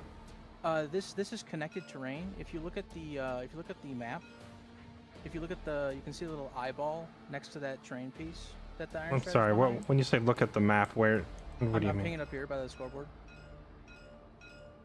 Oh right. Okay. Yeah, I'm looking at it. Yeah, so the little eyeballs, when there's no cross through the eyeball, that means that those terrain pieces are considered one terrain piece. Okay. So So because this vehicle is towed into this one, you can see it through this. oh, okay. Yeah, I was kind of operating under the assumption that I couldn't see this thing. If I can see it, that does change things. Yeah. Okay, let's start by moving the Eradicators. They Oh, move. and another thing, Fairlight, not to give you to tell you where to move stuff, but you can ingress move with your strategic reserves now. And you don't have to wait until the end of the move phase to do that. You can do that at any point in the move phase. Oh, I thought I had to do that at the end of my movement. No, it's in 11th. It's at any point in the move phase. Really? Okay. Okay. Changed so much. All right, well, let's get my Centurions on the board then, and they have to appear somewhere that is within outside 8 inches of the enemy, right? So they have to be 8 yes. inches away from any enemy unit, and then basically within these, but outside of my deployment zone. So So usually I just put the bubble on the Devastator unit itself, and then you would place them within the borders, but away from the. what are you pressing? What are you pressing to make the circles? It's over here by your dice. You highlight the units, and then you would press 8-inch for an 8-inch bubble. Okay. Now, do they have to be like touching the border, like so, or No, can they they have appear to- in They the have to middle? be on this side of the border. They have to be on this side of the border. Yeah. So not in the center there. They have to be. Oh, right. On the there. outside. Okay. Yeah, and none of Gibby's units can be within the 8 inches. the turquoise. So I'd have to put them like here if I wanted to do that. If you want to put them over. Yes. Yeah, because You're not going to put them over here because there's no way you get them without outside. Yeah, because there's too many. go, like, There's way too back many here. guys there. Too many guys there. So it's either I put them way back here, or I What's the just range on their or I stuff? just put them in. What the? Press one. Press one. or two if you have them in that. If One you- or two for what? Not on your if you're not on your numpad, pressing 1 or 2 puts them in a line. Okay. One is 1 line, 2 is 2 lines. What is the range on their attacks? 24 inches. So they got pretty good range. Okay, so like you could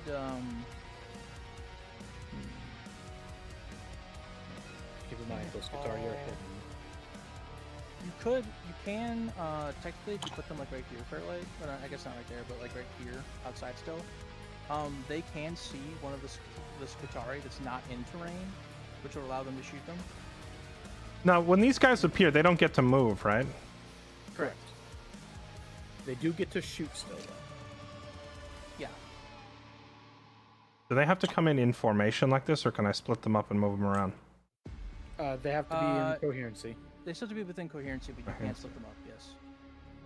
And their range is 24, which is... What's the range from them to the Skitari and Belisarius? Yes, you're well within range. You're Easily, okay. And their weapon strength is not particularly high, so they're probably better for clearing chaff, yeah? Which is the Skitari. They do have anti-vehicle 2, so they wound vehicles on 2. Oh, really? Yeah, that's Yeah. the grab cannon. Okay, then in that case, they could probably unload on this guy and do some pretty severe damage. Yeah, the problem is that if you you'll want to shoot the Iron Strider with the Eradicators first, because the Eradicators can't shoot anything else. Oh, I guess no, you got an action, don't you? So you could action with the Eradicators again, I guess.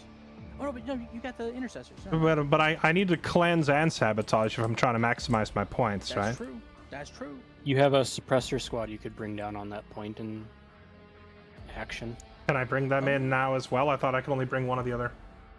No. Rapid ingresses only can bring one in. You can Oh, bring in okay. I can everything you also want. bring these guys in. Oh, then heck yeah, get in here. Everybody They get have- in here. Okay, They so have deep strike, so they can go anywhere, but within 8 inches or outside of 8 inches of Gibby's stuff. yeah, so now we can. Now we'll get rid of these. Hold on. We'll get rid of this, and then I'm just gonna select all of my guys and give them the 8-inch bubble. I assume you're not done moving the Devastators yet, Fairlight? I'm not. I'm honestly not sure if I need to move them at all. They're outside the 8 inches, but like, they The have. thing is that right now they can't, like, all of them can't see the Skitari. Do they all need vision? I thought only one. Is no, it? No, So- it's model to model for line of sight. Yeah. Okay, so in that case, then yeah, I would need to move. You need to move. I would need to move this guy. To get vision on the one that isn't, you'll need them all past this line. I think. Yes.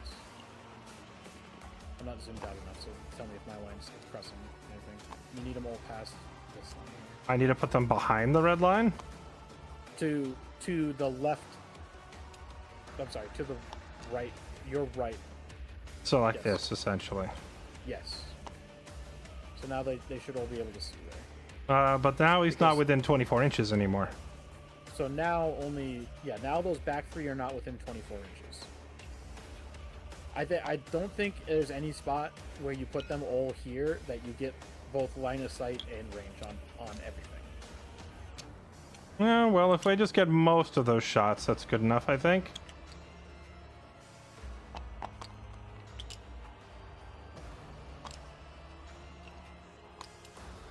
Right there, yeah, that line of sight looks good.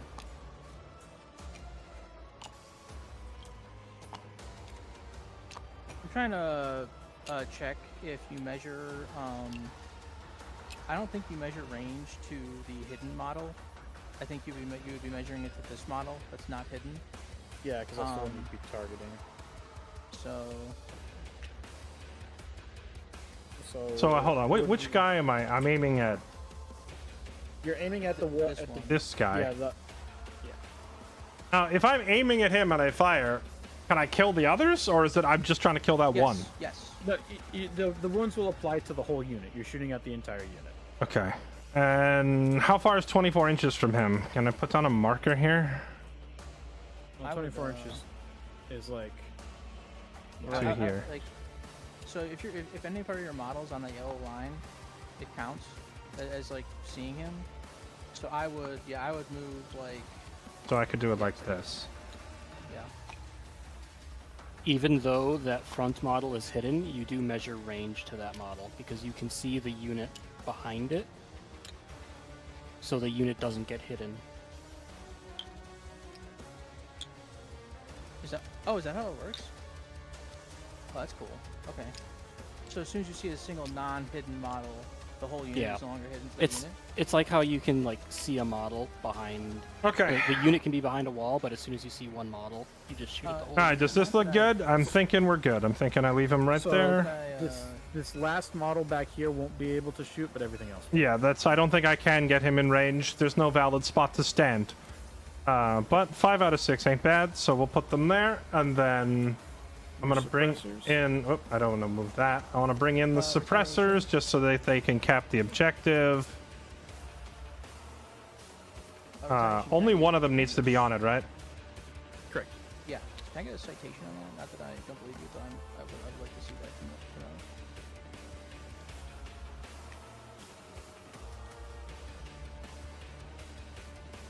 I think it's a combination of 13.9 and visibility somewhere. Okay, I'll check it out. Okay. Right. So they are in. Then I need to move the eradicators up, and they get to move 5 inches apiece. And they can just shoot right through this wall, right? Or do they have to be outside it? No, they have to be outside of it. It's a line of sight blocker, no matter what. Okay. But I could also have them shoot at this guy, in which case they don't need to expose themselves.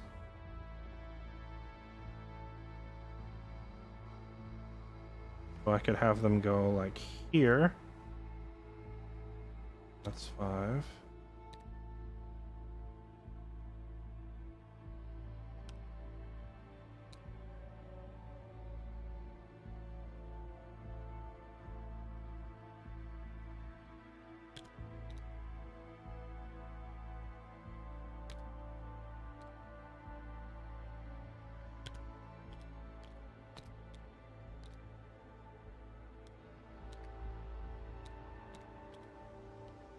This freaking thing.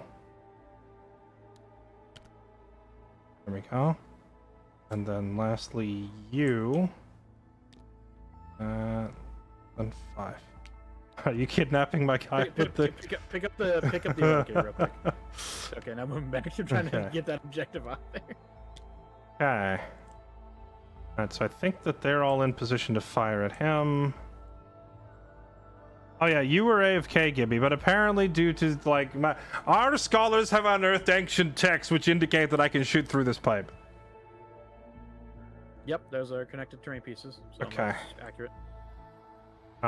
So those guys are moved. Now it is time to bring up ye old time biggeth boy.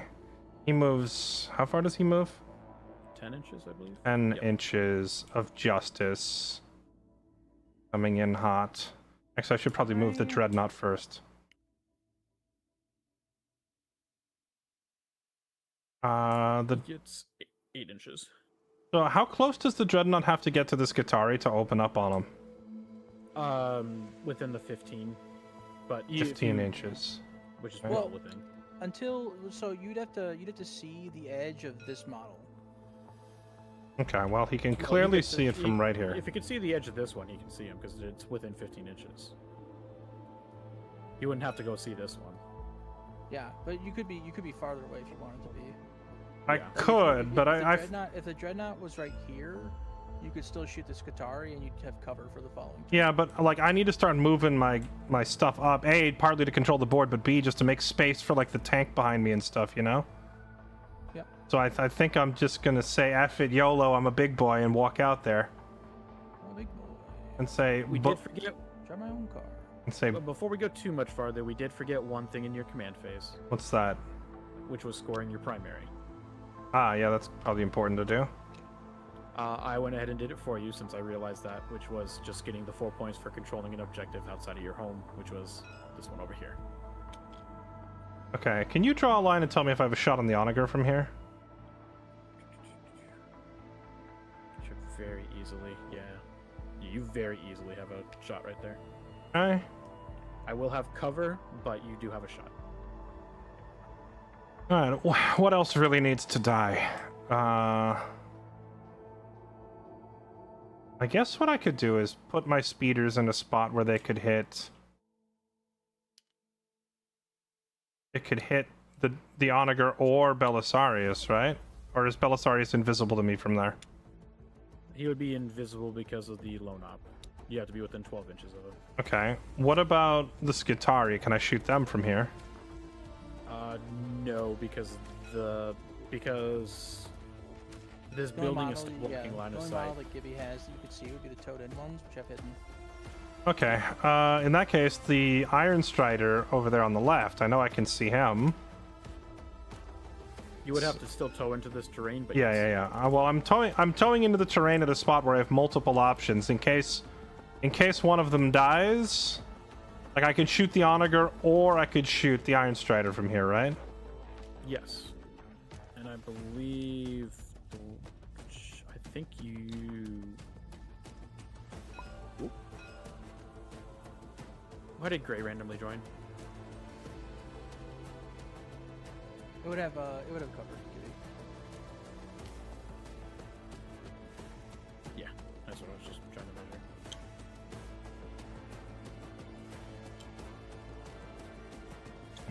These guys have like 10 inches of movement, so they or 12 inches of movement, and they can fly around, so they can go wherever they want. I think that is clean shots. All right, so this is the turn where everything hits the fan, I suppose. You can move Azrael if you want as well. Yeah, Israel has not moved. And his unit, I ignore his movement and I just go by his squad's movement, right? It's the It same should- number, so it doesn't matter. Okay, so But if there is two different movements in an attached squad, you go by the lowest. okay.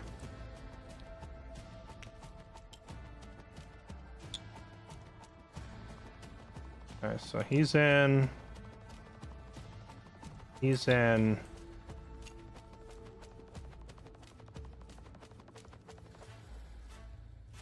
If I declare advanced, then they can't secure the objective this turn, can they? They wouldn't be able to action on it. No. They're already on the objective, so you're good to go, Fairlight. Yeah, he's towed in there, so you're I'm more so if you- minimizing their chances of getting shot, but Just put them on this. Just put them on this piece of terrain, and as long as they're within 2 inches, that's legal. oh, you To be can. perfectly honest, there is far worse targets I need to get rid of before I even think about your intercessors. Yeah, well, it was mostly I was thinking I don't want Azrael getting shot. Oh, jeez, the lag. Okay, what the lag is going on? Azrael. Why? Okay, hold on. I don't know what just happened. I think he's good, like right about here-ish, up to like here.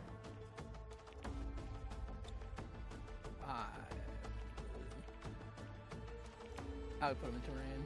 That's terrifying, in my opinion. Well, he can't be targeted directly, right? Unless he has. Unless I have a precision weapon, which I do not in this army. Okay. Does that count as towed in? Like, I can't touch the black line, but I'm hitting the I don't object. think so. It'd be kind of weird that I'm being No. physically blocked by the terrain, yet not touching the terrain. You do have to be like on the You're- terrain's footprint. So is the- it's a rules as written system, and you are not towed into the footprint. That's Okay. That's how. What is with the Then we'll just frickin' do it that way. something breaking like Now he's in. Okay, I think that's it for movement. My guys that are in melee don't get to move, right? Correct. And you can do what's called a fallback move, which then you can move them out of melee, their normal movement, but they cannot action, shoot, or charge unless stated otherwise. That's the Stormlance detachment, right? They can fall back and then charge. Probably. Now, are there any of these things I need to activate? I don't think so.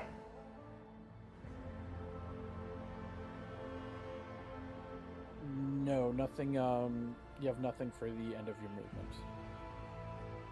Okay, alright, on to shooting now, right? Before you do that, Yeah, I do get to overwatch you if I choose to. okay.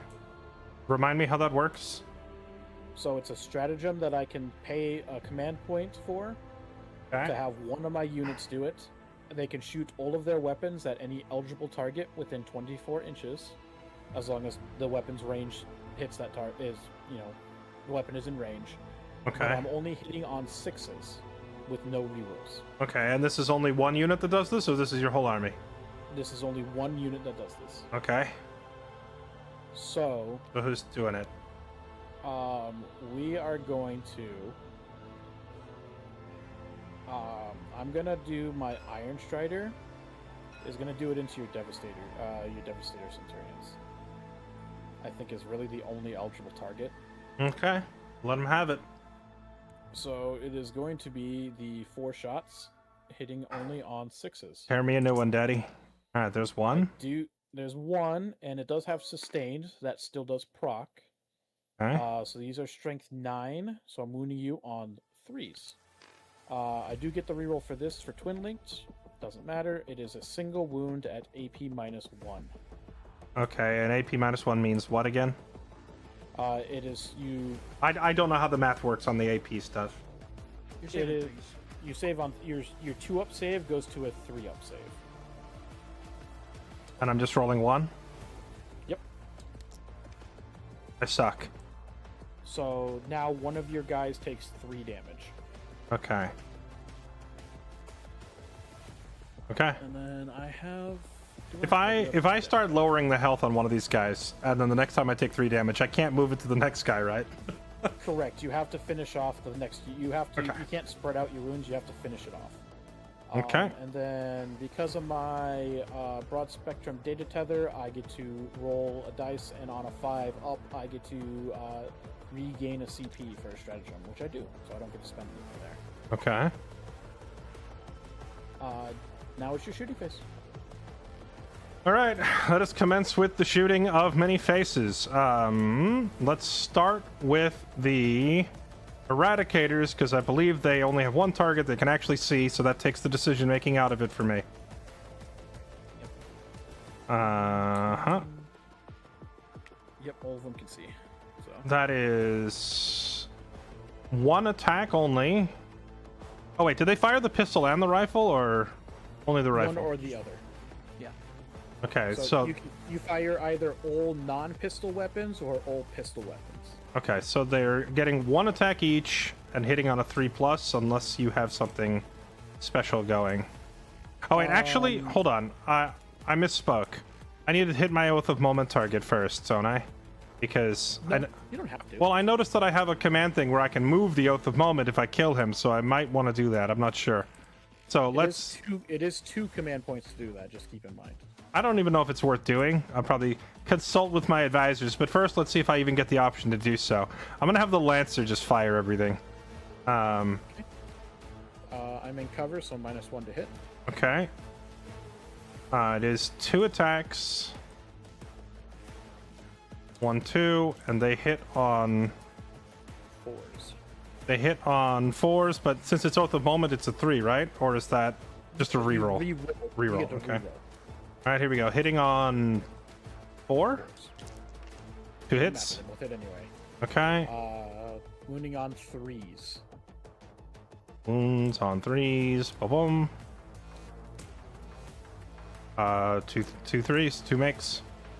AP -4, so I go to my 4-up invulnerable save. Please. And I'm good. Dang.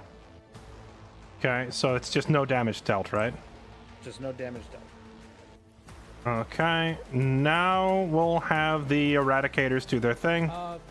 Before Fairlight, your Gladiator Lancer, we can check the line of sight, but I'm pretty sure your Gladiator Lancer can see these.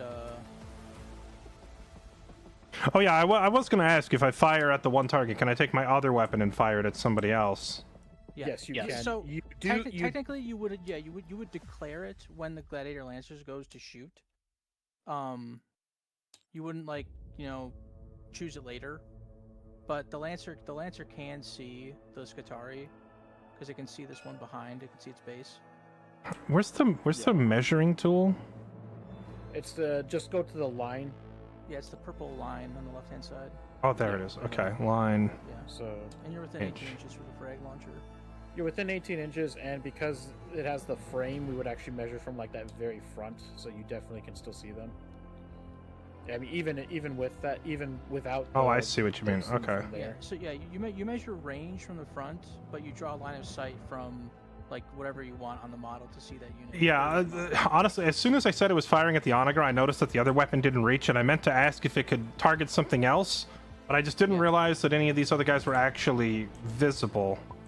Yeah, and even if we couldn't see the Skitarii, it could definitely shoot the Iron Strider. Okay, well, let's see. Let me look at the weapon stats. What am I firing? This is fire a into the Skitarii. That is a infantry bolt. frag storm grenade launcher. Doesn't have any armor. Yeah, that's an infantry blaster. Okay, so firing that into the Skitarii, yeah? So what blast does is for every 5 models in a unit that you're hitting, you get an additional you get additional dice to roll to hit. Okay, and how many do you have in there? Is it 10? There's 10, so you get 2 additional hit dice. So I get 2 your attacks, and it says I'm rolling a d6. Yeah, so you have 2 of them, so you're actually rolling 2d6, and you're adding 4. Yeah. Wait, where's the +4 coming from? It says, see how it says 2 times Frag Storm Grenade Launcher? Oh, right. Okay, there's 2 of them, the- and each one is firing a d6, and both of them have the blast property. Yep, correct. Okay. So that's where you're getting the +4. Okay, so rolling this. Dear heavens. Okay, Your rolls are crazy. They're gonna throw up. dead. so They're dead.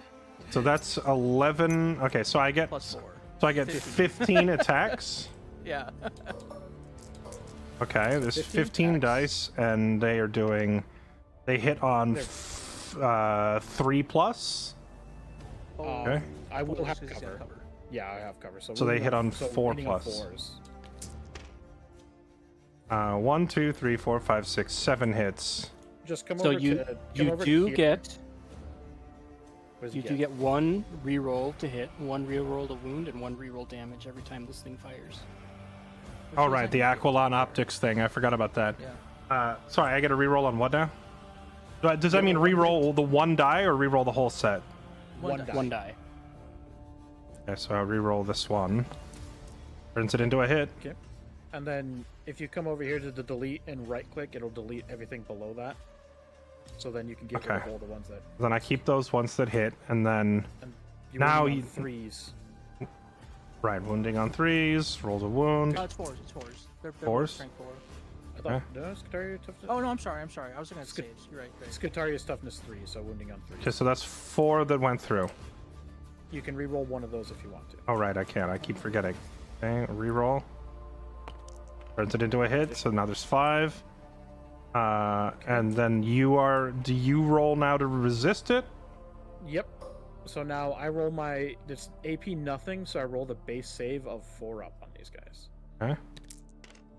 So 2 pass, the rest don't. It is 1 damage per, so 3 guys die. Okay. And you said they were all dead. I ended up rolling pretty bad, I guess. I guess. I thought they were all just gonna die, but okay. Okay, then it is the Dreadnought's turn. Well, actually, the Centurions. Time, right? Yeah, well, I'm looking at the Centurions. They have to choose between the Skitarii or the Iron Strider, right? Well, Yes. yeah, but the Eradicators have to shoot the Iron Strider, so That's true. All right, Eradicators, go for it. Let's see. It's their moment to shine. So they only have 1 attack each, but it's a big one. 6. So quick question. I unfortunately didn't pay attention to this Fairlight, but these guys do have heavy, which means if they only move 3 inches or less, they get +1 to hit. Do you remember how much? Do you remember how much you moved them? Because I thought they didn't have. I think because most they of them already on were. the points. Yeah, but I think they were pushing the limit of their 5 inches of movement. Like Okay. back here, I think all of them moved at least Okay. 4 inches. Yeah, I don't know if it's like because these 2 guys didn't move that far, but the other 4 did. So I don't know if it's like split per model. It would be split if you did that.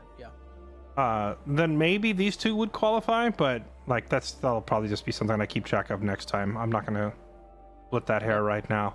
I'm gonna say they used most of their 5 inches, so they're probably not getting that heavy bonus. So that is hitting on 4s because you're in cover, right? Yep. So you got 6 attacks hitting on 4s. 3 hits.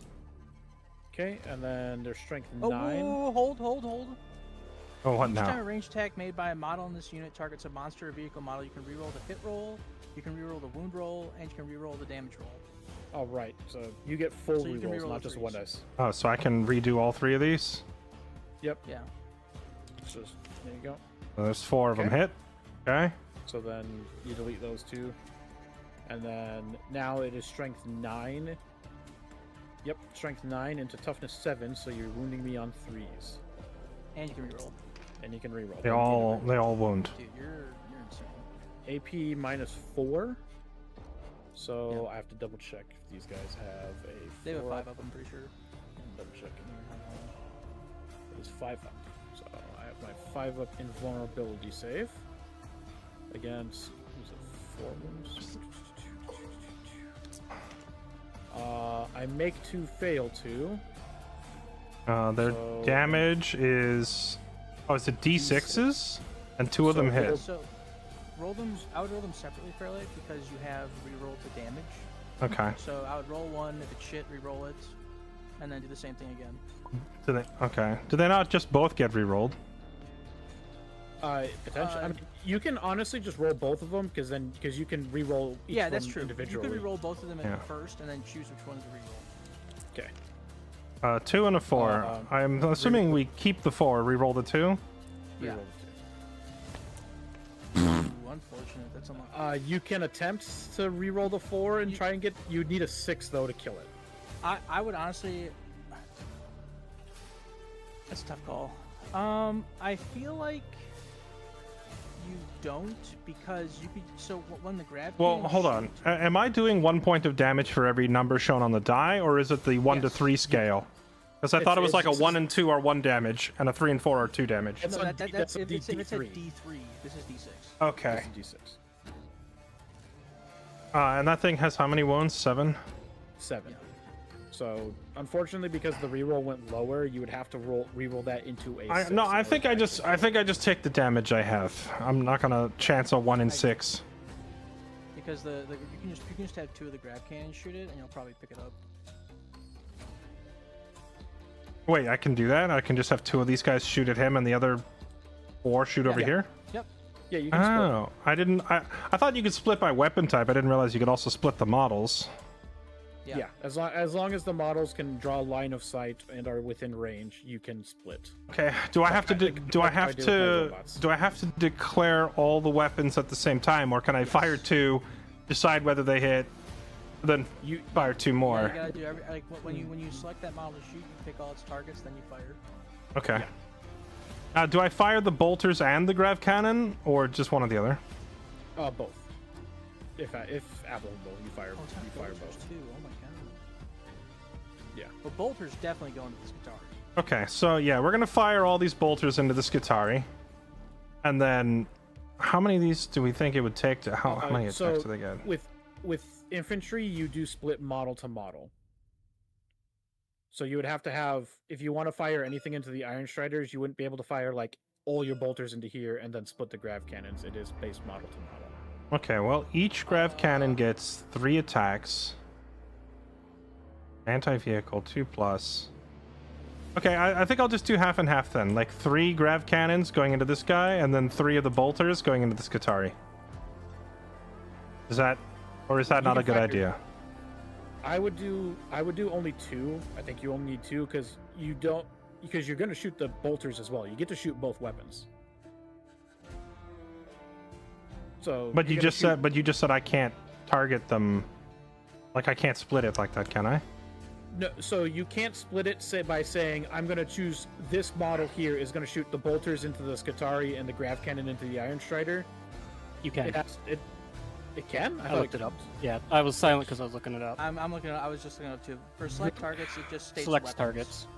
Yeah. Okay, so never mind. Completely ignore everything I just said. Okay, so what can I do here?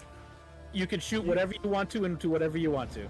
Okay, that is much simpler. So I can put like 4 of the grav cannons into him, and then all the bolters into him.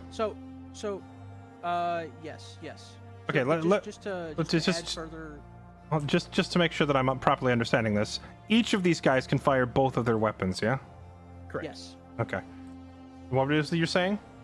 You can't. So you can split. You can choose different units that you're attacking with each weapon. But see how the grav cannon has 3 attacks. You can't split those 3 attacks of the. Oh grav yeah, cannon. I You wasn't can't shoot- gonna try okay. that. No. Just want to clarify. So I'm gonna do. Well, actually, this model's out of reach, right? So 5 heavy bolters going into the Skitarii, and I guess this guy, for the fun of it, is gonna fire his bolter into this thing, because what else is he gonna do with that? And then.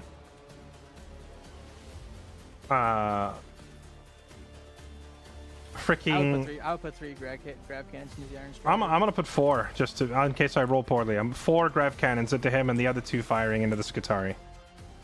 Okay. Resolve whichever you want to, I guess. Okay, let's do some math. Let's start with the bolters. So 5 of them are firing into the Skitarii. That's 15 shots. A little bird is telling me to remind everyone, these guys reroll ones to hit, and if they're fight shooting in a unit on an objective, they reroll all the hits. Okay, so versus Skitarii, you reroll everything. Okay. They're hitting on 3s, but these guys are in cover, so it's on 4s, right? Yes. Versus Skitarii, yeah. That is You get to 10. reroll. And then I get to re-roll all 5 of these. Yep. Yeah. So just right. Well, put that back. Just right click on the roll right there, and it'll re-roll all of them below that. Like Everything hits. Oh wait, no, sorry. This one missed. the 1-3 misses. Everything else hits. So Okay, the so Skitarii are deleted. This man's dice are hot! They are strength 4, so wounding on 3s. 4 wounding on 3s. Oof. But I get to re-roll all that, right? No, Just the hits. Oh. Nope, never mind. They're twin links. You do get to re-roll. Oh my god. They are So twin just the 2s. Just the 2s. Oh. Oh. That's I mean, fine. That's I actually think- better, so. I think it ended up being better, regardless. So, so delete delete the 2s and below, Okay. and then that's 10. Are they AP anything? They aren't No, AP. it's AP like Okay, so 10 4-up saves. 4 go through, so that doesn't kill off the unit. Okay. And these guys are just a single health point apiece, right? They just die? Yeah, Okay. they're a single hit point. Okay. And then one of those. What was that? What was that weapon called? The bolter is going Yeah, into the Iron Strider for the fun of it. So that's 3 more. So 3 shots hitting on 4s. 2 hits. No rerolls. No reroll because he's not on an objective, right? Yeah, and it's not a 1, so yeah, no rerolls. Okay. So then wounding on 5s this time. A 6. He gets a base, what is it? 3 up. Nope. Oh shit! Somehow actually got a hit in, so that's 1 wound. And Or now 1 you're gonna damage. shoot 12 times. And now. And now. Oh, he gets to explode. to really make sure he dies, 12 cannon shots.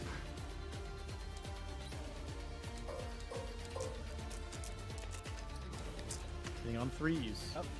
Not all of them did for some reason. You know, Oh, they didn't all roll? Hold on.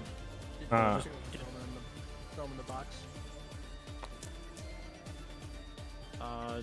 You do get to reroll 1s. Yeah, yep. That changed literally nothing. Okay, so that's 1, 2, 3, 4, 5, 6, 7 hits. 11 hits.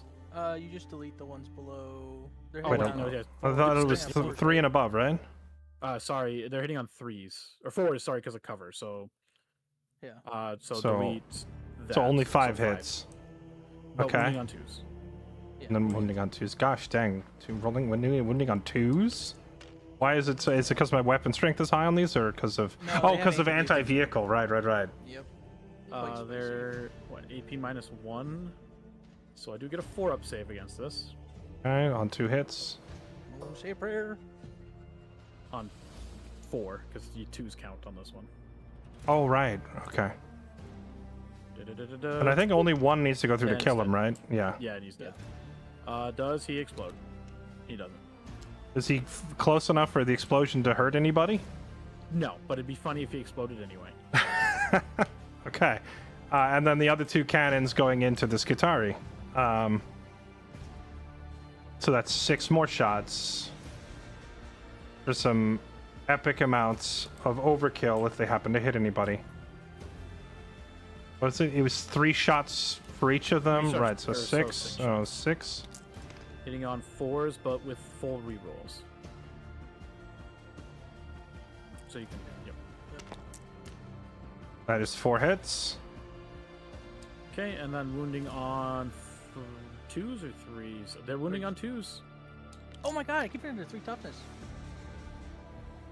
So that's 4 at AP -1. So that is my 5 up. Almost. That is enough to kill the whole unit. All right. Centurion's coming in clutch. It's 2 units deleted. Okay, so that was the Eradicators fired, the Devastators fired. I would like to point out that Call is now naked in the wind. Call is now naked in the wind. He no longer has lone op. Oh, so that means my guys that couldn't shoot him before now can. Oh, but my Lancer already fired at the Onager. So I guess it would have to be my Storm Speeders go over there for the shot. Yeah, I but can't see him. they can't see him unfortunately. So This one can. It's over. I think.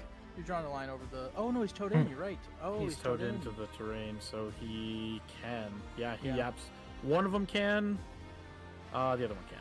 Okay, well, I'll have the one on the right stay on the Onager, because that was his original target, and just fire everything that he's able to fire. Fire everything. Fire everything!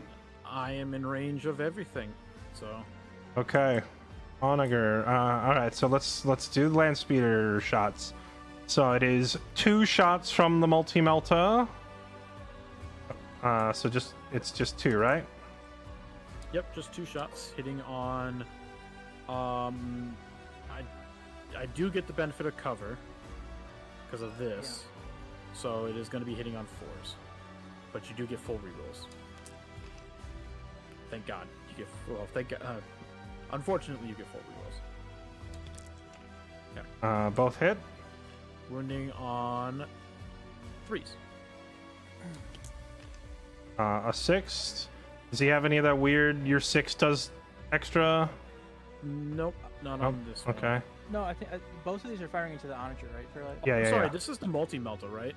Yeah, this is the multi-melta firing. Oh, so you were wounding on 5s, but Yeah, regardless, it so doesn't that matter here. Thank Right. Doesn't it- matter. Okay, so one wound goes through.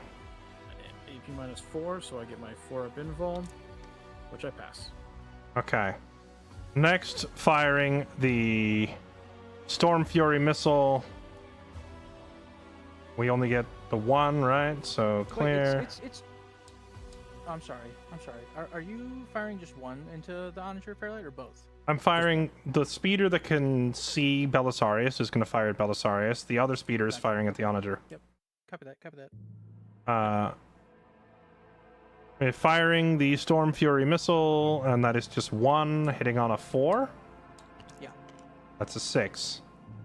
Okay, Okay. wounding on a 3. Still a 6. This man doesn't. I just roll 6s. That's what I do. Okay, AP -3, so 4 up invuln. I'm good. Yeah, This fucking god tier. I just hit all my shots, and Gibby just doesn't take damage. Those are apparently the 2 things that we're very good at. Okay, and now let's just light him up with the Gatling cannon and see if any of that gets through. So that is 5, 6, 7, 8 shots. Hitting on 4s. With rerolls. 4 hits. Okay. And then wounding on 6s. None of it gets through. Okay. You have the Gosh, range speeder. gosh darn, that Onager does not die. He is a very tanky boy. Okay, the other... Oh, wait, my Dreadnought hasn't attacked yet either, has it? Correct. Okay. Yeah. So the Speeder and the Dreadnought both unloading everything into Belisarius. They got- Which one do you want to do first? 'Cause Let's they do have the Speeder first. Is it within 18 inches to land at everything? It is. Okay. Yep.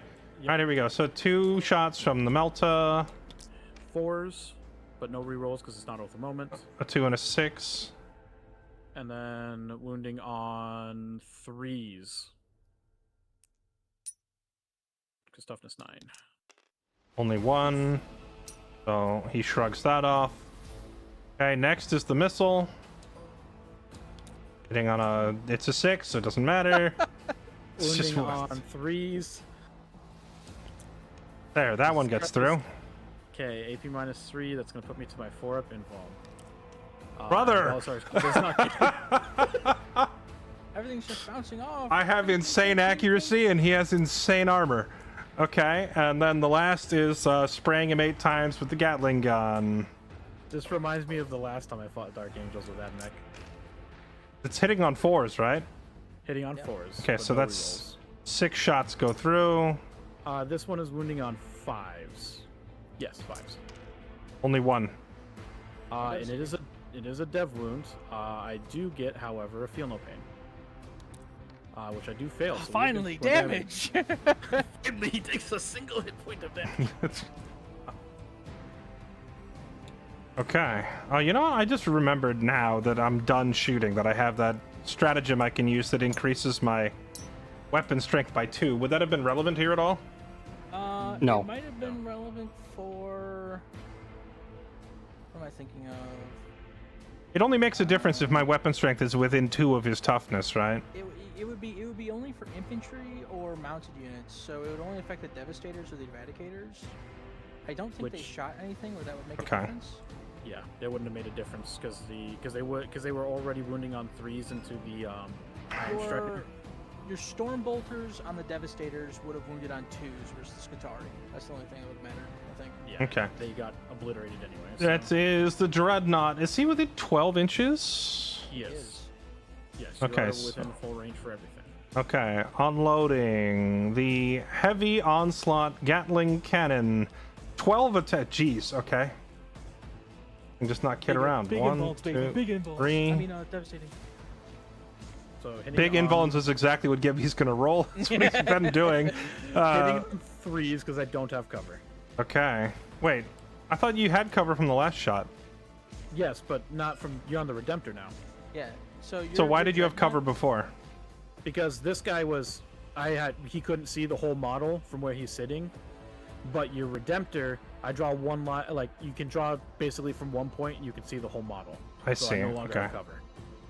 Okay, so hitting on 3s. Yep, but no rerolls. That is 1, 2, 3, 4, 5, 6, 7 hits. It does tell you in the bottom left there how many of each dice you rolled in the total score. Oh, we should reaction move the speeders too eventually. Yeah. Oh, yeah, he can do that. Well, he can do that after. Strength 6 versus your... Toughness 8, so wounding on 5s. Oh, see, now here, if I used that command point thing, this is where it would have been relevant, right? Because my weapon is strength 2 lower than your toughness. But if my strength equals your toughness, then your... Wounding on 4s. I'm gonna say it's not relevant because it's an AP minus 0 weapon. I'm saving on 2s. Okay. But am I understanding it correctly at least? Yes, you are understanding it correctly. That would have affected it. Okay. So 5s, 6s are devs. Oof. Okay, that's 5. Ouchies. Okay, I'm gonna make my 2 2-up saves. Never mind, I'm gonna roll 2 1s. Finally, this man can actually take damage. But these are... What is devastating wounds again? That's the mortal wounds thing. I don't get to roll a save for them, but I do have a feel no pain, so I can still negate the damage if possible. Okay, so and that's 5 damage. Okay, so 5 ups. I only take 3. Okay. Wait, I thought how does feel no pain work? I thought you had to like roll a matching die for those, or am I thinking of just making So stuff up? I roll a die for each point of damage, and then everything that is above a 5, I subtract basically a point of damage Okay. that I take. When I was watching like a video of guys playing this, I thought that they had to like roll matching dice or something. I don't know. I probably just had no idea what I was looking at. Okay, next is the heavy flamer. So you're gonna get D6 auto hits. Okay, so I just roll a d6. Yep. 5. 5, and now you roll 5 dice to wound. It is going to be wounding on 5s. Jesus Christ. Okay. AP minus 3. So it is 3 at 3 up. I Just save. just -1. Yes, so I'm saving on Oh, 3 yeah. up. Okay. So I'm good. So only one goes through? So none go through because it's a 3 up. I rolled. If Oh, you right. Okay. And then finally, the twin Fragstorm launcher. So it's another D6 of attacks. Yep, D6 attacks. Only for a single 1. attack. Hitting on a You just 3, hitting on right? 3s. Okay. Hey, it wasn't loaded. It wasn't loaded. We heard the click of the empty magazine. Damn, what an absolute Giga Chad that man is. He just doesn't take any damage ever. And I get to heal in for D3 at the beginning of my turn. Yeah, you know what he to do. Anyway, okay, so now before I end, Land speeders. everyone's shot, right? Everyone that So- could have shot. Okay, so The before inner I circle end, companions have bolt pistols if you just want to like go flat. can they do that while in melee? Yes. All right. I mean, I don't know why I wouldn't have them shoot. Do they have to shoot the thing they're engaged with, or can they shoot any target they can see? I believe because they're vehicles can shoot out. I don't know if infantry can shoot out. I believe they have to shoot what they're engaged with. All right, sure, why not? How many companions do I have? 1, 2, 3, 4, 5 of them are alive. There's also the librarian, and he also has a bolt pistol. Since he also has a bolt pistol, do I roll it in with the others, or do I roll him separately? If it's the same profile, you can roll it in the same, which it does look like it's the same. He does have separate not- it's a- abilities. Does that matter? It doesn't, but it is a regular bolt pistol. They have heavy bolt pistols. It's Oh, two you're separate right. weapons. It is different. Okay. So heavy bolt pistols, 5 of them rolling. Here we go. Hitting on... 4s because it's -1 because you're engaged. Or no, wait, you have pistols. Sorry, so it is 3s. pistols are immune to that rule, I take it? Yes. Okay. That is 3 shots hitting. Wait. Yeah. What's the companion's ability again? It's on melee, isn't it? Is melee only? Oh, it's just an attack. I'm trying to look. Character models leaves him. Each time a character model is attacked. Oh no, it is. So you just add 1 to the hit roll. So that they're hitting on 2s instead. But it didn't apply, unfortunately. Okay. Wouldn't have changed it. So 3 shots. That Wounding on 6s. wounding on 6s. Done. Okay. Okay. The librarian fires his, which is just 1.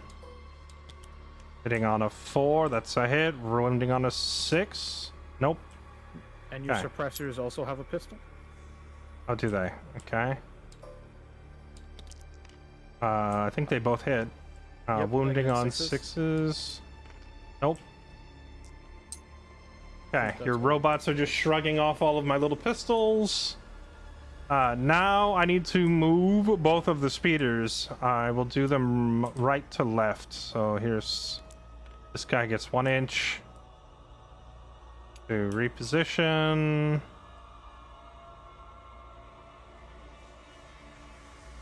Man, thank God for free pivot, am I right? And then rolling the other. He gets 4 inches to move.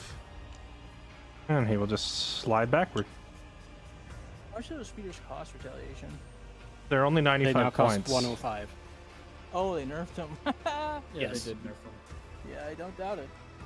They're It's getting a little dicey for me. they're pretty dang strong. If I could, I would feel better if I could get rid of that invincible onager. Okay. That's the end of my shooting phase, and now You charging. can do your actions too. Oh, right. Oh, yeah, you do your actions. So the intercessors and the suppressors both can score points, right? Correct. Okay, so how does this work? So cleanse is the one you're looking for. Okay. So it's basically works exactly the same as sabotage. You say this unit's going to cleanse, and then at the end of your turn, as long as that unit still controls that point, they cleanse. Okay. But I don't add the points right now. You don't add it till the end of your turn, correct?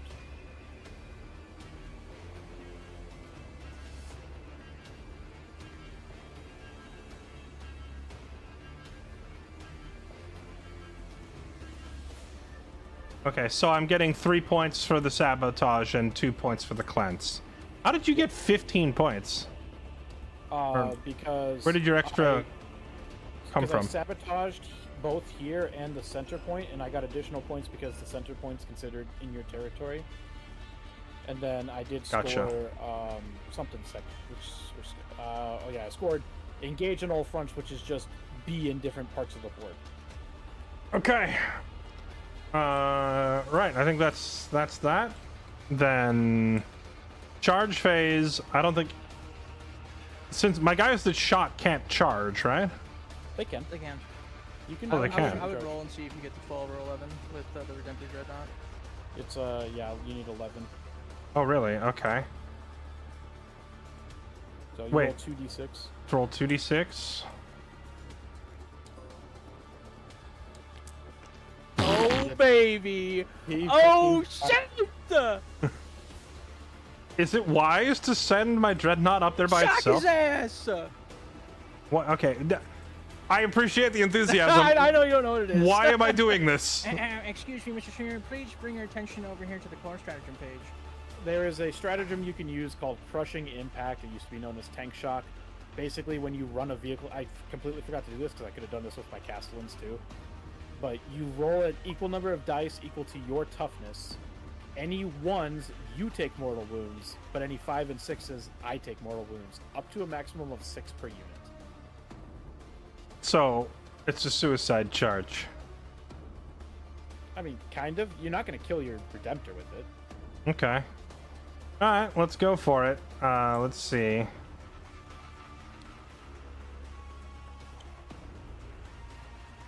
Base to base, right? Wait, hold on.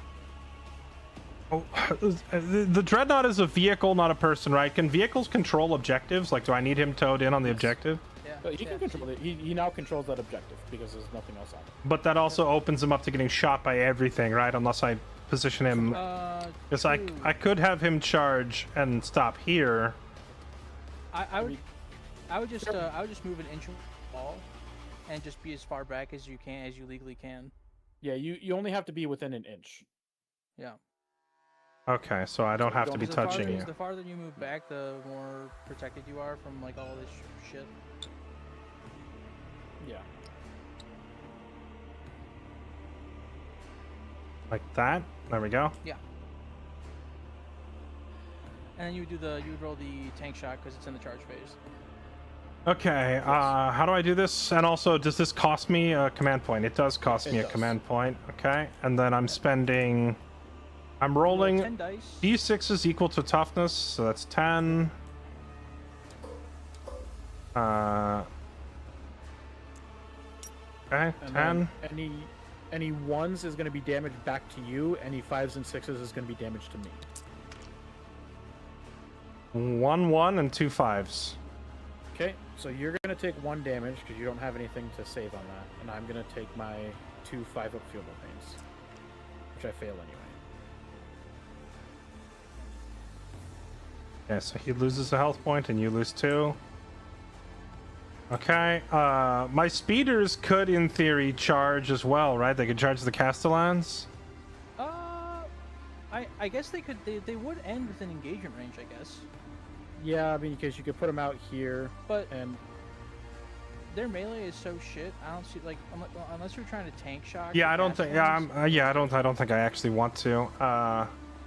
And the Lancer probably doesn't want to either. Okay. All I right. don't So think he's not in then, range. so then now we fight, right? So fighting. So now you start with the Redemptor because he has the fights first. Yeah. Okay. You could also. I'm pretty sure you can also repile in everything if you wanted to, or you can just because like I think, This for thing example, yeah, punches. This guy's out of range. This thing punches 5 times. Yes. I didn't think of this thing as a melee unit, but that's some strong melee stats. The Redemptor Dreadnought is a very good vehicle. Okay, so he swings 5 times with a strength of 12. So it doesn't really matter, but the way that the fighting phase works for is you pile in, then fight. Okay. And your inner circle companions should be able to. I'll fix the Yeah. I'll fix the infantry in a second when we get to them. I'll just finish the dreadnought, right? So he's, what is it? Five swings that hit on hitting on threes. That is 3 hits. Wounding on 3s. I'm not gonna lie. 2 wounds. AP I'm- minus 2. I feel like you command reroll that wound. I'm not gonna lie. I don't think it matters. I think Call is dead here. I guess it depends what the feeling pains you roll. Yeah, I gotta roll 6 feel no pains. Call just dies. Okay. He just wow. You just killed him. I didn't think of the dreadnought as being a melee unit. The charge never even occurred to me, but it just turned him into ketchup. Holy moly. See, when I look Ray at the would like to know if he can join and celebrate this great victory. no, because he's probably going to be my next opponent. He'll get his day. I didn't want to crowd up the comms on here with too many voices. But Gray, start getting your list ready because you're probably up next. Let's see. Yeah, see, I'm still new enough that when I'm reading these, when I'm reading the numbers, they don't make sense to me yet. I have to stop there and really focus. So it never even occurred to me that this thing is kind of a monster in melee. Okay. A good rule of thumb is to multiply the number of attacks, which you didn't really know how to read until today, by the damage. So this can do up to 15 damage in melee. Yeah, that thing, it slaps pretty hard. Okay, so now the infantry are piling in and fighting, right? How Yep, far is pile in range? It's 3 inches? 3 inches. I am spending 2 CP and I am interrupting you. Okay. Doing what? I don't think you have to actually because there's only one fights first unit. It automatically. It automatically goes Yeah. to me. That's right. That's Yeah. right. So never mind. Never mind. So you yeah. still pile in though, Fairlight. You still pile in. Yeah, you still pile in because I can't move because I'm basically base to base with everyone. So you Okay. pile in first. So it's up to 3 inches, right? Up to 3 inches, and you have As to long end as you end closer to the castellan. Do they have to go You don't base have to touch base the here? if you don't want to. Okay. No, you just have to end within 2 inches of it so you can fight it. But you do have to be closer than you started. I can't So- tell if this is getting closer or not. I think that's farther away. Okay. So That we'll would- just that go would be closer. here, That's Yeah. good. Yeah, that's good too. go here. And, oh wait, no, this, what's this face right in front of me counts as, As a Yeah, character. yeah. He's that's part gonna of be it, a right? He's character. part of the unit, so yeah. yeah, so I don't have to get closer to him. Okay, I think everybody's in pretty tight, so I think we just start swinging, unless you were doing anything first. I get to swing first because of how the way fights phase works is you do the fights first, and then it switches over to the defender's turn. Well, so I'm a little it's- confused. Why would the defender go swaps- first? It swaps over. Or, sorry, because- it just swaps. It swaps activations is what I meant to say. Yeah, all the fights first units go, but because you don't have like a second fights first unit or something, Fairlight, it swaps over to Gibby's turn because you had a fights first unit. So we're If- just if you're- taking turns punching each other, and I had guaranteed go first because of fights first. Correct. Yeah, because so I if charged. If your Redemptor Dreadnought had not charged, you would be attacking his Castellans first. Okay. Because you charged that and killed Call.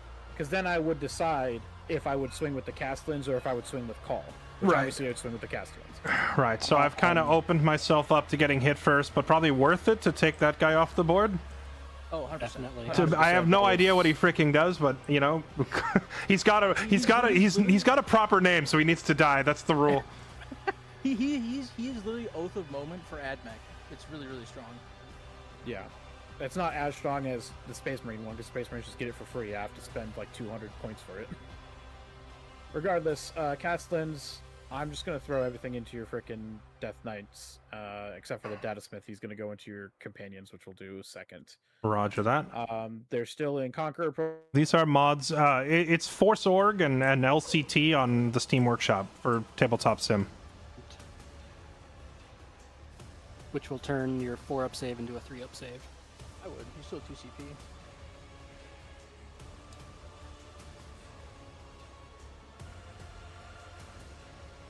Up to you.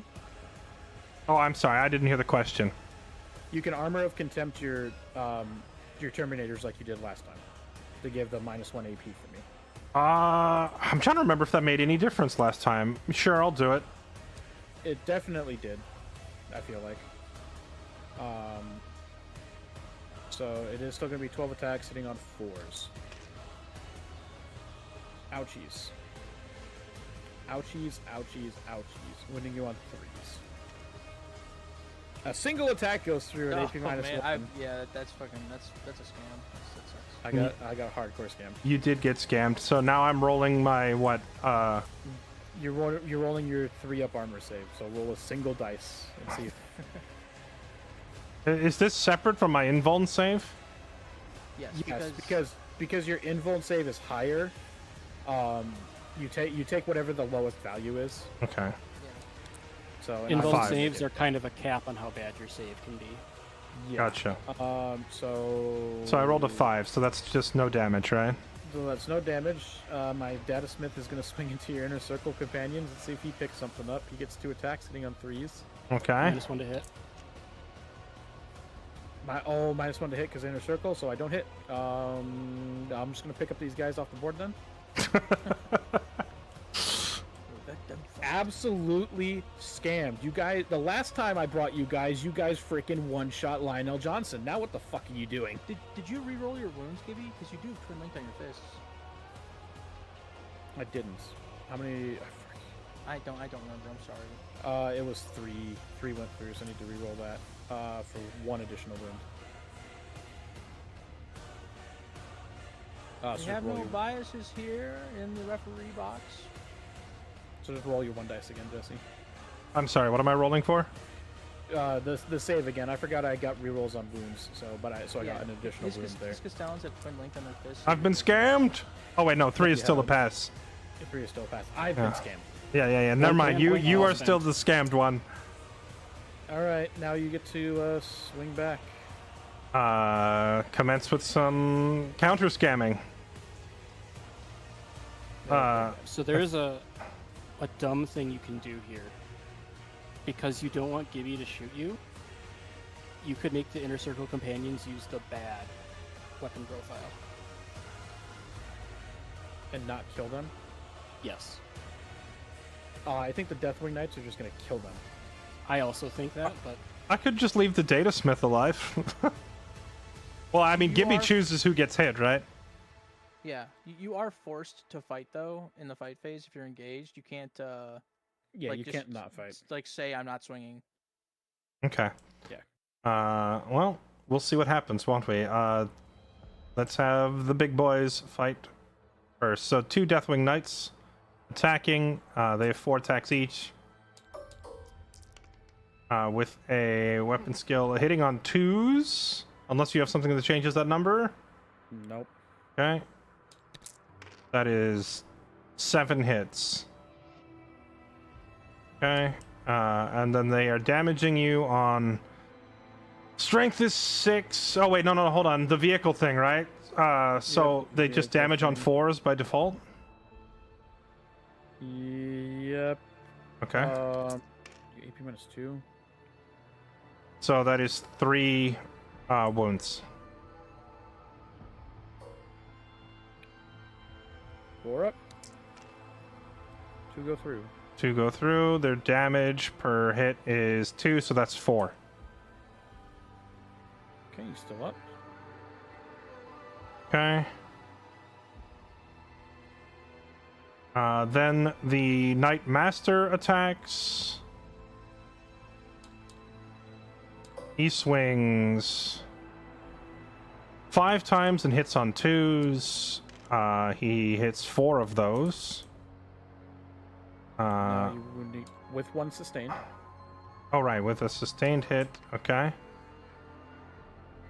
And then wounding on 5s, 6s, or devs. He hits a 5. He's -2, right? so I save it. Okay. And then the librarian swinging 4 times and hitting on, well, that's 2 hits. 2 sustained. And 2 sustained because of the librarian itself. So just roll all He those doesn't. dice. He doesn't have sustain, does he? He gives the himself unit gives, he sustained. gives the whole unit sustained. So I think we probably scammed you out of a few hits there, but Okay. And then wounding on 5s. 1-5. I save it. You know, Gibby might get scammed out of all of his hits, but man, he just doesn't take damage ever. This guy. Okay. I guess I'll have the suppressors swing. See if they can kill that one robot. Have them pretend that they are useful in this situation. They get 6 attacks. If they do 1 damage, you pick up the Yeah. robot. Hitting on 3s, wounding on 6s. That is 4 hits. None of them did enough damage to get through. Okay, and now the companions. 1, 2, 3, 4, 5 of them are still alive, and they are swinging. You were saying do the other one to leave the robots alive. Why would I even consider this? So Gibby can't shoot you in his shooting phase. If you leave the robots alive, I cannot shoot any of your infantry that's engaged with them. It won't matter because Gibby, you can fall back over enemy units. You just have to take a hazardous roll. Yeah. So even if Gibby was still engaged with you, he could fall back and then shoot your units anyway. Gotcha. It seems rather meta to leave them alive. Just yeah. I'm because just Gibby gonna can fall back. You just kill him. I'm just gonna swing for the fences regardless. It sounds like cheese to me. 5 times 4. That's 20 attacks. Holy crap! The companions are kind of cracked. And they're hitting on 2s. Right. Oh, right, because they have a character leading them. Yep. Yeah. And they have Okay. hits, which is gross. Oh my dear heavens! Wait, yeah, I mean, you were making it sound like the knights were the more dangerous of the two, but these guys swing so many times and they're so accurate. It's insane. So that's going to be lethals. And then you wounding on 5s. That is a lot of wounds. That is very ouchy. So there's 6, and then these 3 here count as well, right? Yes, so that's 9. At, what is that, AP minus 2? Yeah. 4 up! Oh boy. Damage apiece? Yes. 2 damage apiece. So that's 4. Oh, that's just, robot's dead. Okay, hold on. That's 1, 2, 3, 4.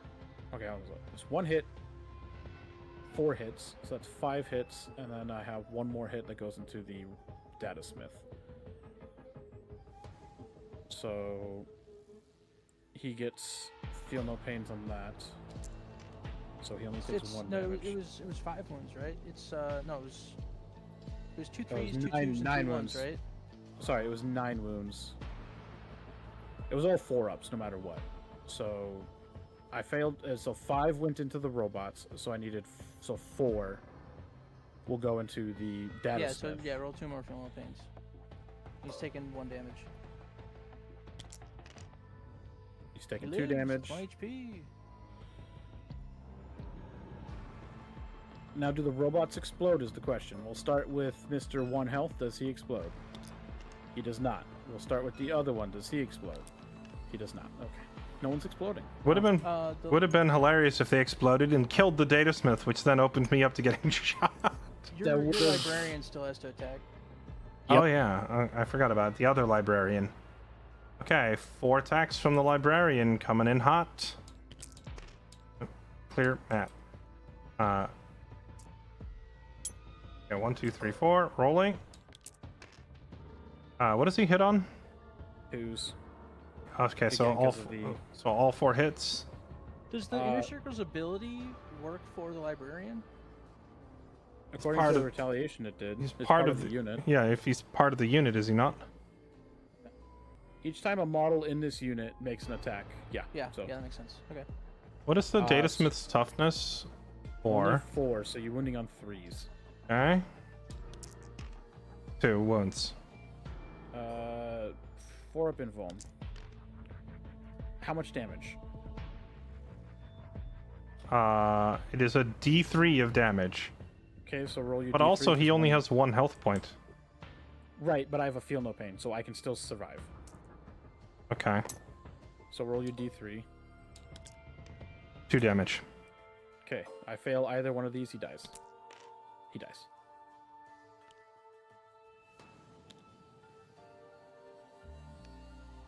Unfortunately, you can't consolidate onto the objectives because they're out of range. Yeah. So Somehow the Deathwing Knights are hidden. Yeah, they are actually because they did not shoot I hate you. because they have no guns. That's fine, I can move with So, range. do I consolidate now? And if so, how does it work? So you can I'm Con- pretty sure there's no valid consolidation move you can do. There's ongoing consolidation where you consolidate into a unit you're engaged with, engaging consolidation where you consolidate into a unit that's within 3 inches, and then objective consolidation where you move towards an objective. But you have to land on the objective, and you don't have enough movement to get there. Gotcha. Oh, So if yeah, you just kill a dude, there's no like automatic melee consolidation by default. not anymore. Yeah, there's Nope. not. Okay, well, my companions are out in the open and gonna die to massive gunfire. At And I- least they got a 4-up. They might live. Yeah, well, yeah, I mean, they did their job too. Their job was to go onto the point and stab everything to death with swords, and they more or less did that. Yeah. Okay. That is my turn then, sir. Back to you. Okay. Oh, wait, make hold sure on. I need to add my points. And I think I'm only getting 5 here, right? 1 for the cleanse and 1 for the So sabotage. you're getting 2 for cleanse. 3 No, for I can sabotage, score off of any of these cards, right? If any of them up fit. to up to a maximum of 15. Yes. Okay. You will not get outflanked because you're not in my territory with anything. I think he has to be within. What's aerial denial again? Let me look. He has to be within the 3 inches, which So- he's not. Wait. So one thing that Fairlight you could have done is once you killed Call, you could have objective consolidated onto the point to score center ground for 3 points. But then you would have been open to getting shot. Yeah, I was kind of Also, not putting I- him on the point because I didn't want him getting hit. I think like next turn I will try to pile all my guys onto the point, but I didn't want the Dreadnought to walk up and tank Gibby's entire army. I Yeah. think the dreadnought wouldn't have been able to regardless get to It get to depends 3 on if his inches. base can squeeze into this tiny little freaking gap at the edge of the generator. Yeah, which I think it's probably just a little too big, but that's fine. So you'll get the 2 for cleanse, and then you'll get 3 for sabotage. And then you do discard cleanse now because you have scored it. Oh, okay. So I don't get to do that every round. Okay. No, so you get the discard just in there. There you go. Okay. All right. Alright, I didn't add my points, so did I, or did one of you already do it? Okay. Yeah, I did it for you. All right. Shit. I only It have should the. be- Oh, no, I feel like Gibby has a much smarter strategy, but I have just rolled a lot of 6s. Yes. Dune Crawler still needs to make its battle shock test. He fails again, because of course you do. I can't use Oh. stratagems on you, but you just get to live. Wait, Battle Shock extends through multiple turns? You have to if you become battle shocked, you have to roll out of it. Yes. Gotcha. And how do you get Battle Shock again? It's just bloodied, like less than half? Yes. Yeah. Because he was, or through other means. There is other means of doing it, but It's yeah. half or less, not less than half. Right. Correct. Half or less. So. So like your Lancer would roll for Battle Shock at 6 wounds, not 5. I don't know what unevens roll at again. I think it's 4. Like your Land Speeder would be at 4, not 9. Pretty sure. Yes. Because if you can't get the exact, it's then less. Because at that point you would go from above half strength to less than half strength. Yeah, true. Okay, I think... What do I want to do here? I think I will stay in Protector Protocol. I think is what I'll do.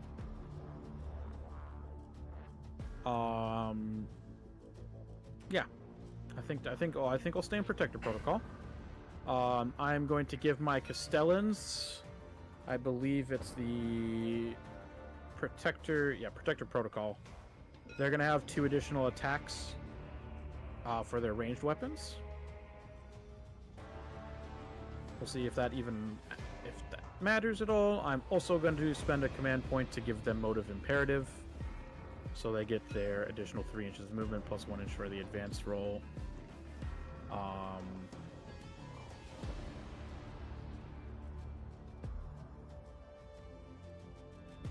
looking at things here.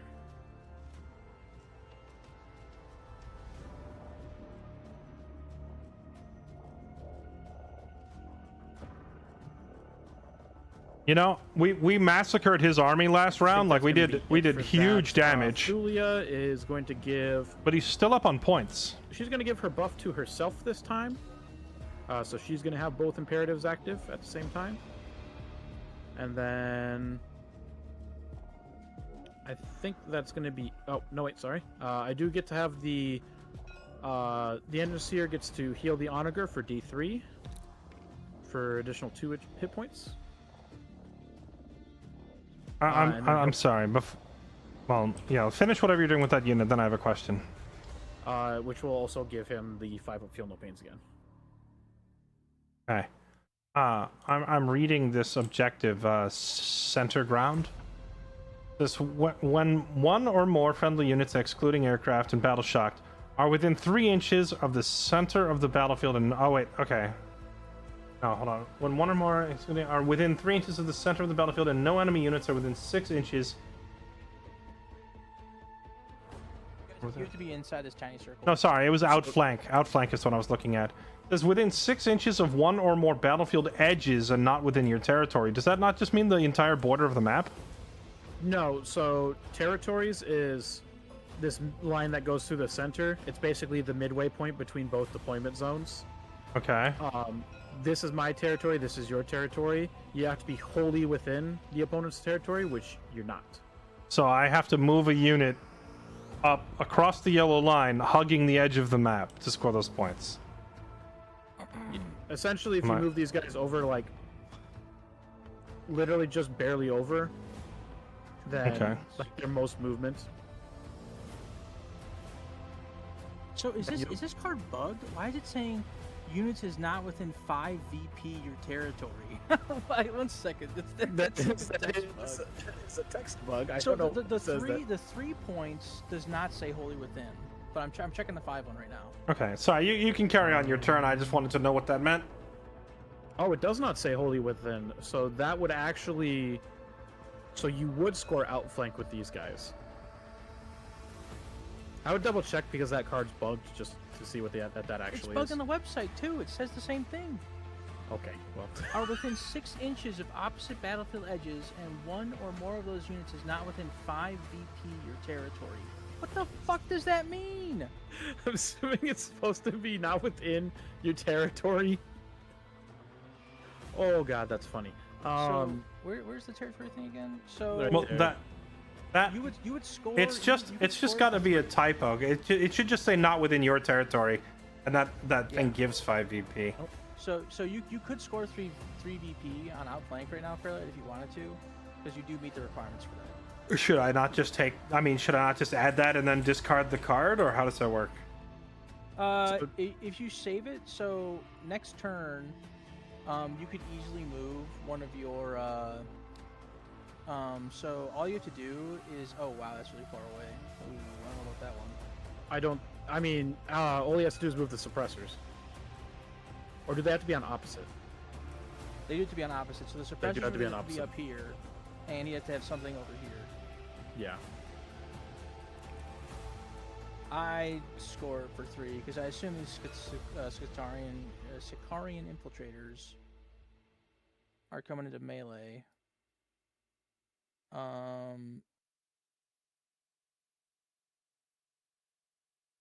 Also, how did you already score 4 points this round?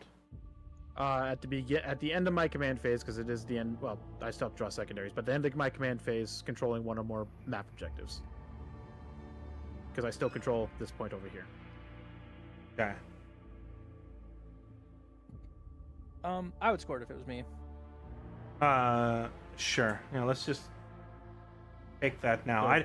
I didn't realize I could score so I can score all of these cards at once if I meet all the requirements, right? Up As to long as 15 it's- points. Yeah, it's a cap of 15 points per turn. Well, that would put me something right else. at the 15. No, 15. No, 15 secondary points. Like you can score Yeah. 15 secondary and 15 primary, so 30 Oh, okay. total. So we would go like this and then toss out the card. Yeah. I already Okay. added the 3 for you. But Oh, you already did. Okay. All right. And I'll score. Carry I'll on. grab my secondaries. Do you have anything? No, he doesn't. Okay, so that just gets discarded, and I draw another. Assassination and centered ground. Okay. Actually, fairly easy to get some of this stuff done. Okay, I believe that is everything for my command phase. On to the movement phase.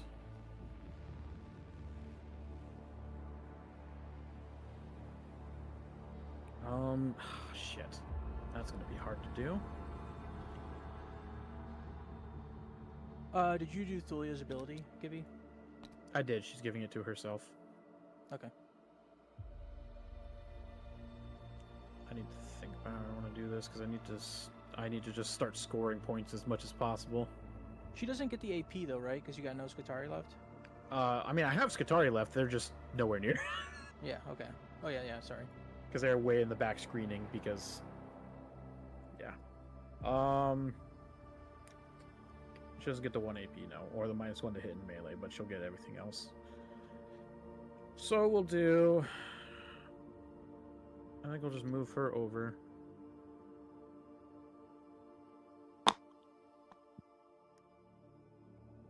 Why? Hello. Nice to meet you. Nice to meet you. Did you see what I just did to your boyfriend? I don't know if you're moving anything else, Gibby, towards Thulia, but she will lose Lone Op, just FYI. I'm aware she'll lose Lone Op. Okay. I do have a little bit of a plan for it. I think I can get these Plan. guys. I think I can get these guys close enough. I cannot get these guys close enough. Shit.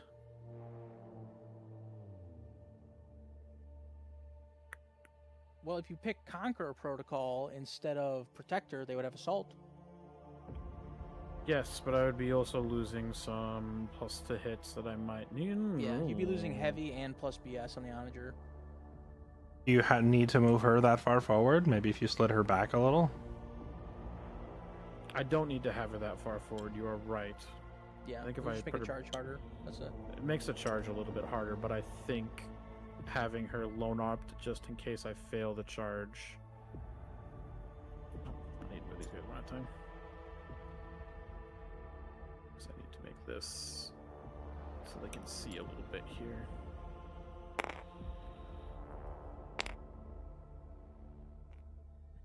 He is a thick, thick boy. I drastically underestimated the melee damage of this thing. I can't believe it basically just completely flattened his warlord. It just ran up and turned him into hamburger meat with one punch. I don't know. I look at the shape of this thing and I see it as a giant artillery platform. I didn't think of it as a brawler. Karens are just gonna. But it's arguably more dangerous in melee than it is at range with that kind of damage. Iron Strider is just gonna kind of casually move on up. And I don't think there's a world, unfortunately, where I get these Astari to anything that's gonna actually be able to be shot at.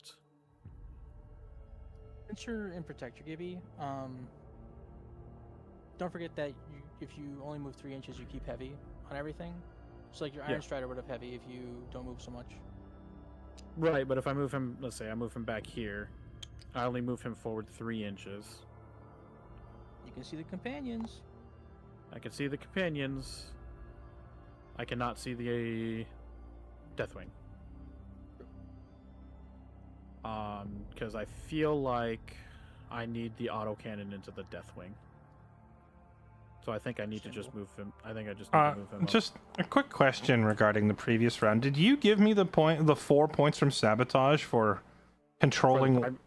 Yes, I did. Okay. That's why you have 7. Yep. You got 3 points for doing an action on your expansion, and then 4 points for owning the expansion. There's just been so much info on the screen to read that I'm just now getting around to reading how the objectives work. I'm going to move these guys just a little bit farther forward, but I'm going to keep them towed on. They're not going to be able to shoot anything, unfortunately, but they will still be able to do objectives, which is going to be the point. I'm going to advance these Skitarii Rangers.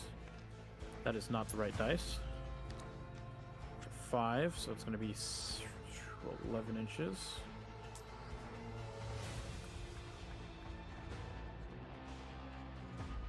I'm just going to kind of go like right there for now. Yeah. Shooting phase. The first thing we're going to do is we're going to activate a couple of things from Thulia. Starting my shooting phase for Secutor of Olympus, I select an enemy vehicle within 12 inches, and I roll a d6. Obviously, that's going to be the Redemptor. On a 2-up, which I get, he's going to take D3 plus 1 mortal wounds. Wow. So he's going to take 2 mortal wounds. And do I roll to resist this at all, or is this just a magic finger point? This is a magic finger point because you don't have any feel no pains. Okay. The next thing she's going to do is on a 2-up. I'm going to force a battle shock test on your Redemptor Dreadnought with -1. Okay, so I'm rolling what, my leadership skill? Yes. Yeah, so you do a 7-up. So that means I can't pass it, or what? No, you roll 2 dice, and if you get a 7 or above, you pass. If you get below that, you fail. So leadership tests are 2d6s? Yeah. Yes. Okay. The 2d6, and I need to beat a 7? Yep. Jesus Christ, dude. Jesus. Yeah, F good you, luck Gibby. today. Good luck. You're getting fucking obliterated. Holy cow, these dice. Jesus Christ, man. See, it's unfortunate that the other map mod isn't on the workshop anymore, because that one has a button that you can check your entire roll stats for the game so far, so you can see what percentage you've rolled for like every single dice. Yeah. I'm pretty sure you're rolling like 23% 6s or something crazy. You're rolling insane. I can only target you once with that, and there's no other vehicles within range of any of my other tech priests, so I can't do that. So, yeah. Fun. Okay, now on to proper shooting.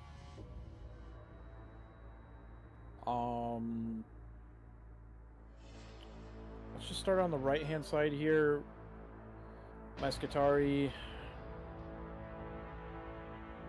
A few of them can. Can the plasma? The plasma can. Right. Range for the plasma? Plasma's 30 inches. Yeah, it's 30 inches. Oh.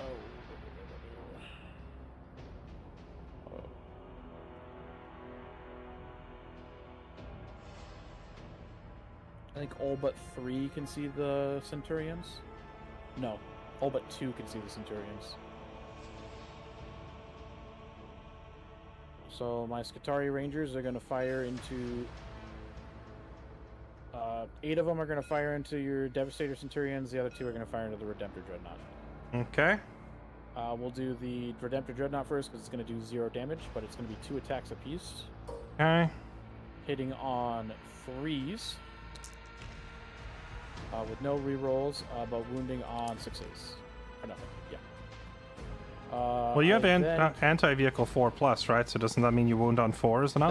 That is on that specific weapon. That is not the weapon that is going to be for that when that one guy shoots. He has a different weapon from the rest of the squad. How come you have so many different weapons mixed into this squad? Galvanic rifles. Plasma not calibers, does it? omnispexes, arc rifle. Like you're only allowed to take one of those special weapons per like one of 5 each models. of them. So And it's also per 5 models, so I can take the 2 special ones. The Omnispecs is just another upgrade that I can give the unit itself. Gotcha. Gibby's freaking walking out here looking like the scene from The Matrix.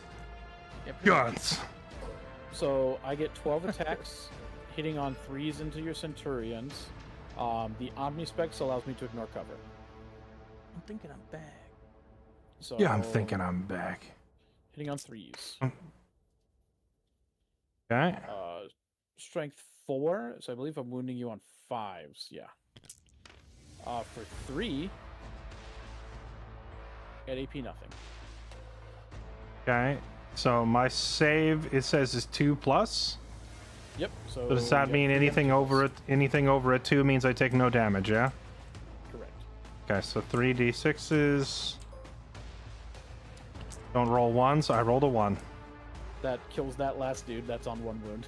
R.I.P. that guy. Way to go, Skatari. You're actually doing something. Yeah, the Emperor didn't protect. Get out of here, nerd. Okay, we'll do the arc rifle next. It gets a single shot, hitting on 3s. It does hit. It is strength 8, so I'm wounding you on 3s, 6s, or devs. Single wound at AP -1. Okay, and AP -1. Ignore that. AP -1 means my save score goes from 2 to 3, right? Correct. So I have to roll 3 or higher to not get blown up? Yep, just 1. 5. Fine.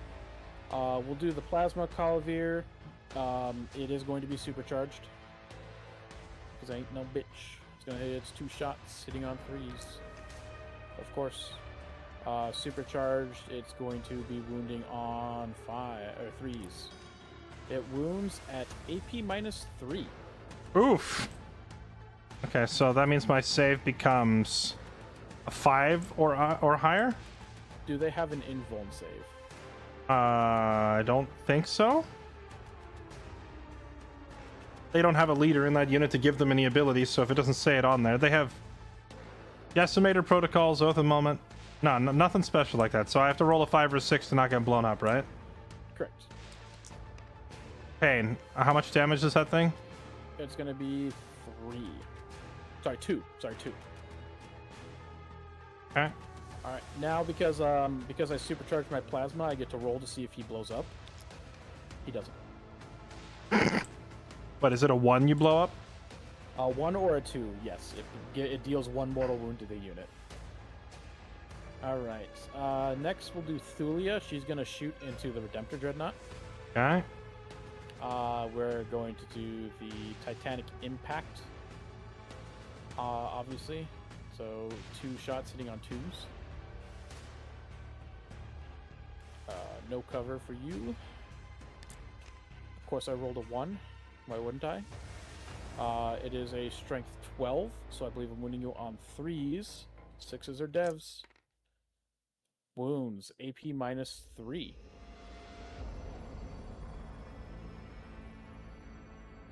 Okay, my save is 2+, and on 3, that means I need to roll a 5 to not explode. I rolled a 4, I explode. D6 plus 2 damage. Of course I rolled a 1. For 3. Lucky me, because you could have actually just one-shotted him with that gun. That thing's disgusting. Yeah. Alright. It's 2 damage fairly because of the Redemptor Dreadnought's ability. Oh yeah, Redemptor. Oh, right. Okay. So, I don't think... you... Oh yeah, you're right. Yeah, so... okay. We'll do the Castellan robots next. The only thing they can shoot is the Redemptor, so everything's in the Redemptor. This was my worry when I charged that guy.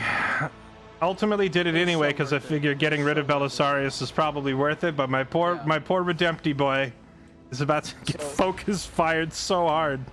We're gonna start with the heavy phosphor blasters. I get 2 extra attacks because of the protocol, so it is gonna be 5 shots apiece for 15 shots. Okay. I ignore cover, and +1 to my ballistic skill, so I'm hitting on 3s. It is only strength 6. So it is going to be wounding you on 5s. For 2 at AP minus 1. So 3 or higher to ignore, and I'm rolling how many? 2? Just 2. I need to beat a 3. Beat them both. Okay, for the other Phosphor Blaster, the regular one, once again, it's going to be 15 shots. Oh my dear heavens. 3s. Of course, this one rolls better. That is going to be, again, strength 6. So wounding on 5s. 4 at AP minus 1. Same story. I have to beat 3s, and I'm rolling 4. Yep. 1 gets through. A single point of damage. Okay. Unfortunate. I was hoping that I would kill him. Yeah. That's where I feel like Rad Zone would be cracked because you just lethal hit stratagem, he'd 100% be dead. Yeah. Okay, we'll go over to this side of the board next. My Iron Strider is going to fire into your Deathwing Knights. Okay. Can it see them? Is he in the 12 inches? It's 15, and yes. Okay. So, well within that, so he can absolutely see them. He's going to fire on them. They do get cover, but I have +1 to my ballistic skill, so it's just going to balance out on hitting on 4s. So 4 shots hitting on 4s. With sustained. And then strength 9. Ow. Into your toughness 5 would be 3s, but -1 to wound because of Death Knight bullshit. So 4s, but I do get rerolls. You could have armor of contempt here, but because it would make the save from a 4 to a 3. No, Gotcha. 3 to a 2. Yeah, it's only AP -1. Does Armor of Contempt persist for the entire shooting phase after I put it on a unit, or is it just against one attack roll? It's just against the attack one. roll. Yeah. Gotcha. Well, So one unit, not one attack. Sorry. gotcha. Well, he's already rolled his dice, so calling it out would be whatever. So how many hits? 4 at AP -1. Okay, and my save is... They're going to be a 3 up. Do they all have the same save number? Okay, yeah, they do. Okay, so I'm rolling 4, need to beat 3s, right? Yep. All save. I don't even know why I was worried. Yeah, don't even know why you're worried. He rolls like a fucking god. And Okay. for saves, you pick the non-character group first to roll your saves. So the save of the librarian doesn't matter until the Death Knights Deathwing Knights are dying. Gotcha. Okay. The Sakaran infiltrators are going to shoot into the inner circle companions. They got their flechette blasters. It's going to be 5 shots apiece, so 25 shots. Is that these guys, the infiltrators firing? Yep. Okay. Hitting on 3s because of +1 to hit. Dear heavens, that is so many dice. Thank God they don't have wheels or anything. Thank God I don't have lethals. It is only strength 3, so I'm wounding you on 5s. For 2 wounds. At AP nothing. AP nothing, and my save is 3s or higher. Yep. 2, okay. Let's save. Yep.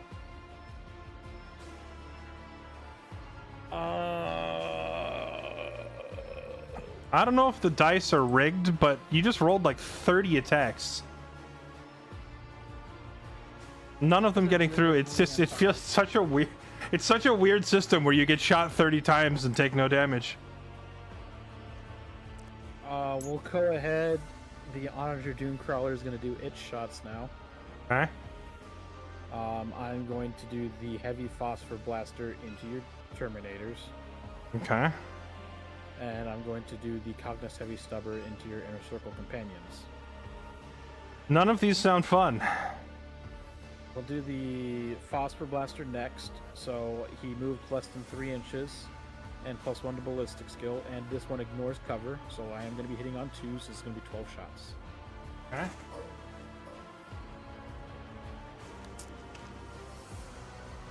and then it is strength 6. But with Terminator nonsense, it's going to be wounding you on 4s. But it is twin link, so I do get to reroll. Is that factoring in Wrath of the Rocks thing? Yes, that is what that's what is. That's why I'm wounding on 4s. Because otherwise, I'd be wounding you on 3s. There's going to be 7 at AP -1. Dang, seven got through, huh? Okay. But so I need 3 up. -1, so I need to roll 3 or more to live. 1 gets through. Of course, only 1 gets through. 2 damage. 1 Okay. damage. Because you're shooting the Deathwing Knights, right? God, they're crazy. Oh Yeah. yeah, they have -1 damage. Oh my god.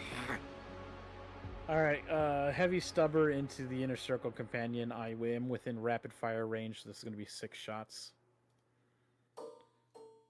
Same thing applies. It is going to be hitting on 2s with sustained.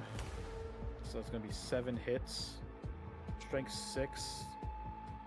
So I'm winning on 4s again because of Wrath of the Rock. This one is not twin linked, so there's only going to be 3 at AP nothing. Nope, AP nothing. So, rolling 3, and I need to beat 3s. Yep. 1 gets through. Single point of damage. Okay. Killing me, Smalls. Okay. Yeah, that's it for shooting. Oh, these guys are gonna sabotage because they didn't shoot. So just put them there. Charge phase. We're gonna do some charging. We're gonna start with Thulia.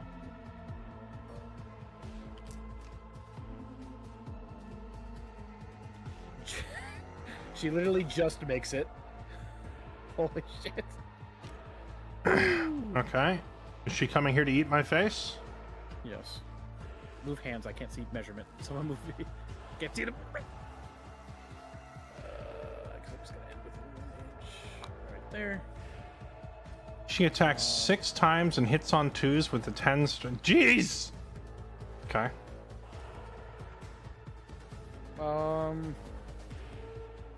For the memes, I'm gonna charge the Castellans. See if they don't make it. Not even close.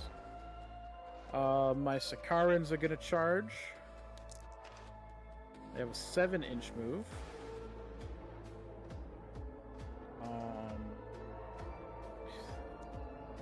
They're just gonna die.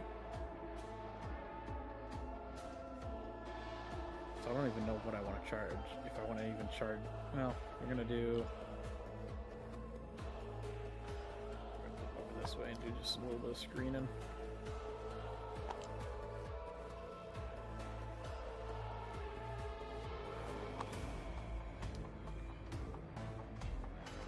Are you engaging the Deathwing Knights, BB? No. So, Fairlight, this is when you would use the heroic intervention. Oh, it happens to the end of the charge phase. Never mind. So we'll wait until BB's done. Is there a reason that I would want to put the Deathwing Knights into this engagement when I could just have them charge something else like the Iron Strider? Because if you charge your Deathwing Knights in, that gives them fights first. So that means that Gibby has to choose between either fighting with Thulia or fighting with his Sicarians. Because if he fights with either one of them, your Deathwing Knights go after. That's fair. If you don't charge, both of his guys get to attack before you do. And heroic intervention, this is just always available to everybody, right? Yep. Yes. I guess you could pay 2 CP for what's the one? Is it counteroffensive? Let's see. Yeah, skip it. counteroffensive.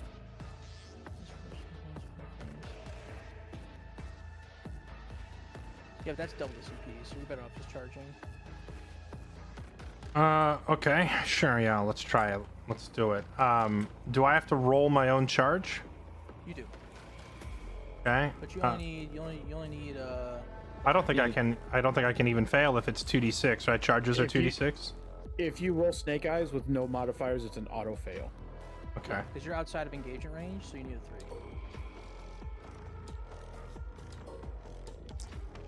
3. He makes it easy. Okay, so these guys are leaping into action to run up here and defend the homies. So because just to, as a knowledge check, because you rolled a 6 Fairlight, you can move 6 inches.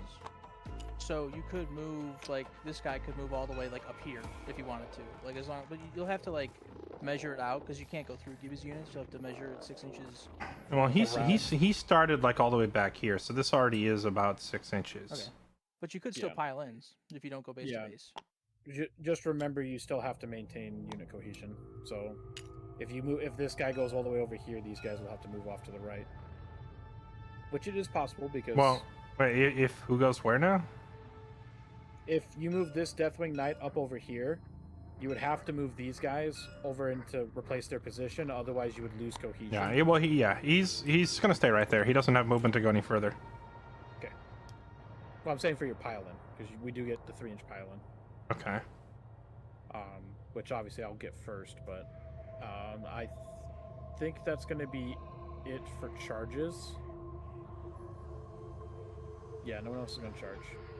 So now for fights phase, now we get our pile-ins.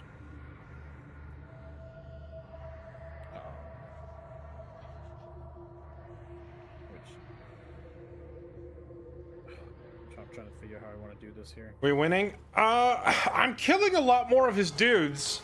So, like, my army is starting to overpower his. These guys are just going to get Primarily because my dice rolls have been insanely lucky. But he's still putting more points on the board. Like, he's hitting his objectives harder. Another reason to. Now, with that try and said, move if I them just from kill all of distance his units, he can't score any more is that, points.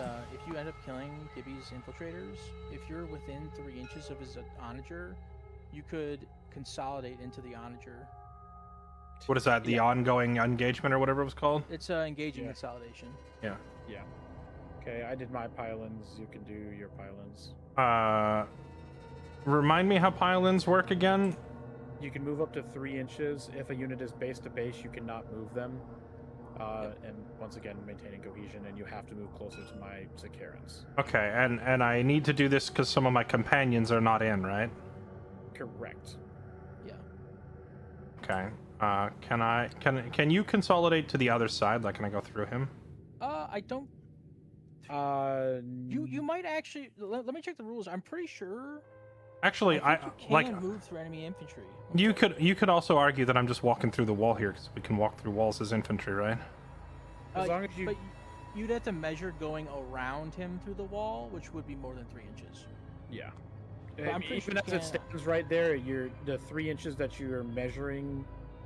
Oh, maybe right there. You might be on top of my model though. Is the issue? Yeah, you're on top of the model, so that wouldn't work. Oh, right there would work. Okay. Oh no, I'm sorry. I think it's just. Friendly It's just- vehicles can move through enemy infantry. My bad. Not infantry versus infantry.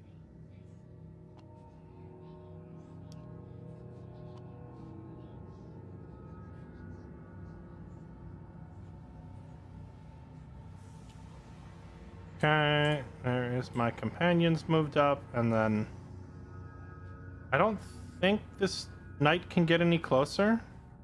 Your librarian needs to move. Which librarian? Oh, right. I thought that was a suppressor. Okay, hold on. This guy could technically move this way because, like, he could move. It doesn't say which of your exactly. rangers he has to go after, so Now you're okay. Now He he's getting it. Now so he's he getting could go it. to that guy, and that opens up space for you to sneak through, I think. Yep. There we go. Now he can get stuck in, and then this guy can get. Well, he only gets to go 3 inches. He might not be able to reach the engagement. I don't think he will. Yeah. Well, that's as close as he's gonna get. That's fine. All right. And I think that's it. Yeah, the Sicarans are obviously going to swing first, so they actually get their attacks in before they get obliterated.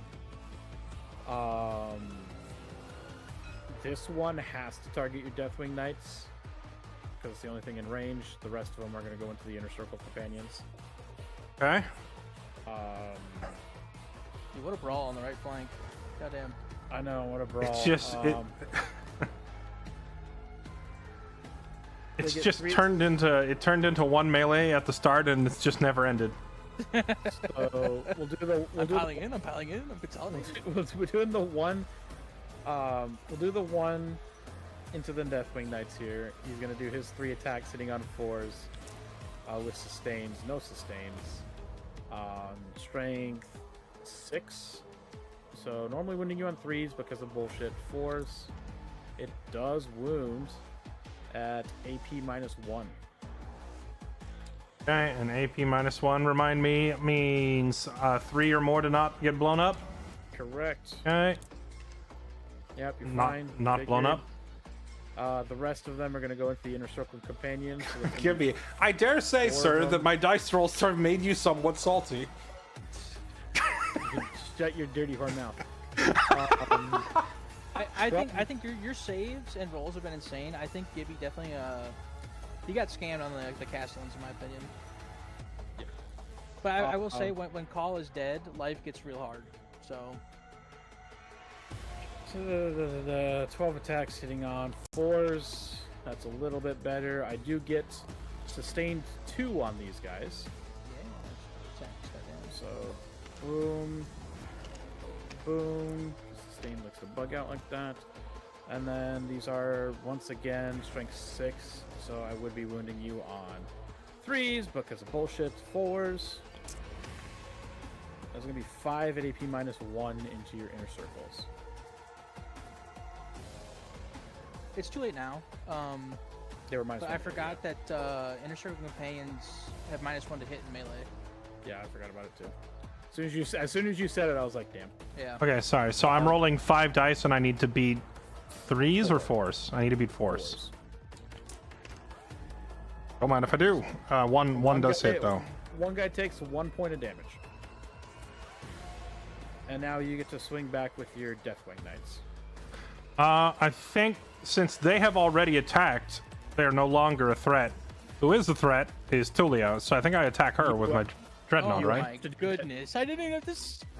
No, because you have to do heroic. You have to do counter offensive to do that. You have to do the Deathwings because that's charged. That's first. Oh, yeah, that's a good point. That's a good point. He's got- Yeah. He is Okay. it's first. I forgot that Tulia didn't charge. Or I mean that the Jedi didn't charge. Right. Okay, yep, valid. So these guys have to attack first. So it is 4 attacks per. And there's 2 of them. Wait, hold on. Wait, that means I baited you. I'm sorry. No. Bomb just baited me into getting not only my Dreadnought killed, but now... No, I'm kidding. This is not a bad idea, because clearing these guys out now means they're not in the way, and I can attack the Onager. Yeah. It also does mean you got an extra like 4 inches of movement out of your Deathwing Knights towards the enemy. Okay, so hitting on 2s. All 8 hit. Sustained 1 from your Librarian and Terminator armor. Yep. So hit sustained hits. Oh, I didn't roll for him because he doesn't have that weapon. Well, it gives the Right. whole unit. Oh, I Sustained see. hits What the you whole mean? unit. He adds sustain to the others. Okay, so sustained Yeah, hits. yep. Okay, so Yep, that's so they're gonna 10. explode here. Strength, 6? Into toughness 4. So you're winning on 3s. Wounding on 3s. Okay. That is 5. The first scam of the game. First game of his game. Hurry up and keep doing that, please. AP -2, right? These guys yes. have a 5-up invuln. Slightly scammed. How much damage apiece? I think it's 2 hit, 2 per. Yeah, it's 2. Yes. So that's 2 dead boys. Okay, and then the librarian himself will also swing 4 times. Hitting on, well, there's 2 hits, okay? And then, Sustained. Sustained 1. alright, sustain a hit. So 3, wounding on and 3s. wounding on 3s, all 3. Ooh, all 3 go through. It is D3 damage per, right? It is, so So if you roll low enough, I may not kill all of them. Let's see what happens. that's a 3 damage, and then 2 1s. Oh, it's 2 guys dead. Okay, and then finally the Nightmaster swinging, who attacks 5 times. What? Gibby, couldn't you get to allocate the wounds? Couldn't you put you could put 1 damage to put him down to 1 wound, and then take the 3 damage, and then put the 1 damage on a different one, which would save a guy. It's not gonna matter. They're dead. I wonder how that works. I guess you would roll them individually, probably. You wouldn't do it all at Probably the had same to roll them Okay, individually. but it Nightmaster doesn't hits matter. on 2s, which is all 5. Strength, say, okay, hold on. This is the part that I keep confusing, is figuring out how to determine if it hits. So he has a strength of 6, swinging at a toughness 4. So what is the standard? Is 4? The standard is 4 if And they're equal. and because I'm higher, so it's 3, right? So I need to I beat made this pretty 3s. picture for you. Oh, nice. So it's on 3s. So 3 go through. 3 at AP -2, so my 5 up. Then he dies. Yeah, it didn't matter. He would have died. So now we go on to continuing. Now we go on to my other fights first, which is Thelia. So she gets this hit. She's obviously going to do the Rod of the Warforged. 6 attacks, hitting on 2s. Please don't kill Redempty boy. He's a good boy. Strength 10, so I'm wounding you on 4s. 6s are dev wounds. That is, I got A scammed once again. scam. I want to command reroll that, Gibby. I would command reroll one of those. Cause you kill him with 2 hits, right? There we go. You're right, and so that's 2 at AP -2. Wait, does command reroll the whole pile of dice or just 1 die? It's a single, a yeah. single dice. 'Cause Gotcha. If Gibby hits you, if Gibby gets Yeah, 2 attacks that's- through, your Dreadnought dies. Yeah, that's an expensive. That's 1 expensive die, I guess, but worth it in this case. Sorry, what am I rolling? AP -2, 2 dice. So AP 4. -2. Okay, so I need to beat 4s. Okay, Wait, does I can command reroll these though, right? You can command pull one of them. Yeah, one of them. How many command You points only do I can have? do- If you do, command if you point do left. he does live. If you do save him. Does Gibby have anything else attacking this turn? No. No. I think I'll do it, because it's a 50-50 that he lives. Yeah. And You I've got also get 2 CD Azrael. on your turn. Yeah, Yeah. You're getting fucking kicked, Gray, if you're gonna start doing that bullshit. What is he doing? He's spawning random bullshit and then lacking the game. Okay, here we go. Reroll 50-50. Live, Redempty boy! He lives! Let's go! He's down to 1 HP. Two What is is that? the 3 thing. damage per hit or 1? Or Yeah, 2. So he's at 2. He's a -1 to -1 damage. Yeah. what is the -1 from? That's Duty Eternal? I never read Duty Yeah. Eternal. What does it do? Yeah. It just reduces any damage by 1, except for Right. 1 damage by Okay. Redempty boy lives. Redempty Boy now gets to swing back. Oh right, yeah, I forgot. I was Oh my thinking God, next giga turn. value. Yeah, holy Yeah, shit. I was thinking of next turn having him alive. I forgot he gets to retaliate this turn. Okay, that is 5 punches. He has -1 to hit because he's damaged. That is true. Oh yeah, does he not take like a battle shock test or whatever? Not It He would be will. Your Command command phase, phase. Yeah. but yeah, 5 if a punches. hitting on 4s. Hitting on 4s. 2 hit. Okay, wounding on 3s. Both hit. AP -2, so my 4 up inform. Okay, how much damage per? 6, right? They are 3 damage per punch, so 6 total. 5 up, feel no pains. I make 1, so it takes 5 damage. Okay.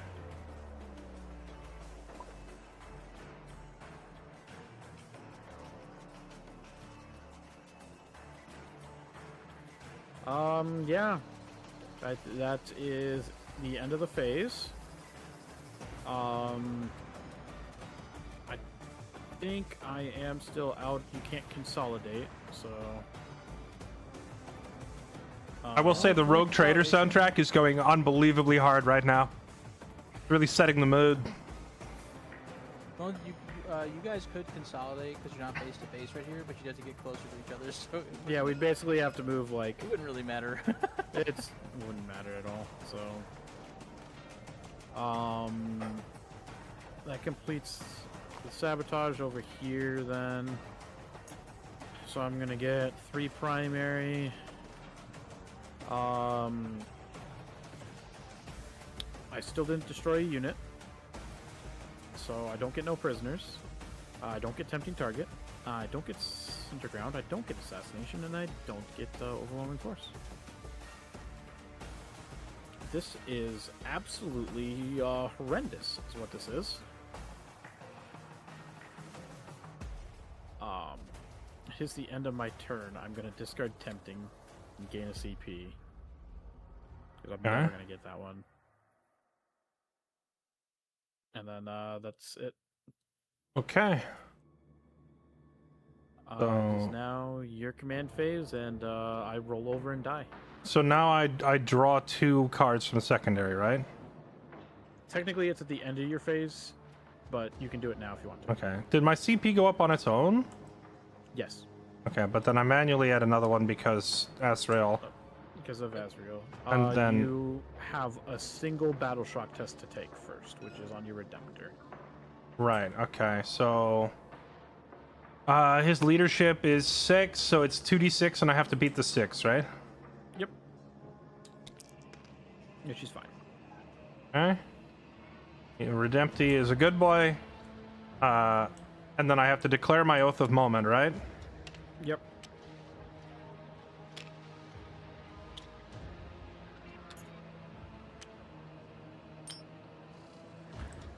I'm putting my Oath of Moment on Tolia. I'm unsurprised by that. Okay, and then there's nothing else to do in my command phase, right? You've drawn your secondaries. Well, you said to do that after command phase, right? Or at the end of it? End of command phase. End of command phase. Yeah. No, I haven't drawn them yet. There's a stratagem you can use in your command phase. Yeah, I'm looking at them right now to see if I have one that's worth using. The only one I have is Lion's Will, right? Yes. Okay, add 1 to objective control of a model in your unit. Until the end of the turn, if your unit does not have Deathwing, Ravenwing, or Vehicle, each time a model in your unit makes an attack, add 1 to the hit roll. Okay. Models in your unit. Does this mean I have to pick 1 unit? Oh yeah, 1 Adeptus Astartes unit. Within engagement range. So who would I even, like, put this? I guess I could put it on the companions, right? The only person you can do it on is the Redemptor, because it has to be within a unit that's within engagement range of 1 or more enemy units. What does it There's say? no point because the Redemptor Dreadnought is both engaged and damaged, you'll have minus 1 to hit from damage, plus 1 to hit from the stratagem, and then minus 1 to hit again from engaged. Yeah. So you'd still be minus 1 to hit no matter what. Okay. I Yeah, never I think, noticed the had to be engaged rider on that stratagem. yeah, I guess I'll just ignore that and move on to the next phase. So let's go Yep, grab your secondaries. take my 2 secondary cards. You would so because Gibby doesn't have the Grievous Blow requires there to be a infantry unit on the. Well, does it say infantry? I think it does, right? No, it's just any. Basically, 13 starting strength means there has to be 13 models in the unit, and neither of you have that on the field. So you would just like Discard it. No, Yeah. discard. Oh, You just should- discard? you- Oh yeah, I'm sorry. Yeah, because it's not possible, you just discard it and then you draw another one. yeah. What's the difference between discard and recycle? Recycle shuffles it back into the deck. Discard just discards it. Yeah. And then just a simple one, yeah. Plunder. Plunder's huge. So, is this just like sabotage? I just say these guys are plundering right now? Yep. Yeah, it's exactly like sabotage refunds. Okay. But it has to be the middle objective. It has to be one of the 3 objectives over here. Yeah, it cannot be the one because- in your territory. It can't be. But this one here that I've already taken and have locked down is... This one counts, right? For plunder, Plunder? no. No. For sabotage, yes. Plunder has to be outside of your territory. So it can only be the center objective or this one way over here. Okay. Or my home objective, technically. Okay. Right. So then moving. In order to actually score any points, I have to sabotage, and I could attempt to plunder. How else can I score points? What else? You could Center ground.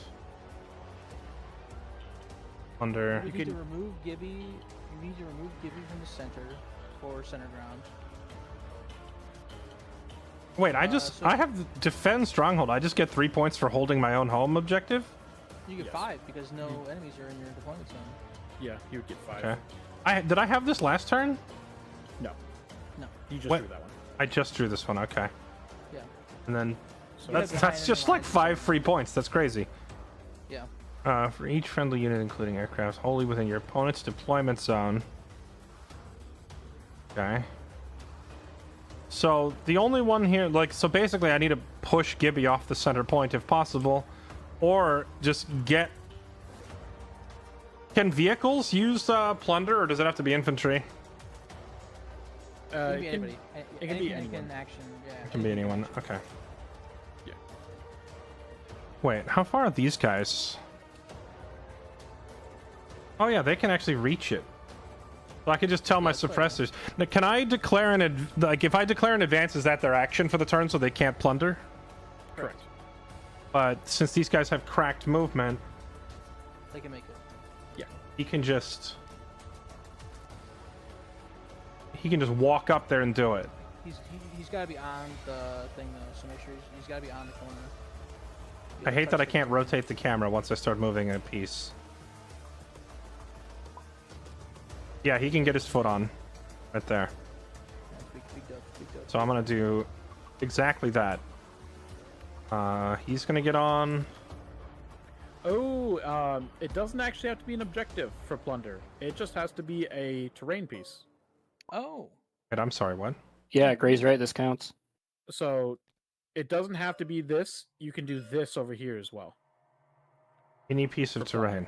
Okay. It's just any piece Yeah. of terrain that's So not actually, in your that makes territory. so what you really want to do is you want to sabotage with the suppressors probably. Okay. Then they'll just sabo the center instead, and I'll have someone else do the plundering.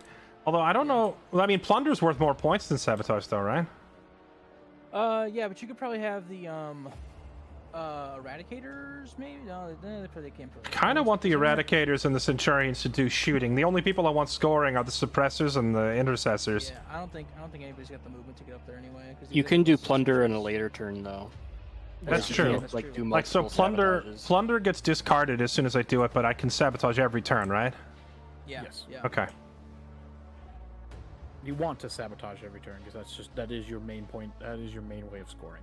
Okay, and then Devastators move only 4 inches. And if I advance with them, then they are not able to shoot, right? So I'm only going to walk the 4? Yeah. I would walk forward this way, Fairlight, because you can get a cheeky angle on either Thulia or the Castellan robots. I would probably move your eradicators first, though, if you're gonna try and do that, because you might have to move around them or something. Gotcha. Well, I was going to have the Centurions just light up these guys here. Let me see. Eradicators can move. So only the models that can get a direct line of sight to her can fire, right?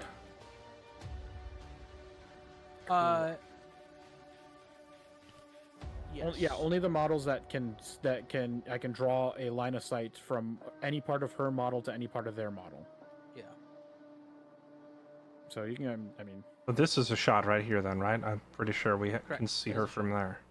yes, you can very easily see her from there. Okay. Now, just FYI, Fairlight, for Meltaguns, I don't think you can get in range anyway, but if Oh, you wait. do get within 9 inches of Thulia, your Meltaguns do more damage. That's what that Melta is in their keyword. I see. Wait, how far are they right now? Are they in range to fire? Yeah. Okay. Oh, Oh. and don't forget, you do have heavy on these guys, so if you move less than 3 inches... Oh, I remember. I'm counting the inches this time. Keeping it under 5. I don't know if all of them will be able to get in range, but you'll get at least half the squad in range. What you could do, Fairlight, is you could have this this one in the front move the full 5 to make room, or the one in the back move the full 5, and then you just fire him separately because he doesn't have heavy. You would, at the moment, so far only this bat guy is not going to be able to fire because of the other range. Is he in range now? No, 1.4 Okay. inches. And if he goes here, he's obstructed, right? Correct. Yeah. Oh well. It's a rough life, buddy. You'll get him next time, I'm sure. Okay, so the 5 of them move less than 3 inches, so they retain their heavy gun property, and then these guys can move 4. And I'm just gonna have them go 1, 2, 3, 4. If you move to the left a little more, you can see those Skitarii. You can see them from here, can't he? So the thing is, if you fire from here, you want to be able to see like You want to be able to see this guy who's not in cover. yeah. If you can see this guy, he won't have cover, and you'll get +1 to hit. Or well, not +1. You won't get the negative to hit. Yeah. Just how far away is... So range is the closest model, so that'd be probably this guy. So you got plenty of space for it to be in range.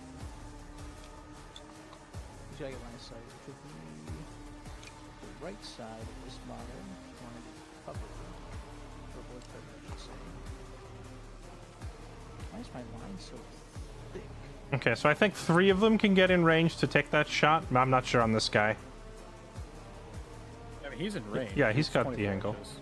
He's got the these Sorry, two- not range. I meant like line of sight, because since there's nothing towed in here, then they can't see over the pipe, right? So these two do get to can just barely see, but it's going to be into cover. The other Okay. 3 are going to be shooting not to cover. Yeah, and from what people have said, because you can see this guy, that means the unit doesn't have hidden anymore, which means the 2 so these 3 can see the guy who doesn't have cover, and these 2 can see this guy who does have cover. Okay. Yeah. Do the Castellans benefit from hiding in terrain, or can I still see No. them? They don't get hidden. I mean, they'll get cover, but they won't get hidden. Okay. Actually, Thalia's a monster, isn't she? Okay, so you can shoot her in melee. It Yes. minus from the hit. The rumbling engine of doom approaches. Yep.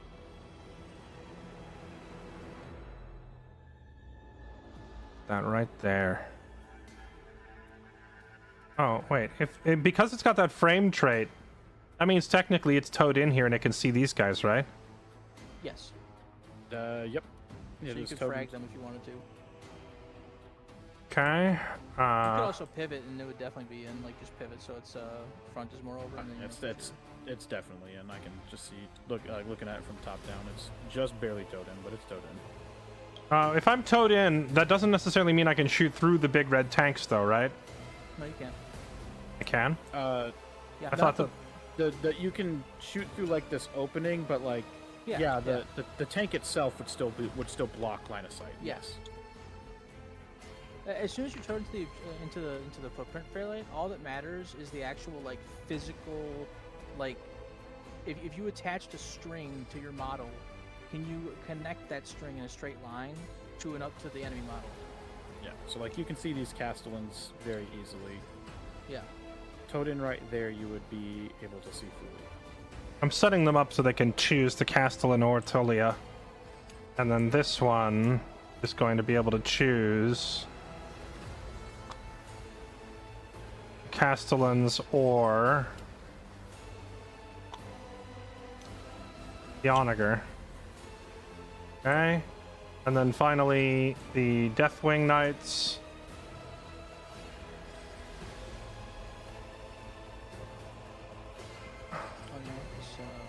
How far do they move again? 5 inches.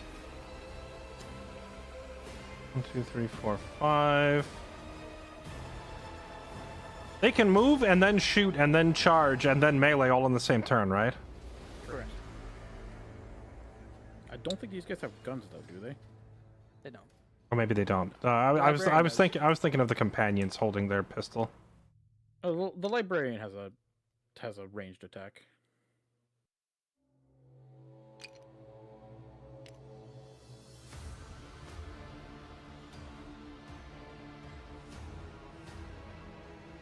He has to stay in coherency, right? You still got a half an inch. I don't know how much movement you have left. Yeah, he's got quite a bit of movement left. Yeah, you're good. His coherency will stop him before lack of movement stops him there. And then the librarian moves up. Okay. And then the companions move. And they move how far? They have 6 inches of movement. So you have to stay outside of engagement range of enemy units until the charge phase. So Okay. you have to be like 2.1 inches away from the onager if you wanted to move closer to it, for example. Okay.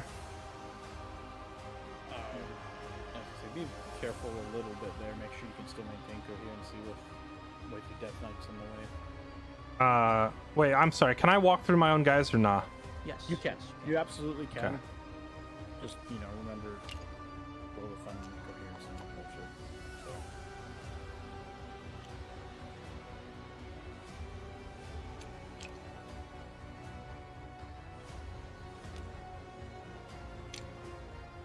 Is that the 2-inch thing you're measuring?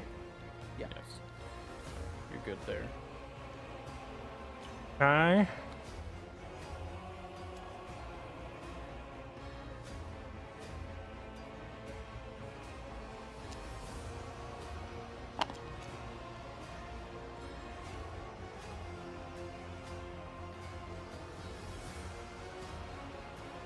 Lag.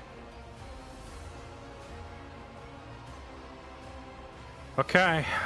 I think that's it for my movement.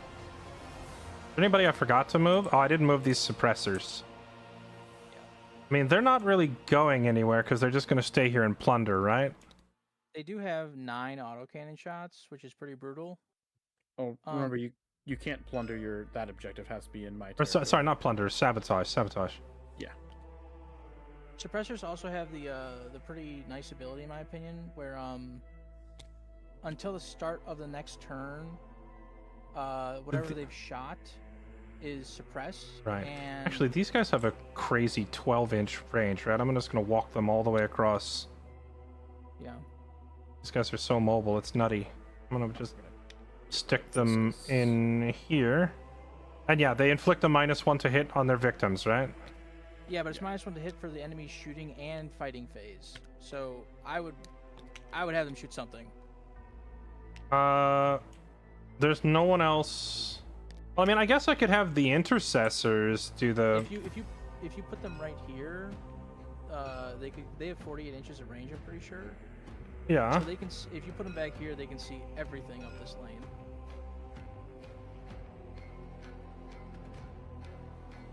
That's true. I didn't move my intercessors yet, though, did I? You do not see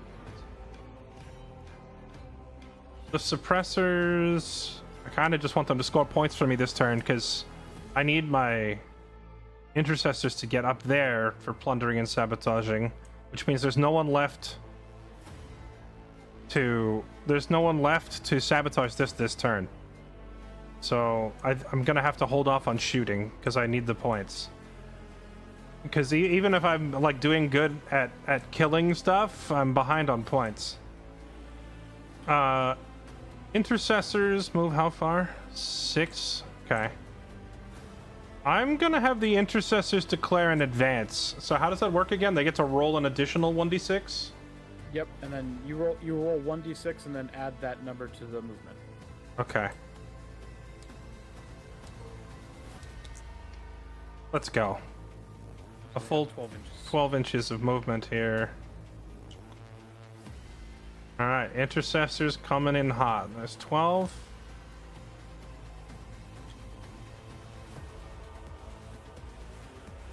Well,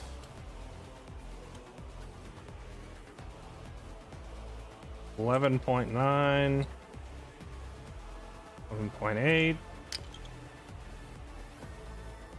1.9. And then Daddy himself with 12. And they're all hidden, right? Yeah, they are. Okay, that is my movement. Done. Okay, I'm gonna overwatch you. Oh, right, I forgot that that's the thing. Okay. Remind me again how this works? So I select a unit and I shoot all their weapons into you, but I have to hit on 6s. Okay. The question is, what do I overwatch and what Does do I actually shoot? Does only one of your units gets Overwatch? Correct. Okay. Here's the question. What do I actually want to overwatch? I need to overwatch something, but what do I overwatch? If you have anything that could kill the Dreadnought, it only has 2 health points left. That's probably where my mindset would be at while you're doing it. Can't target engaged units with Overwatch. Even if it's a vehicle? Yes. It has to be unengaged. Well, if you were a mind reader and you knew what my suppressors were about to do, that would be another option. And they're kind of squishy, so you could probably kill them. That's the point is I'm deciding if I'm shooting the suppressors or if I'm shooting your inner circles. If I'm shooting your suppressors, I have to do the Doom. I don't have to do the Doom Crawler. Well, you know more about the game than me, so I would offer advice, but I feel like you already know. Gibby, you can overwatch an engaged unit. It's that your target can't be an engaged unit, so you can't pick one of your own units that's engaged. Oh, gotcha. Okay. I think I'm gonna attempt to stop these suppressors from doing any actions on this point, to help to maybe deny you points, because that's as most as I can do right now. We're gonna do the Histari Exterminators over here. They are going to overwatch. So we're gonna do the Eradication Casters. So these are, unfortunately, I have to do Dissipated, not Focused. That's fine. So it is going to be 5 of them with 2 attacks for 10 attacks, hitting on 6s. Because I'm shooting into infantry, this is sustained 1. Because of the Tech Priest Manipulus, this is also lethal. So I get sustained and lethal hits on this one. Okay. Sorry, who did you end up targeting? I went to grab a drink. Your suppressors. Okay. With my Histari back here. Dick move. Dick move. That's what I would have done. Dick move. Wounding you on 3s because strength 5 into toughness 4. But they have the rock thing, so wounding on 4s regardless. Oh wait, so it's my turn to roll, right? How many? Roll Not 3. yet.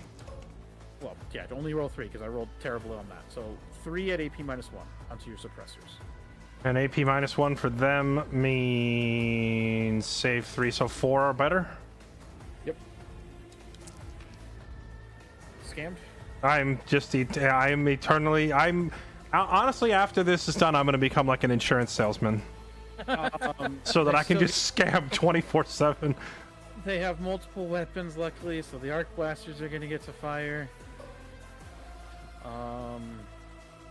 Yeah, 6s. Excellent.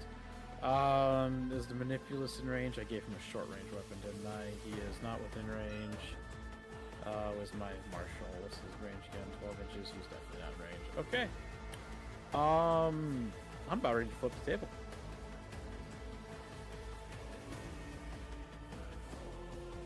Yeah, it's on to your shooting phase. Okay. Let us commence with the guns. So you said that even though I'm in melee, I can still fire with my Dreadnought, right? Yep, you're just going to be -1 to hit because you're engaged. Okay. Can I shoot the thing I'm engaged with, or do I need to shoot something else, or is it either or? As long as it doesn't have the blast keyword, you can shoot something you're engaged with. Okay, the next question is Tulia freaking an invincible Giga Chad like Belisarius was, or does she actually take damage? She has basically the same exact profile as Call does. Toughness 8. Okay.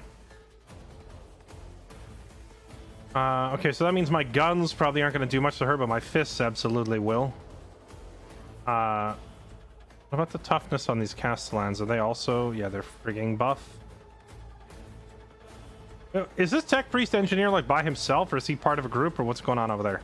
He is by himself, but he has lone op while next to it, while within 3 inches of a vehicle. So unless you're within 12 inches, you can't target him. And I can't see these guys because this terrain is in the way. So it's the Castellans, Tulia, or the Skitari.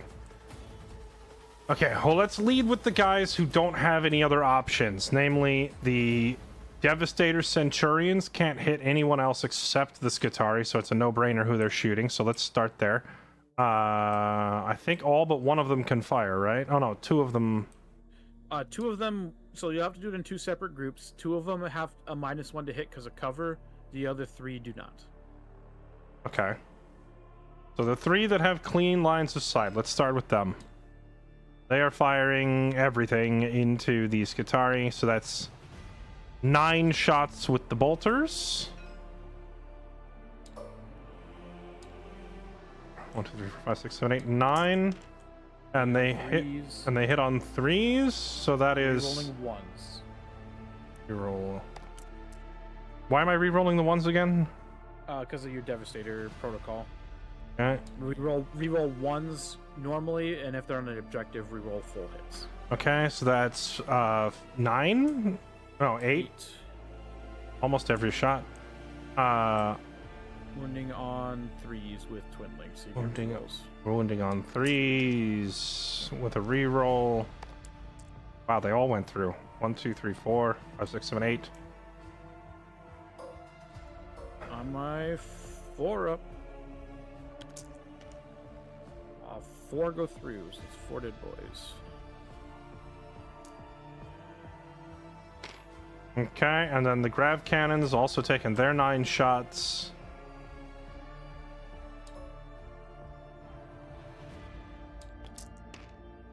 Hitting on, is it 4s or 3s? 3s again, and then rerolling 1s. Reroll the 1. Delete all that. And then wounding on 3s again. 4 wounds. 2s actually, sorry. 2s? Oh, because their strength is double the toughness, or? Yep. Yeah, okay.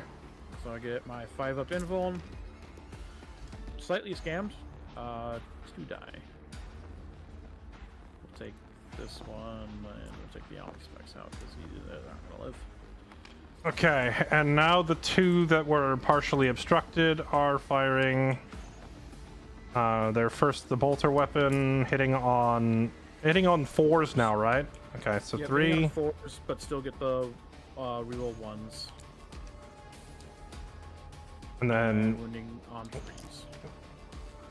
2 6s. Do they have any like sustained or lethal stuff going on? No. No. What does rapid fire mean? Is that like if I'm close enough to hold down the trigger? So if you're within half range of your weapon, you add that many shots to your hit roll, to your attacks essentially. So that is 2. Like that many per model? Rapid fire 3? Yes, that many per model. So so it would go from essentially you would go from 3 attacks to 6 attacks if you're within 12 inches. Okay, gotcha. I kind of like these Centurions. At the start, when I was asking about units, Retaliation was like making it sound like they weren't that great. These guys kind of pump damage. 4 inches of movement's pretty bad, but a 2-up, like they don't have an invuln either, but a 2-up save with 7 toughness and 4 wounds, that's pretty chunky. It's pretty chunky. Yeah, they're thick and they have long range, and they're just like a minigun fire hose of constant lead. Did you roll your saves already? I did, and I made both because it's a 4-up. Okay. And now we'll roll the cannons, which is still 3 attacks. 6 attacks total. 6 cannon shots. 3 hits. For some reason, it didn't roll your dice for some reason. Oh, it didn't. Which ones did it not roll, or should I just re-roll all? Just grab these 2 and there you go. Okay, now I get to re-roll them though, because re-roll on 1s. Yep. Okay. Only mostly scammed. Okay. Wounding on. Only mostly. Yeah. Wounding on 2s. 2s. 4. My 5 up. 3 more dead. leave the plasma guy left. Wouldn't it have been enough damage to kill them all? All right, it doesn't carry over. Yeah, it doesn't Right. carry over, so... Okay, Centurion's done shooting, and they left a lone survivor to tell the tale. He ain't making it out alive. Yeah, no, the Dreadnought's kind of looking at him, kind of hungry. All right, I guess now the Eradicators only have one... No, well, the Eradicators could also hit the Castellans, right? Or are they out of range? They're way out of range. Okay. Way out of range. They are all in range of Tulia, though, so... Except one of them does not have line of sight. Okay, so 5 of them... Right, and I only moved them 3 inches because of the heavy tag. So 5 they're of gonna get this them one to hit. making heavy attacks on Tulia, because there's no other valid target. And they get... It's only 1 attack per. That seems kind of five attacks. lackluster. Hitting on 2s. I think it is lackluster. Most 18 each. They don't have a... Oh, right, Oath of Moment. I get a reroll, right? That, Yeah. and because you're targeting a monster, you get to reroll the hit roll, wound roll, and damage roll. Because of Eradicators. Is that just an errata? Which trait is that? Total obliteration, I assume? That's the total obliteration, because Thulia is considered a monster. Alright, so it's all hits Now I then. understand why they only have 1 attack. Yeah, because they get full rerolls on everything. Now you're wounding on 3s. Wounding on 3+. with 4 rerolls. ones. With rerolls. Oh, and rerolls. Okay, never mind. I like them. Never mind. It's not lackluster. 5 wounds. Okay, that goes to my 4 up. 3 go through. And the damage on these is... Oh, right. D6s. So So I roll all 5 D6s? you roll 3 d6s, because only 3 went through. Oh, right. Okay, so... 3 D6s. So is that at 7 damage, or... That is 7 damage, and I do get my 5 up, feel no pains. Right, and then you roll feel no pains. Did she just live with 1 health? Yes. I'm starting to interpret the dice a little faster. So she has a single HP. Okay, and these guys don't get to fire their pistols because that's close quarters only, so that's the end of their turn. Okay, do I have anything with like a torrent on it that can just guaranteed hit her and be done with it? Probably not. The right? flamer. The flamer on your Redemptor. That's guaranteed to hit, but it's not guaranteed to penetrate, right? No. Not being yeah. It's not guaranteed to penetrate, but it's guaranteed to hit. But the more you but it's you really only need a single wounds to go through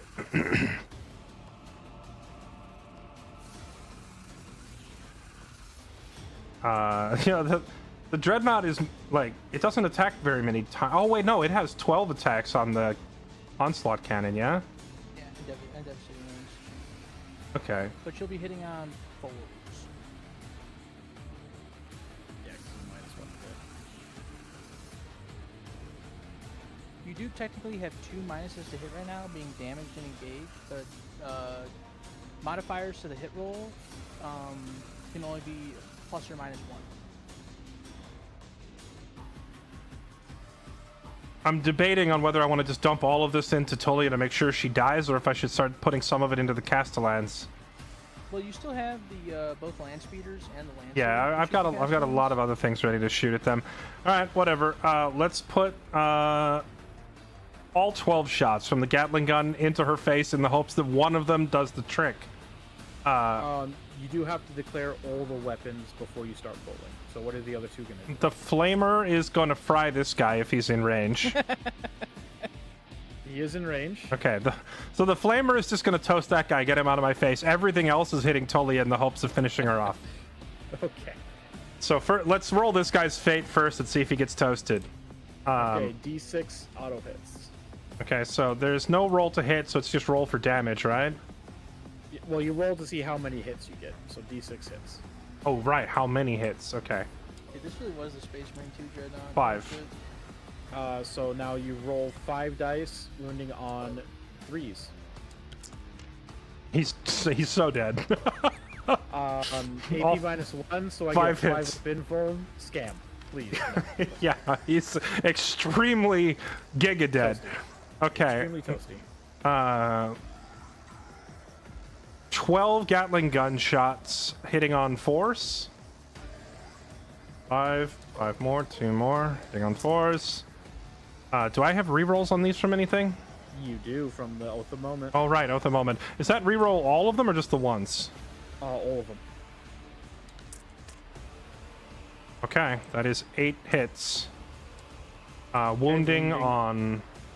Hold on, let me make sure that I'm doing the math right instead of having you do it for me every time. It is strength of 6, and if it's tied, then it would be 4s. Since it's not tied, she's up, so it's 5s, right? Wounding on 5s. Okay. 2 wounds to go through. Do I get to reroll these as well or no? No. Okay. I always lose track of which ones do the rerolls. Not for this one. One of those is a devastating wound, so that'll go through automatically. I'll still get my feel no pain. This is for the regular at 2 up. Okay. Nope, she's still alive. Okay. Wait, she canceled. She canceled both of them. Yep, I've made the save and I rolled a 6 on the feel no pain. Bruh. Okay. Then the frag storm. Dice even moving for you guys? Oh, there we go. Holy shit. It lagged like shit. The frag storm grenade launcher can't target Thulia because it's blast. Oh, okay. I declared it on her. I assume I have to declare it on someone else then. Yes. Okay. Well, I can't see him, so I have to go for the Castellans. Yep, that's fine. Okay, Castellans it is. A D6.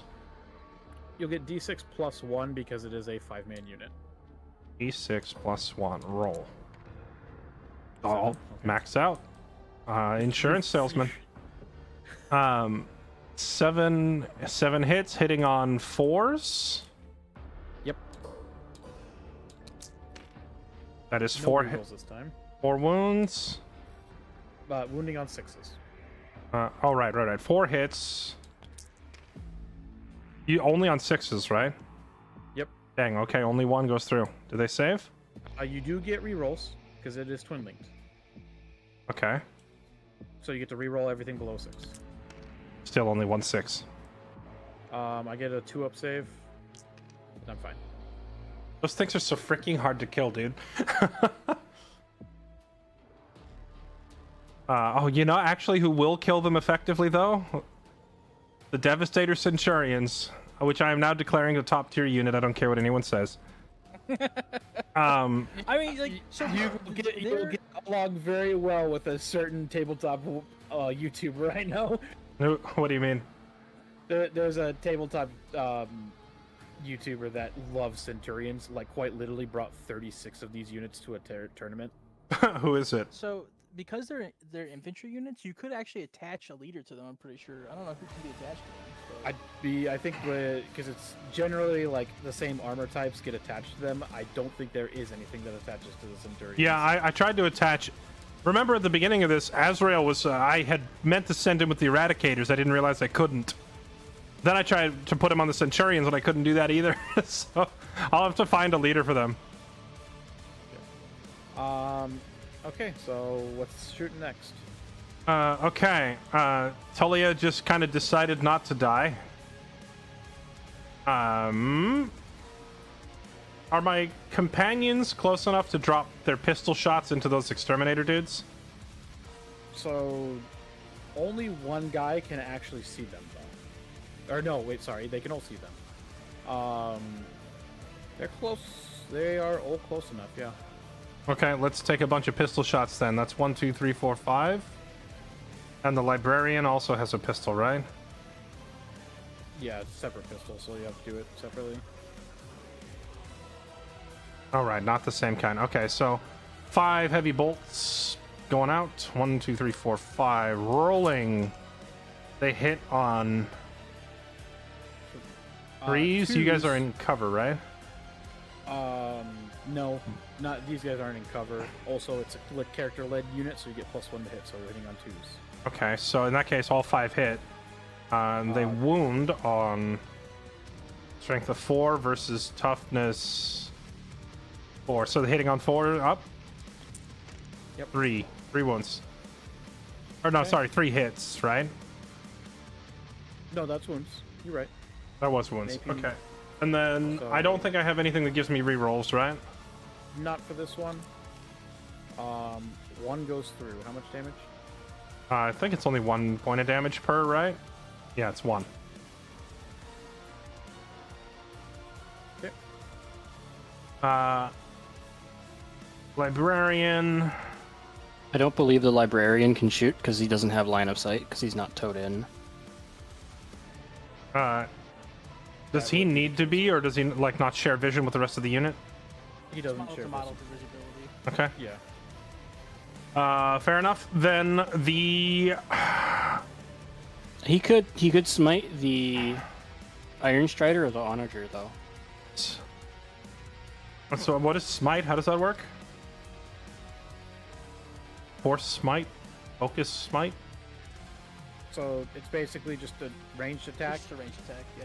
Yeah, you can choose to do a focused. However, it has the hazardous tag, so you would have to roll a hazardous test, and if you roll a 1 or 2, you would take a mortal wound. What's He a can shoot mortal the Tech wound? Priest if he's within 12 inches, right? The mortal wound is what's that? Is that devastating wound thing? And yes, he can. No. Um, Well, he's not towed in, would- right? or he would have no Oh. vision on the Initiator. Yeah, Yeah. no. He could because he's in the lone op, but he doesn't have vision on him. Okay, I'm just gonna use the regular smite. So that's a D6 hitting on 3s. Yep. Who are you targeting? Onager. Okay. Well, actually, wait, hold on. How does a psychic attack work versus armor? So psychic attacks, basically, all they do is ignore all modifiers. Yeah, so like ignore cover, ignore minuses to hit, Yeah. all that stuff. Okay, So- so but like the toughness of this thing is still so high that it's unlikely that I hurt it, right? You're still wounding with the standard one. You're wounding on 6s. Wounding on 6s because strength 5 versus toughness 10. Yep. Double. Okay, yeah. So that's still freaking really hard to actually kill that thing. The hazardous smite will bring the to wound roll to 5, and it'll have 1 more AP. And if you fail the hazardous test, it's just 1 mortal wound to the whole unit. I'm gonna target the Iron Strider instead. Okay. Because he can clearly see that thing. So let's do that. D6 smite. So clear roll. Oh, no. I hate you. I hate me too sometimes. That's hitting on 3 up. That's 3 hits. Wounding on 5s. 5s. Okay, I don't have rerolls, do I? I never know if I have rerolls. The rerolls not are in mostly this coming from those abilities and tags, right? And there's 10,000 of them to remember. Yeah. Yes. Okay, So no rerolls in this case, but wounding on 5s. 2 wounds. Okay, 2 at AP minus 1. So that's on my 4 up. Scammed. Nice. Okay. Time I start scamming you. Yeah, it's about time you get more scamming in. I've been scamming you for this entire game. How to kill Tulia?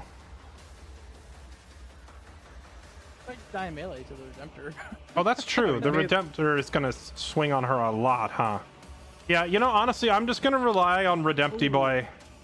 Well, wait, hold say on. that? If I say that, but if someone Yeah, else yeah. charges, they get their fight first, then it's Gibby's turn. She swings back and just kills him before he gets the hit off, right? Yeah, I'm pretty sure. So I can't risk. Potentially, yeah. So I can't risk that. So you said a blast can't fire when I'm engaged. Can the Lancer fire a blast shot at her without hitting the Redemptor? No. You cannot No. fire blast weapons into engagements. You can fire the Lancer Destroyer at her, but I mean that seems kind of overkill. I mean, it seems overkill, but like the way this game, like the way damage is calculated, the odds of just doing no damage is very high. So there's Well, no. the speeders haven't gone yet, right? Yeah, they haven't. Yes. So that's 16. I think the other one. Can the other one see her? I don't know. The other one can't see. This one can't see her, but this one on the left can. So let's have this one on the left freaking fire everything. I am gonna fire everything because like she just keeps I making would- these saves. So What? since you're in melter range, that means your multi meltas do giga damage. But the Storm Fury missile launcher, I feel like that would. You should just hope for a lucky. Well, how does the Melta thing work? So if if you're within half range, range, you get the melted damage. So because Okay. it says melted 2, if you're within 9 range, you get 2 extra damage. essentially becomes D6 plus 2. Okay, I will fire the Melta and the Onslaught into her. I will put the Storm Fury missile into the robots. Okay. Okay, so Melta, let's start with that. 2 attacks. I believe That hit on. They hit on 3 unless she has something Hitting on special. 4s because she's engaged. Okay. With rerolls from Oath of Moment. Yep. 2 hits. And then wounding on 3s. Wounding on 3s. Oath of Moment gives a reroll here or no? No. Okay, 1 wound. Okay. 4 up and 4. How much damage? Damage on that thing is D6, and then it says Melta 2. What does Melta 2 mean? Plus You 2 get damage. plus 2 damage because you're within So, half range. so D6 plus 2 is how it's. Yeah. Okay. D6. Scam. He is goo. I do get 8 5-up feel no pains. So if you roll 5, if you roll 8 5s or higher, She lives. not quite. All right, freaking out of here with that. Now all 8 Gatling gun shots go into the wall behind her because they were declared firing at that spot. Yep. The missile now goes. Oh wait, I get to. I am going to spend a command point to use. What was it called? You have to spend It's 2. 2. It's 2. Yeah. But Oh, it's like- 2. Would it be worth?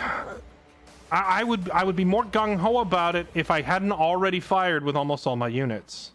So you would get Oath of Moment on. If you put it on the Castellans, you would get it for 1 speeder and the Lancer. But it would also apply to the fight phase after I charge, Correct. right? It would. So you could The put it on Doom Crawler is the Crawler, much better yeah, target. and then reroll your attacks. You have to select a unit within 12 inches of one of your characters. This is a librarian. Ah, right okay, here. so you have- so yeah, you you have can't to- even- you would have to do the Onager. Well, I get Well, you one could of do the the other Iron Strider or the Hysteri. Yeah, I'm doing it. I'm spending the money, or I'm spending. Well, actually, no. Hold on, because I was gonna. I'll tell you now, transparently. My plan was to ignore the Dune Crawler. The Knights were gonna charge the Iron Strider, and my companions were gonna charge the Exterminators because I know that I can wallop these things pretty badly, and just leave this thing for all my vehicles to roll up on it and kill it. That was where I was.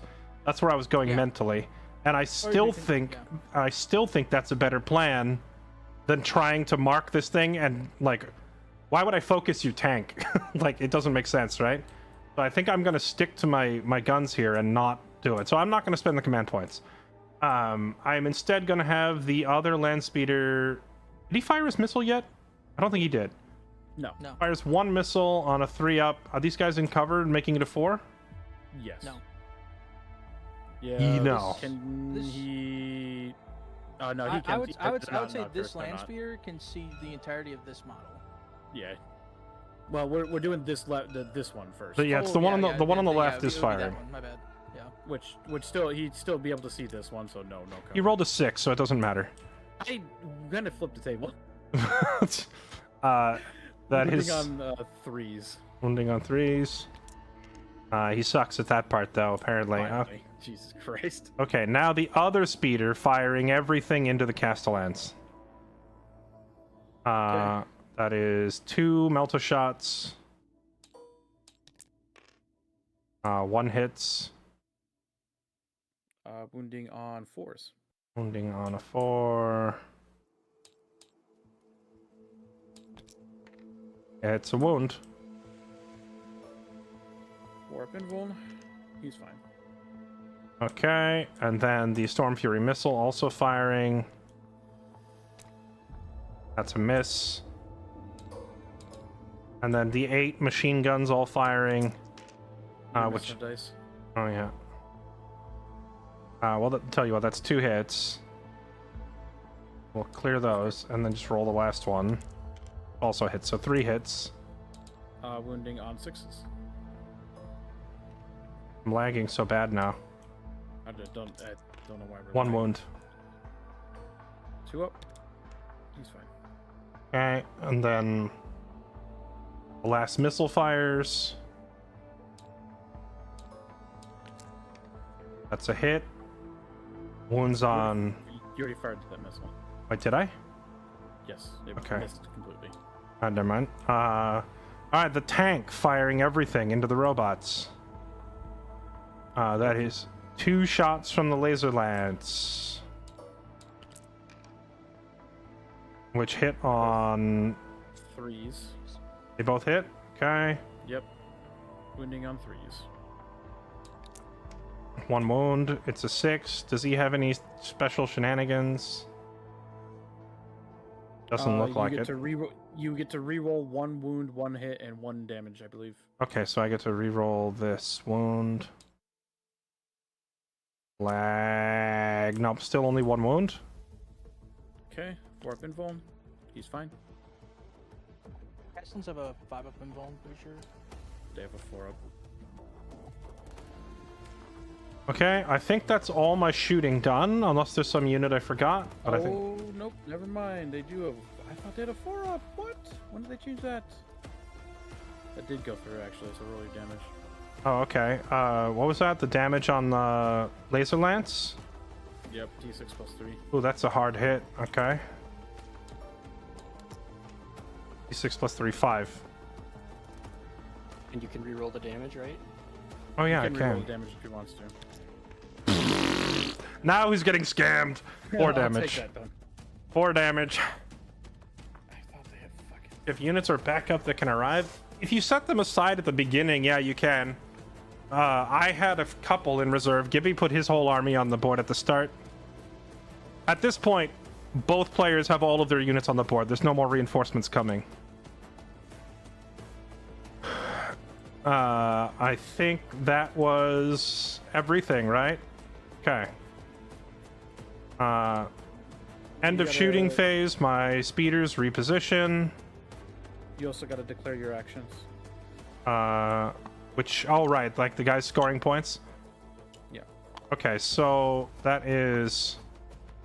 These suppressors are suppressing, and these suppressors are also sabotaging. So they're both sabotage. Yeah, they're both going to sabotage, because I think the only other thing they could do is plunder. But This one could plunder, but you're gonna get the same amount of points for either. Yeah. Well, no, plunder was worth more.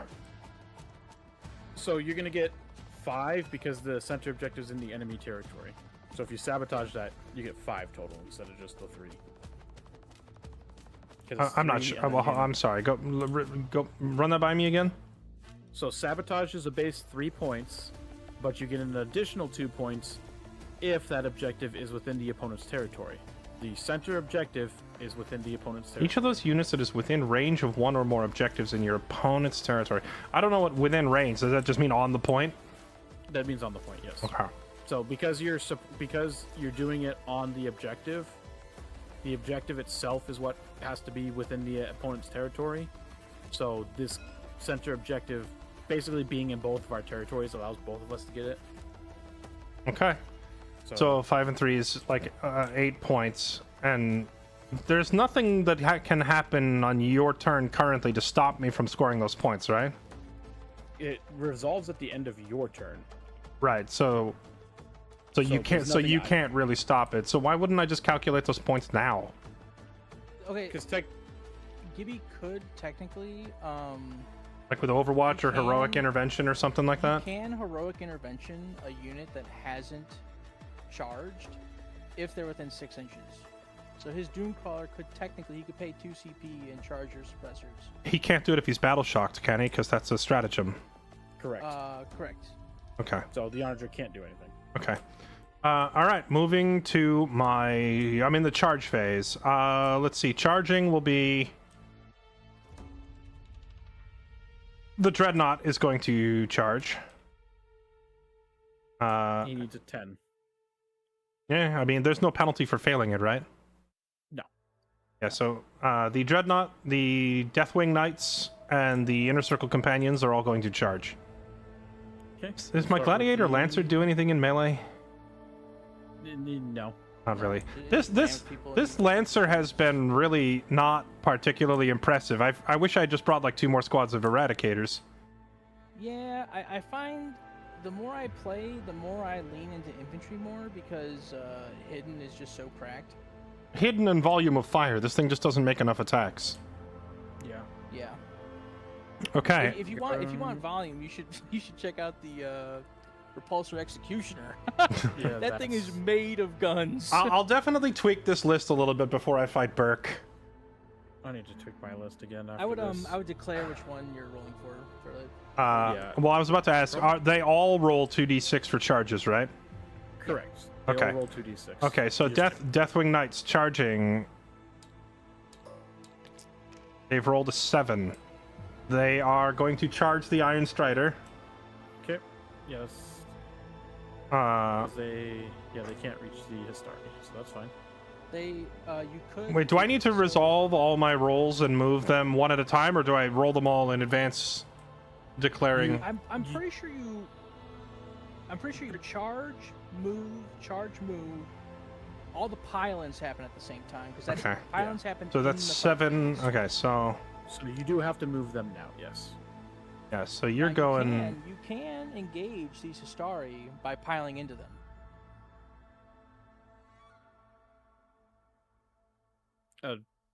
No, because he's not going to, because that would be him moving, Yeah, at I least thought, where I that thought positioned you. I thought I couldn't move within 2 inches of a different enemy. I think because of how high he rolled, he can't.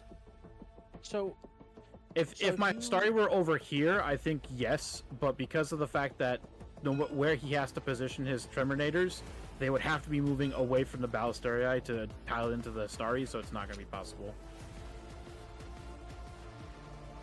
That's fine. I wanted to kill this thing anyway, not the infantry. As much as I like learning loopholes, I want to kill this thing. it's not a loophole. It's a clever use of game mechanics. It's a loophole. It's the same thing. It's Okay. definitely a loophole. Inner Circle Companions charging. 4. They close. No. Well, how close do they have to get? It's only within 2 inches, right? no, put them back. That's base to You base. you have to make the base to base roll, so you had to have made a 7-inch charge. Okay, Yeah. that's fine. So they're going for the Onager then. Yeah, that's the only legal target. Great swords versus the invincible Giga robot that we've been trying to kill since the beginning of the game. Only got lethal hits. At least. Well, the companions have proven themselves very, very adept at murder, so I don't think you're going to get him in there, unfortunately. I can put him here, right? Does he As fit? long He as can't be on not- top of his buddy. You're going to have to, yeah. This guy could slide I'll over. If you just move these guys back like a hair, Fairlight, you can pile them in further along the base of the onager. Oh, that's true. During the pile-in phase. So, well, you said that, but when I charge them, they have to go base to base, right? No, They don't no, have no. to. They have to go within 1 inch. You measure. You measure. But you the just- distance you- base to base. You measure the distance. You always have to Okay. measure base to base for distances, any kind of distance. Okay. But then you only have to make within the 1 inch. Yeah. The base to base thing is just for what you need on the charge roll. Okay. And then because they can reach 2 inches in an engagement, they can swing over their buddies, right? Yes. Yes. Okay, that's 4 inches. This. You So will- I would. These are pretty base to basey, which means they couldn't pile in. Yeah.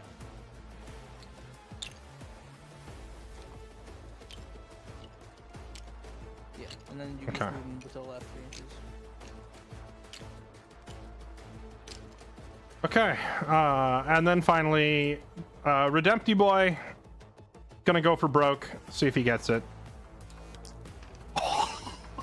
He just rolled boxcars, Oh didn't he? my goodness. Oh, Now tank shock them and die in a fireball.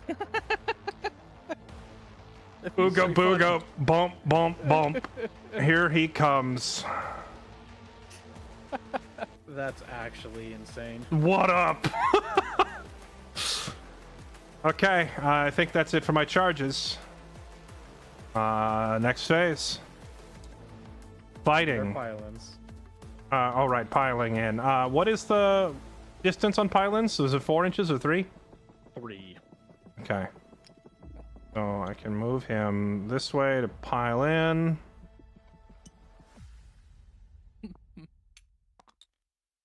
Move him this way. I don't think I'm gonna be able to get these guys in properly. Now, this guy's fine right here, even if he's not.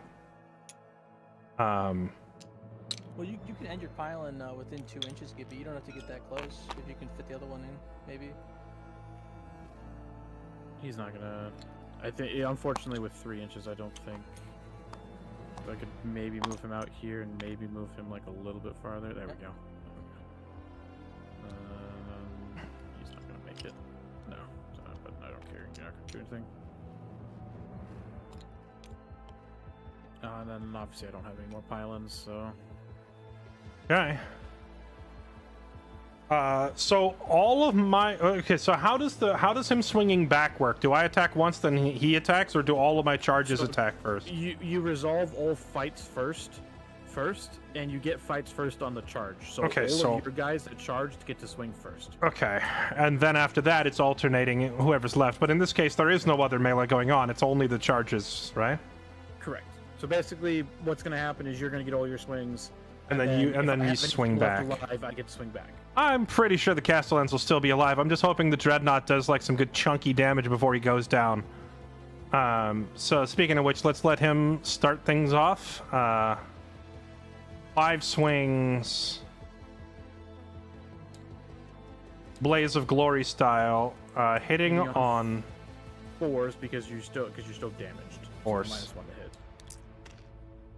3 hits. Do I have any sort of re-rolling shenanigans on him right now? Nope. Do not. Okay. So that's 3 hits. Wounding on. Is it damage 12 versus toughness 10? That would be 4 minus 1, so 3? Wounding on 3s? Only 1. It's AP -2, so it's a 4 up. Yep. It goes through. Nice. That is 3 damage. That's enough to kill that one. That is enough to kill. Does he explode? He doesn't. Redemptive boy. The MVP of this whole thing. Okay. Inner Circle Companions. Swinging for the fences. There is 4 of them. I'm sorry, 5 of them swinging 4 times each. 1, 2, 3, 4. That is a lot of blendering going on. Hitting on 3s. Hitting on 3s, but they're led by a character, so doesn't it become a 2? Nope, because this is not a character unit. The Tech Priest is his own guy. Oh, I thought it's because my unit was led by a character. They get a +1 if the enemy unit is led by a character. The enemy unit's led by a character. They get -1 to hit to themselves. Like I have -1 to hit against them because of the character. Okay, so hitting on what then? I'm hitting on 3s. Okay. And 6s are lethals. Okay. Lethal hits. Delete these. And then roll all again for wounding, right? Yep, 5s. Wounding on 5 or higher. Are 6s anything special here, like sustained or lethal? No? Nope, not. You don't Okay, so that is 8 wounds going through. Okay, at AP -2 is going to be my 4 up. 4 of them go through. How much damage apiece? 2. So 8 damage. Jesus Christ. You have a Feel No Pain too, Gibby. Right, I forgot I have the Feel No Pain on this guy. 5 up Feel No Pains. So I take 5 damage. I was at 9. On the 4. Okay. Still can't kill. I've been trying to kill that thing since the literal first turn of the game, and it won't freaking die. You still got the Librarian. Oh, that's true. I don't know that he's going to do a whole ton here, but we'll have him try. 4 swings.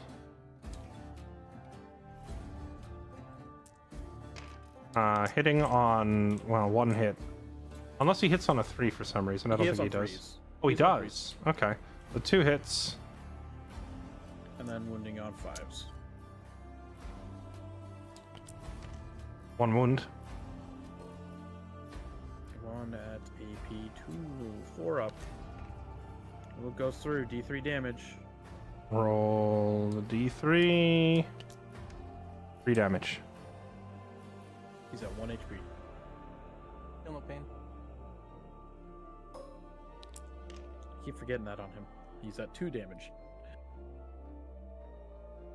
Okay, and now the Deathwing Knights start bashing this Iron Strider to pieces. Deathwing Knights 8 attacks.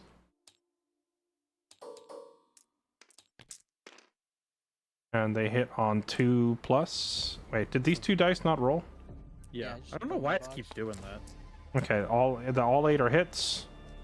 Wounding on 4s. That is 5 wounds. At AP 2, so that's gonna be my 5 up in Rome. You said 5. And he's dead.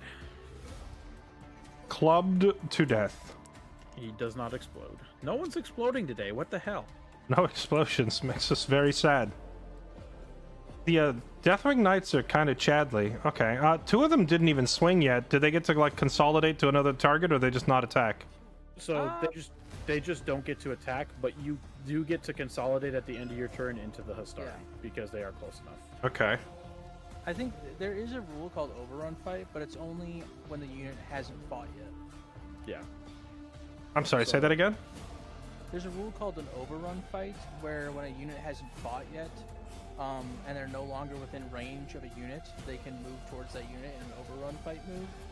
But because you've already swung, you can't do it yet. Well, I didn't swing with the Knightmaster or the Librarian. Or are you talking like the entire unit hasn't fought? I think it's the whole unit unit wide. attacked. It's unit wide because the unit has attacked. It's considered that this unit has attacked. It's the same with shooting and all that other fun stuff. So now I get to swing back. Robots are going to swing into the Redemptor first. Okay. They get the Fist. So 4 attacks apiece for 12 attacks, hitting on 4s. Ooh. And then wounding on 3s. So that's going to be 6 at AP -2. AP -2, so I have to roll 4 or higher to not take damage? You have to take, 4 or higher. A single one gets through, he dies. And a single one gets through. The Emperor wait, protects. Wait. back, Whoa. CP reroll it. CP reroll it. Wait. I'm sorry. Wait. No, hold on. I thought like. Oh, So I the- see. Right. 3 damage. You only have 2 health left. Right. You can't I've been CP on. reroll. I've been on offense for so long. I was sitting here thinking the high rolls were bad, and for like, okay, yeah, I'll do the reroll. Redempty Boy has put in too much work for me to let him go out like that, and we got to let him try. Please reroll into a 1. Please reroll into a 1. Please reroll into a 1. How about a 6? Let's fucking go. Redempty Boy still standing. That's crazy. I'm running 5 Redemptors in every build from now on. I wouldn't even feel 2% mad about this loss. You've been so omega scammed. It's not even funny. I'm mad getting scammed. Yeah, true. Alright. Onager is getting the fucking whatever. He's not gonna do anything because he gets -1 to hit. Whatever. Cool. 5s. I get 1. What's it? Fucking 6s. I'm wounding on 4s because of bullshit. Yeah, of course he doesn't do anything. Alright. Okay, that is my turn. I need to add victory points now, right?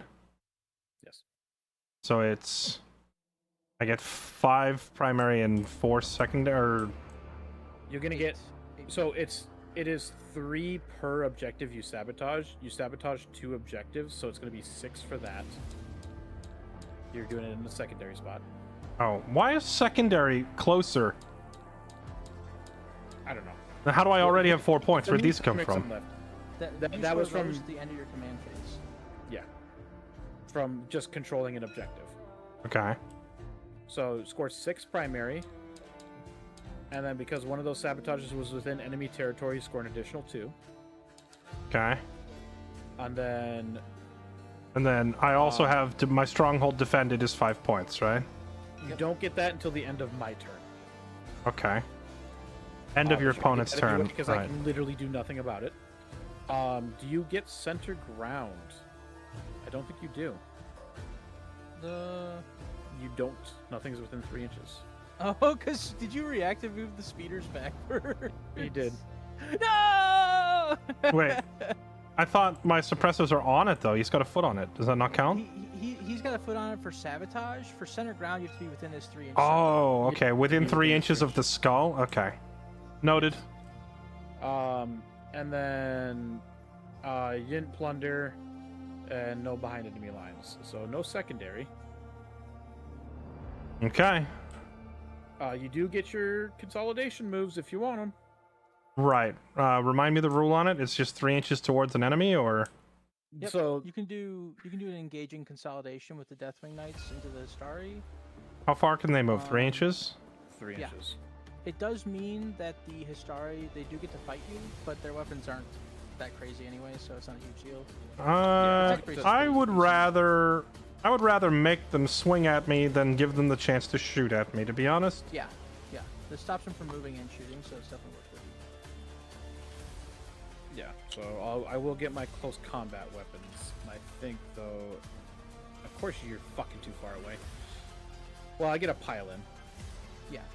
I do get a pile-in, so just Also, forget what I said about the overrun rule. I'm pretty sure I'm wrong about that. I'll read up more on that before I figure out what it actually is. let's make sure it's within 2 inches, which is fine. Okay, cool. All right. How does securing objectives work exactly? So if an opponent's on the same objective you are, you can pair the OC scores of your units. So if I say, so currently I only have like 3 models standing on the point and they have 1 OC apiece, so a total of 3. You would have to then beat that score to then take the point away from me. Gotcha. Are you talking about these little piles you put down, Fairlight? No, I No, was sorry, honestly contemplating what would happen if I drove my tank right into his home zone. Oh yeah. I mean, you can do that, and then you would just take my home objective. Because the but, tank yeah. has 10 inches of movement that if I declare in advance, it could get like all the way back here. Wouldn't be able to shoot in advance on the same turn, but the following turn, it could just roll forward and shoot at robots from there. The Histari did absolutely nothing to you. Of course, they didn't. Mr. Tech Priest will get his 4 attacks sitting on 3s. I have to double check what his thing does.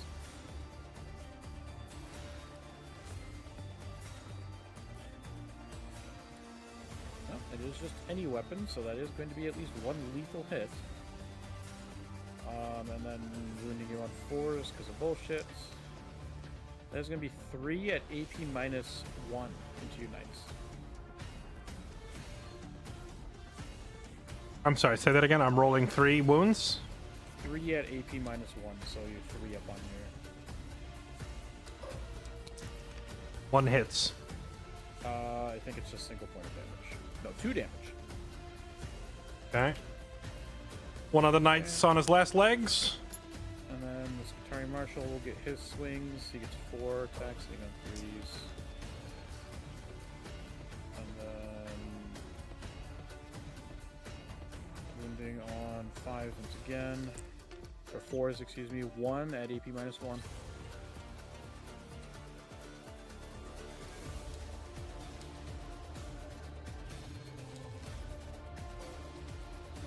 I don't know why it's so laggy. I don't know, I think we're getting memory issues. Saved. Yep. Okay, now it's my command phase.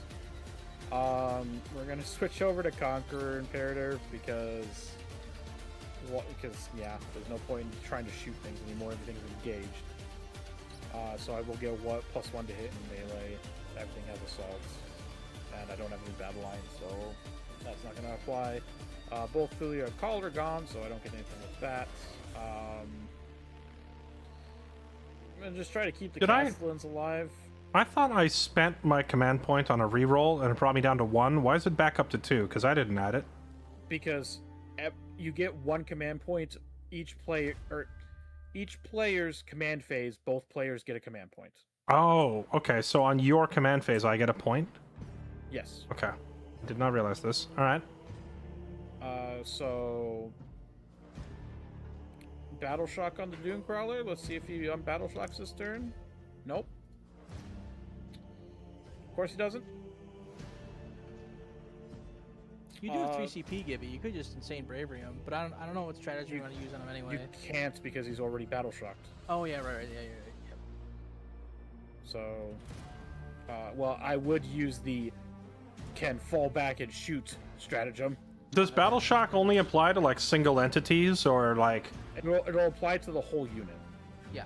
Because like, for example, my Deathwing Knight is below half health, but he's only 1 guy out of 4. So how does Battle Shock work there?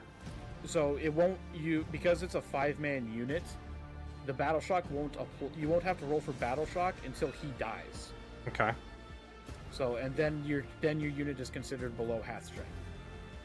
It is 6 because he's got the Librarian in there. It's 5 Terminators and it's still the same roll, but just yeah. It was 4 Knights, 1 Master, and 1 Librarian. So yeah, 6 so total. six total starting strength. So you would need at least 3 models gone to bring you to half. The Tech Priest is gonna do D3 heal because why not? It's cool. I get a single hit point back. Robots are gonna go into Aegis just to see if I can make them live longer. Because there's nothing else I can do about that. Yeah. I do still control this point, so I will get 4 primary, and then let's see what I get for secondary. Display of Might, that ain't fucking happening. Plunder, that ain't fucking happening. You could Excellent. plunder, couldn't you? No, because I'm all within my own territory. Oh, right. Plunder I have to be doesn't. outside. So Right. technically the Doomcrawler, you can't. I was thinking these guys here could just be like, screw you, we might die on the next turn, but we're plundering before we go the only down. thing I can think of is if you fell back to Doomcrawler, went Protector Imperative, your Castellans would be hitting on 3s against the Circle of Companions, and you might pick up the Librarian for Assassination. Here's the issue is I don't think there's literally anything I can fucking do. Yeah, true. So I am gonna spend a command point. I'm gonna give the Castellans both imperatives at the same time. Oh, nice. So that is it for my command phase. Movement phase. That's everything. I'll move the. You could put the Tech Priest on this point, Gibby, and Sabotage. He's gonna go as far back as I possibly Do I get to Overwatch at the end of your movement phase? You do. Just make sure he's within 3 inches of somebody for loan up. Well, he has to be within 3 inches of the onager. It's specifically vehicles. Right there. Okay. Yeah. So that's it. Shooting phase. We're gonna do the onager is just gonna fire everything directly into the inner circle companions directly in front of him. It is -1 to hit. I'm hitting on 5. I was only partially kidding about overwatching. Is that a mechanic that I can use? That is a mechanic you could can use. Overwatch, but I think you can. I don't think there's anything that says you can't shoot an engaged vehicle because they are an eligible target. So yeah, you can Overwatch if you really want to. Your units cannot be the engaged unit, so you can't shoot with your inner circles and you can't shoot with your Redemptor. Yeah. But you could shoot with your suppressors, but I am out of the 12-inch slow knock range, so you can't actually target the tech priest. That's what you were thinking. You could shoot like the land speeders into the Doomcrawler or the Castellans, I guess. The land speeders. Oh yeah, I guess they do have line of sight on the Onager. Do they have line of sight on the? They can't see through the terrain to hit the Castellans, right? But they. No, because because they're they're not total. Yes, you're They're correct. not You're total. correct. But they So could. they But they can't. could hit either the Hastari or the Onager. I might as well just have them fire. Wait, does it cost command points to use Overwatch? Yes, One. it costs a single command point. Azrael OP. I'll spend one. Yeah, I know. He's They get- so broken. they get to fire their full complement at the target, right? Yes. Okay. But you're hitting on 6s no matter what. Yeah. I'll do it. So This you land do have to speeder. shoot you do have to shoot the Onager. Yeah, You can't this. shoot the Hastari. Yeah, I'm shooting the Onager. This land speeder on the right, firing everything at the Onager. Okay. That's Fire two everything. multi meltas that hit on 3. 1 hit, and No, then it's, 6 hits because of It's Overwatch. only oh right, sixes. right. Okay, so no hits. Yes. And then the missile launcher fires. No hits, and then it is 8 shots from the onslaught cannon. Only half of them rolled for some reason. 1 hits. Okay, and then wounds. 6s to wound. Yeah, wounds on a 6. Nope. All right. That was a complete waste of my time. Carry on. Correct. Okay, so Onager is gonna blast the inner circles. Hopefully, 12 shots with the heavy phosphor, hitting on 5s. Does he have the -1 to hit because he's engaged? Yes, and Yeah. technically also the -1 because he's damaged, but And then also a -1 because it's the inner circle companions, right? But this is yeah. shooting, not melee. So Are all these -1s cumulative? no. So hit rolls, so like modifiers like that can only be going up and down by 1, but anything that affects the actual like stat on the scorecard can go up and down as much as you can, as much as you can actually stack it. I'm gonna be honest, I have no idea what you just said. Anything that says 2 hit or 2 wound, like +1 or -1, 2 hit or 2 wound, can only go like up or down 1. So you can't have -3 2 hit or +2 to wound. Okay. Now they can cancel each other out though. So if you have like -2 to hit and the enemy has +1 to hit, then you still have there's still -1. Okay. Gotcha. Yeah. So what's the damage here? A single wounded AP -2. AP -2. AP -1.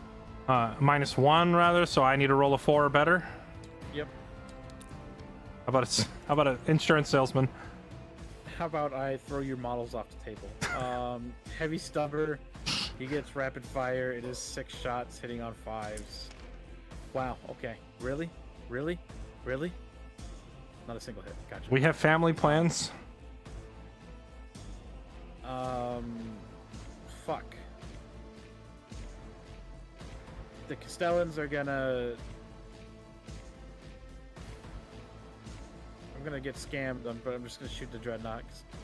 Cause fuck it, why not? What else am I gonna do? Heavy phosphor You do blast. get to melee first. Wait, what? What do you? If I yes, I get to. It's my turn, so I get to melee him first. He's going to scam me on the melee though, so I'm going to shoot him and hope he dies. Yeah. Also, I don't think there is another valid target. I could shoot the Lancer, but I'm not going to wound You can it. shoot the. Oh no, you can't because they're infantry. They're infantry. I can't shoot anything else. So we're gonna shoot into the fucking Redemptor Dreadnought. Heavy phosphor blaster, 3 shots apiece for 9 shots. Just, They do have. I was just gonna say an FYI to Fairlight, you can't target. What Gibby and I are talking about is that you can't shoot engaged infantry outside of the combat. Right.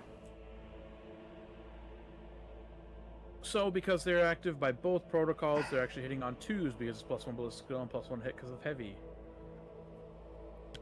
Boop. but I am still wounding on, I believe it is 5s. Yep, wounding on 5s. No twin linked, so that's going to be 3 at AP -1. Okay, so that is, how many was it? 3? 3 on your 3-up. Oof. Wait, how much damage is it per? 2, it kills him. No, it's only 1 because of his ability. Right, but it's 2 damage per and 2 go through, so it still kills him. Well, Unless he command rerolls yeah, again. I was thinking I could command reroll one of them, spend my last command point to try and save Redempty Boy again. He has. Oh wait, it says you have 2 damage per punch. Right, Or sorry, it's 2 3. Damage, it's 2 damage. Yes, I have 3 damage per This punch. is That's- shooting fairly, not melee. Yeah. This Oh, is right, shooting right. melee. He's shooting. Well, so even if I do reroll this, he's then just going to punch me to death 12 times. I still have other guns to shoot as well. Oh, that's true. So, I mean, if you want to beam, you can do it. At this point, I'm committed to the meme. Redempty Boy is the best. I'm going to reroll it. Please reroll Let's the go! 1. The Emperor protects! He does. The Emperor protects!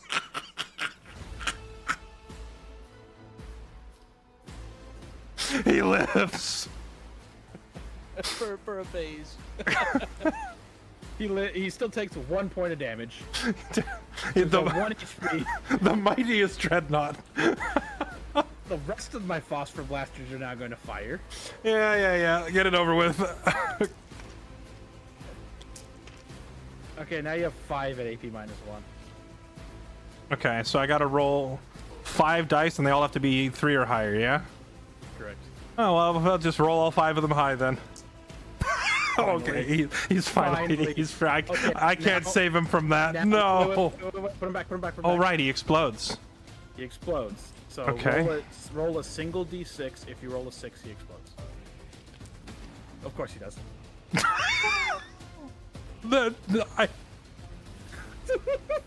Dude, the rolls, man. The Emperor protects. What can I tell you? He explodes. Okay, so now you You roll a only- D3 for damaging Gibby's stones. Yep, you roll a d3 for mortal wounds.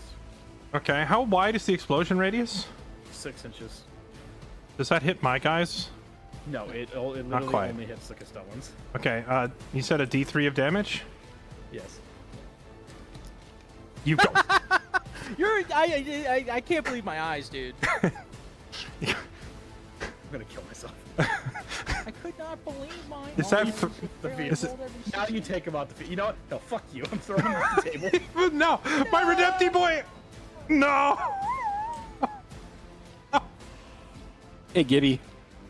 Do you remember when we were worried about the Fairlight getting completely stomped? Yeah. What happened? I killed a single fucking unit. I did literally. I've only killed a unit. This is ridiculous. Okay. That's all my shooting, because everything else is engaged.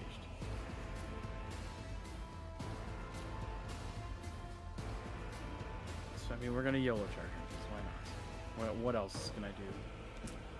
Yeah, of course I rolled 3.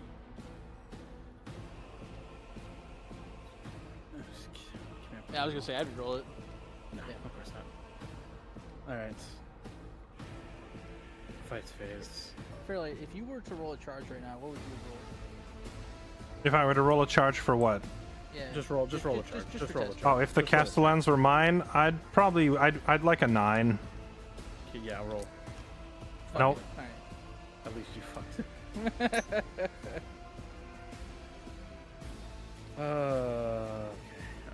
Shit. Oh, wait, I thought it was 3 damage per model. Is it only 3 damage total on the explosion?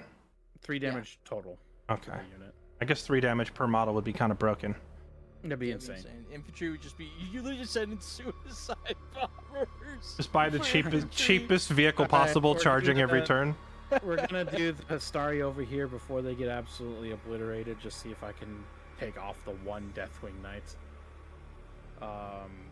So they're gonna get 5 attacks, hitting Oh. on 4s, wounding on 5s. GG's, for good stream. I nothing. gotta. It's fucking 3 a.m. I gotta go to bed. Alright. I go to bed here soon too. They did nothing. 4 attacks. Hitting on 2s, actually. Oh, I fucked that up. That's fine. Hitting on 2s because of Protector Protocol or whatever. Wounding on those old wounds. So that is 3 at AP -1. Okay, and I'm -1, so I need to roll 3 and I need to beat 3. 2 go through. Oh my god, it's 2 damage apiece. That finally kills the dude. Okay, so he's out, and then he Then 2 takes more damage. 2. Okay, the Secretary Marshal will swing. He gets 4 attacks, hitting on 2s. Wounding on 4s. 2 at AP -1.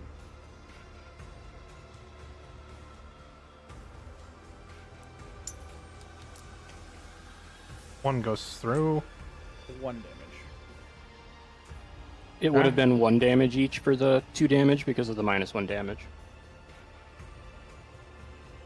So Minus you would have 2 damage. -1 from what? Oh, because Deathwing Knights because have an inherent -1 damage to all Gotcha. attacks. So this guy would have still died then, yeah? he still would have Yes. died because he had only had 1 HP, but now you would have, I think, you would have 2. Yeah. Okay. Okay, that's that. Oh, I forgot. I could have. No, he needed to action. He was actioning, right? He was sabotaging. So he wouldn't charge. Okay, now you choose which one to swing back at first. I'm sorry, I what now? It is your turn to fight. You choose who swings back. Oh, right. Well, let's have the... Wait, do you have any more units that haven't fought yet? Just the Onager. But because no one charged, there's no fights first. So this is how it normally goes now.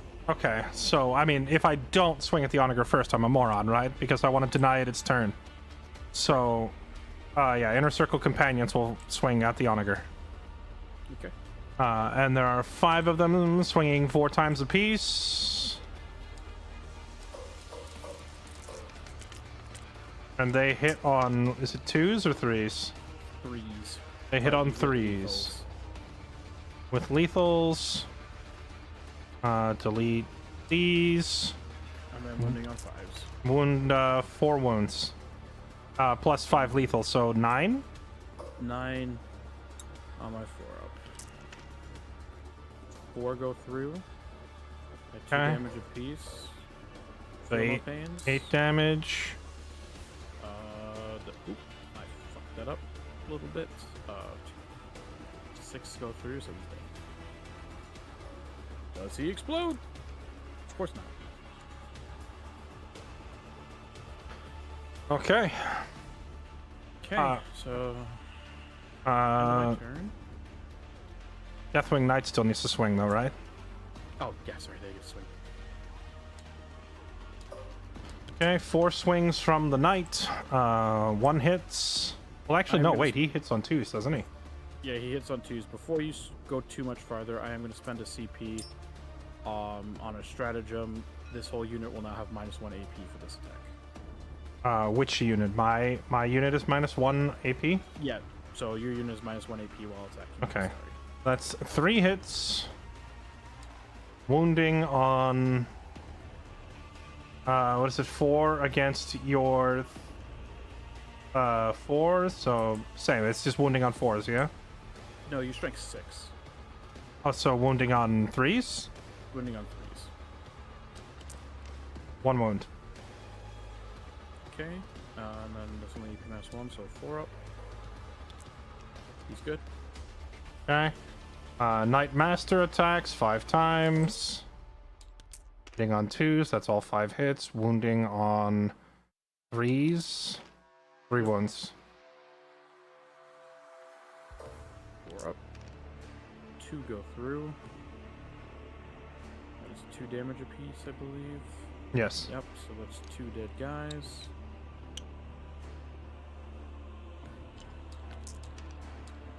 Fairlight, you forgot a sustained. Oh. Awkward. It doesn't matter at this point. 4 from the Librarian. That's 2 hits. Wounding on 3s. 1 wound. saves. I think that's everything for those guys. Okay, so now I'll score 3 primary. I finally killed an enemy unit, so I'll score 2 for no prisoners.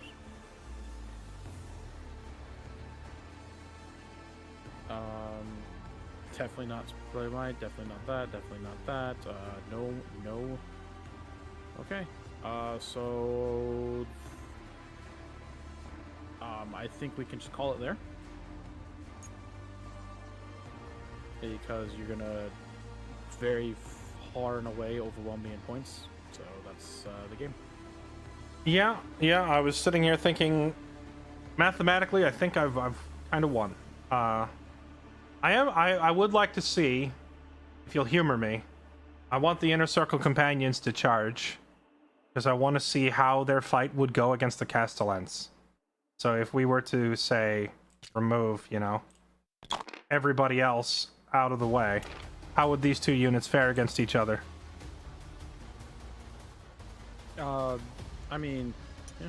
One last glorious battle. Let's assume I get... What's my movement? It is 6, right? So I would have easily been able to move halfway, and then my charge would have only been like 3 inches, so we assume that I get a successful charge.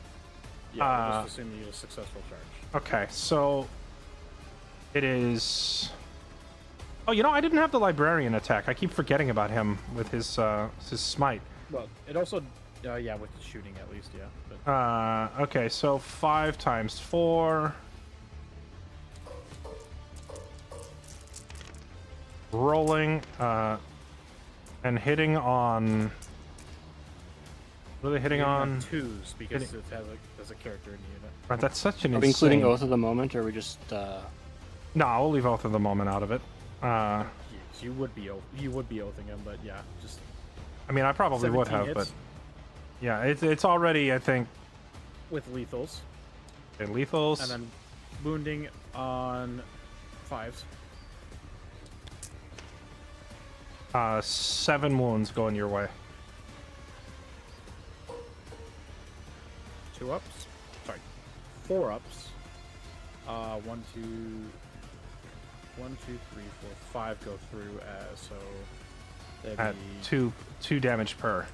2, and then it would take 3 more. So 2 robots die. Robot number 1 does he explode? He doesn't. Robot number 2 does not explode.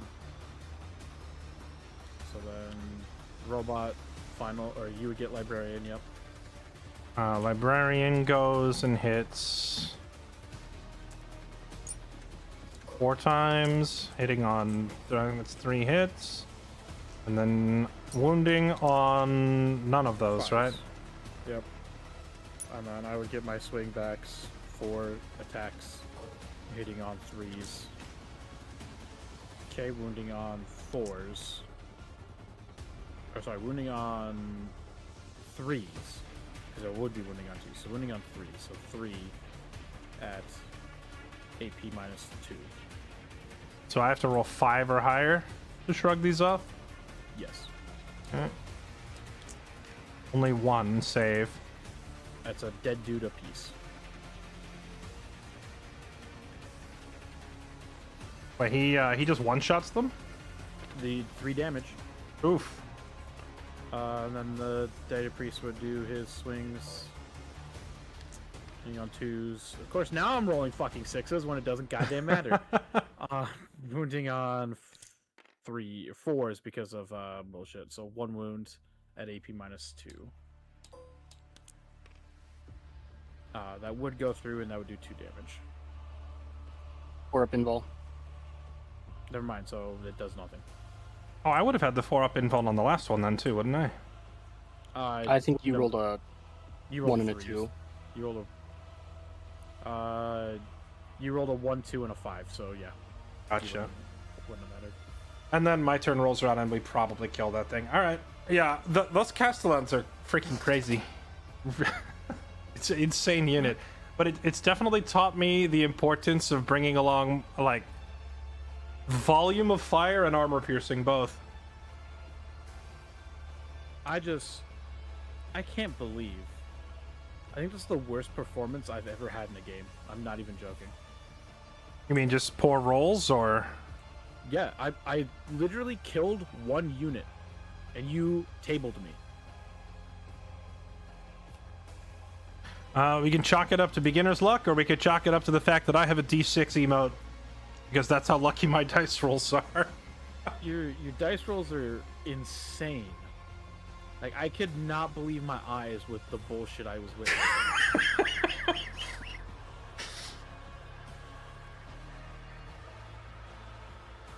Well, I now have a pretty good idea of what works and what doesn't. And, I'll make Gray cry. If you go up against Gray, you'll make Gray cry. Gray will absolutely cry trying to fight this nonsense. Like, your list is also pretty hard tailored. Like, you'll fuck up knights with this list hard. How so? Aren't knights going to be similar to, like, castellans in the sense that I can't damage them with half my army? They have a worse save than the castellans do. Really? That's funny. Knights have a base 3 up.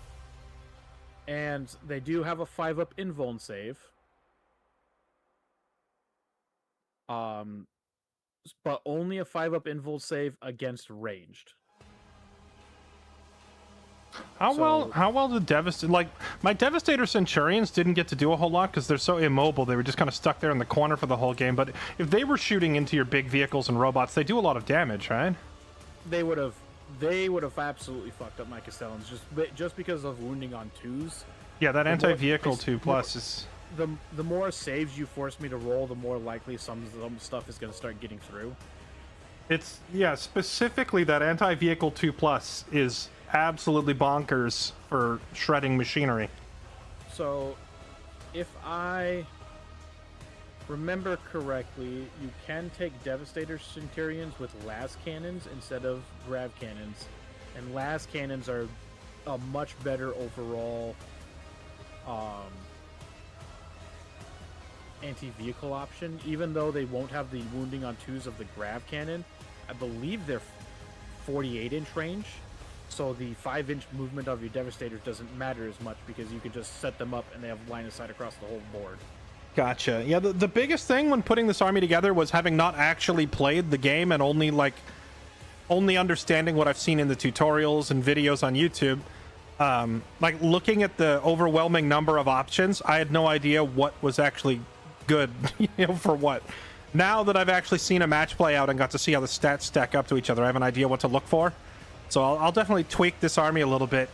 And Burke said that he would fight me on the first, so we might. I'm probably going to run basically this same army and fight Burke, but trade out like 2 or 3 units. Did Burke say what he's playing? No, he didn't tell me. I didn't ask. Okay. I think he's a Tyranid player. So, but Tyranids can play in several different ways. No, Tyranids can only play in one way. They die for the Emperor. All right. Thanks for the game, sir. It only took like 6 years, but you finally got me to play Warhammer. Congratulations. How was your first game? Did you enjoy it? Oh yeah, I had fun. It's just it's such a brain melting, overwhelming amount of info. Even with two experienced players talking in my ear to like make sure I don't forget anything, we still forgot stuff. Like, that's how insane it is. I don't think there's ever been a perfect game of Warhammer ever played. Like, even the people who play it as a as a living mess it up. Yeah, they'll forget, or I literally watch tournaments. Guys go, "Hey, I forgot this, and can I go back and do this real quick, please?" Like, I'll see that all the time. Actually, I think you kind of see this with Gibby. Experience with Warhammer kind of makes it even worse because you're going to be remembering other editions. I'm fucking up rules constantly with previous editions where like this hidden bullshit and like other things just don't apply. They weren't a thing in those previous editions. All right, gentlemen, it's very late. Thanks for staying up for the games. I will catch you all later. Yep, see ya. Good night. Well, chat, there it is. Done and dusted. My first match of Warhammer 40k. Surprisingly, we somehow came out on top, even though I didn't know what I was doing, because, man, I sure got lucky on those dice rolls. All in a day's work. Nimaway, thanks for the gift sub to Grinbringer. Cylinder, thank you for the 105 months. Vandeer07, Get Cooped, Private Ryan, The Humplick, Happy Nathan, Liz, Drow Astronomer, Catic Blizzard, Vile Soda, Ashley Sora. Thank you all for the resubs. Appreciate you all being here. Liz with a 10-year anniversary sub. I'm going to have to message her on Discord because that was like 4 hours ago. I'm guessing she's probably not in here anymore. Oh, man, I'm tired. That was a fun game, chat, but it sure was a long one. It's pretty late. I'm going to go ahead and wrap it up. Thanks for being here. I'll see y'all tomorrow. Gonna stream more 40k in the future. If I get faster at it, I don't know if I want to commit 6 hours to a single match. That's really, it's time consuming and it's brain draining to remember all this stuff. All right. Take it easy, chat. I'll see y'all tomorrow. Bye-bye.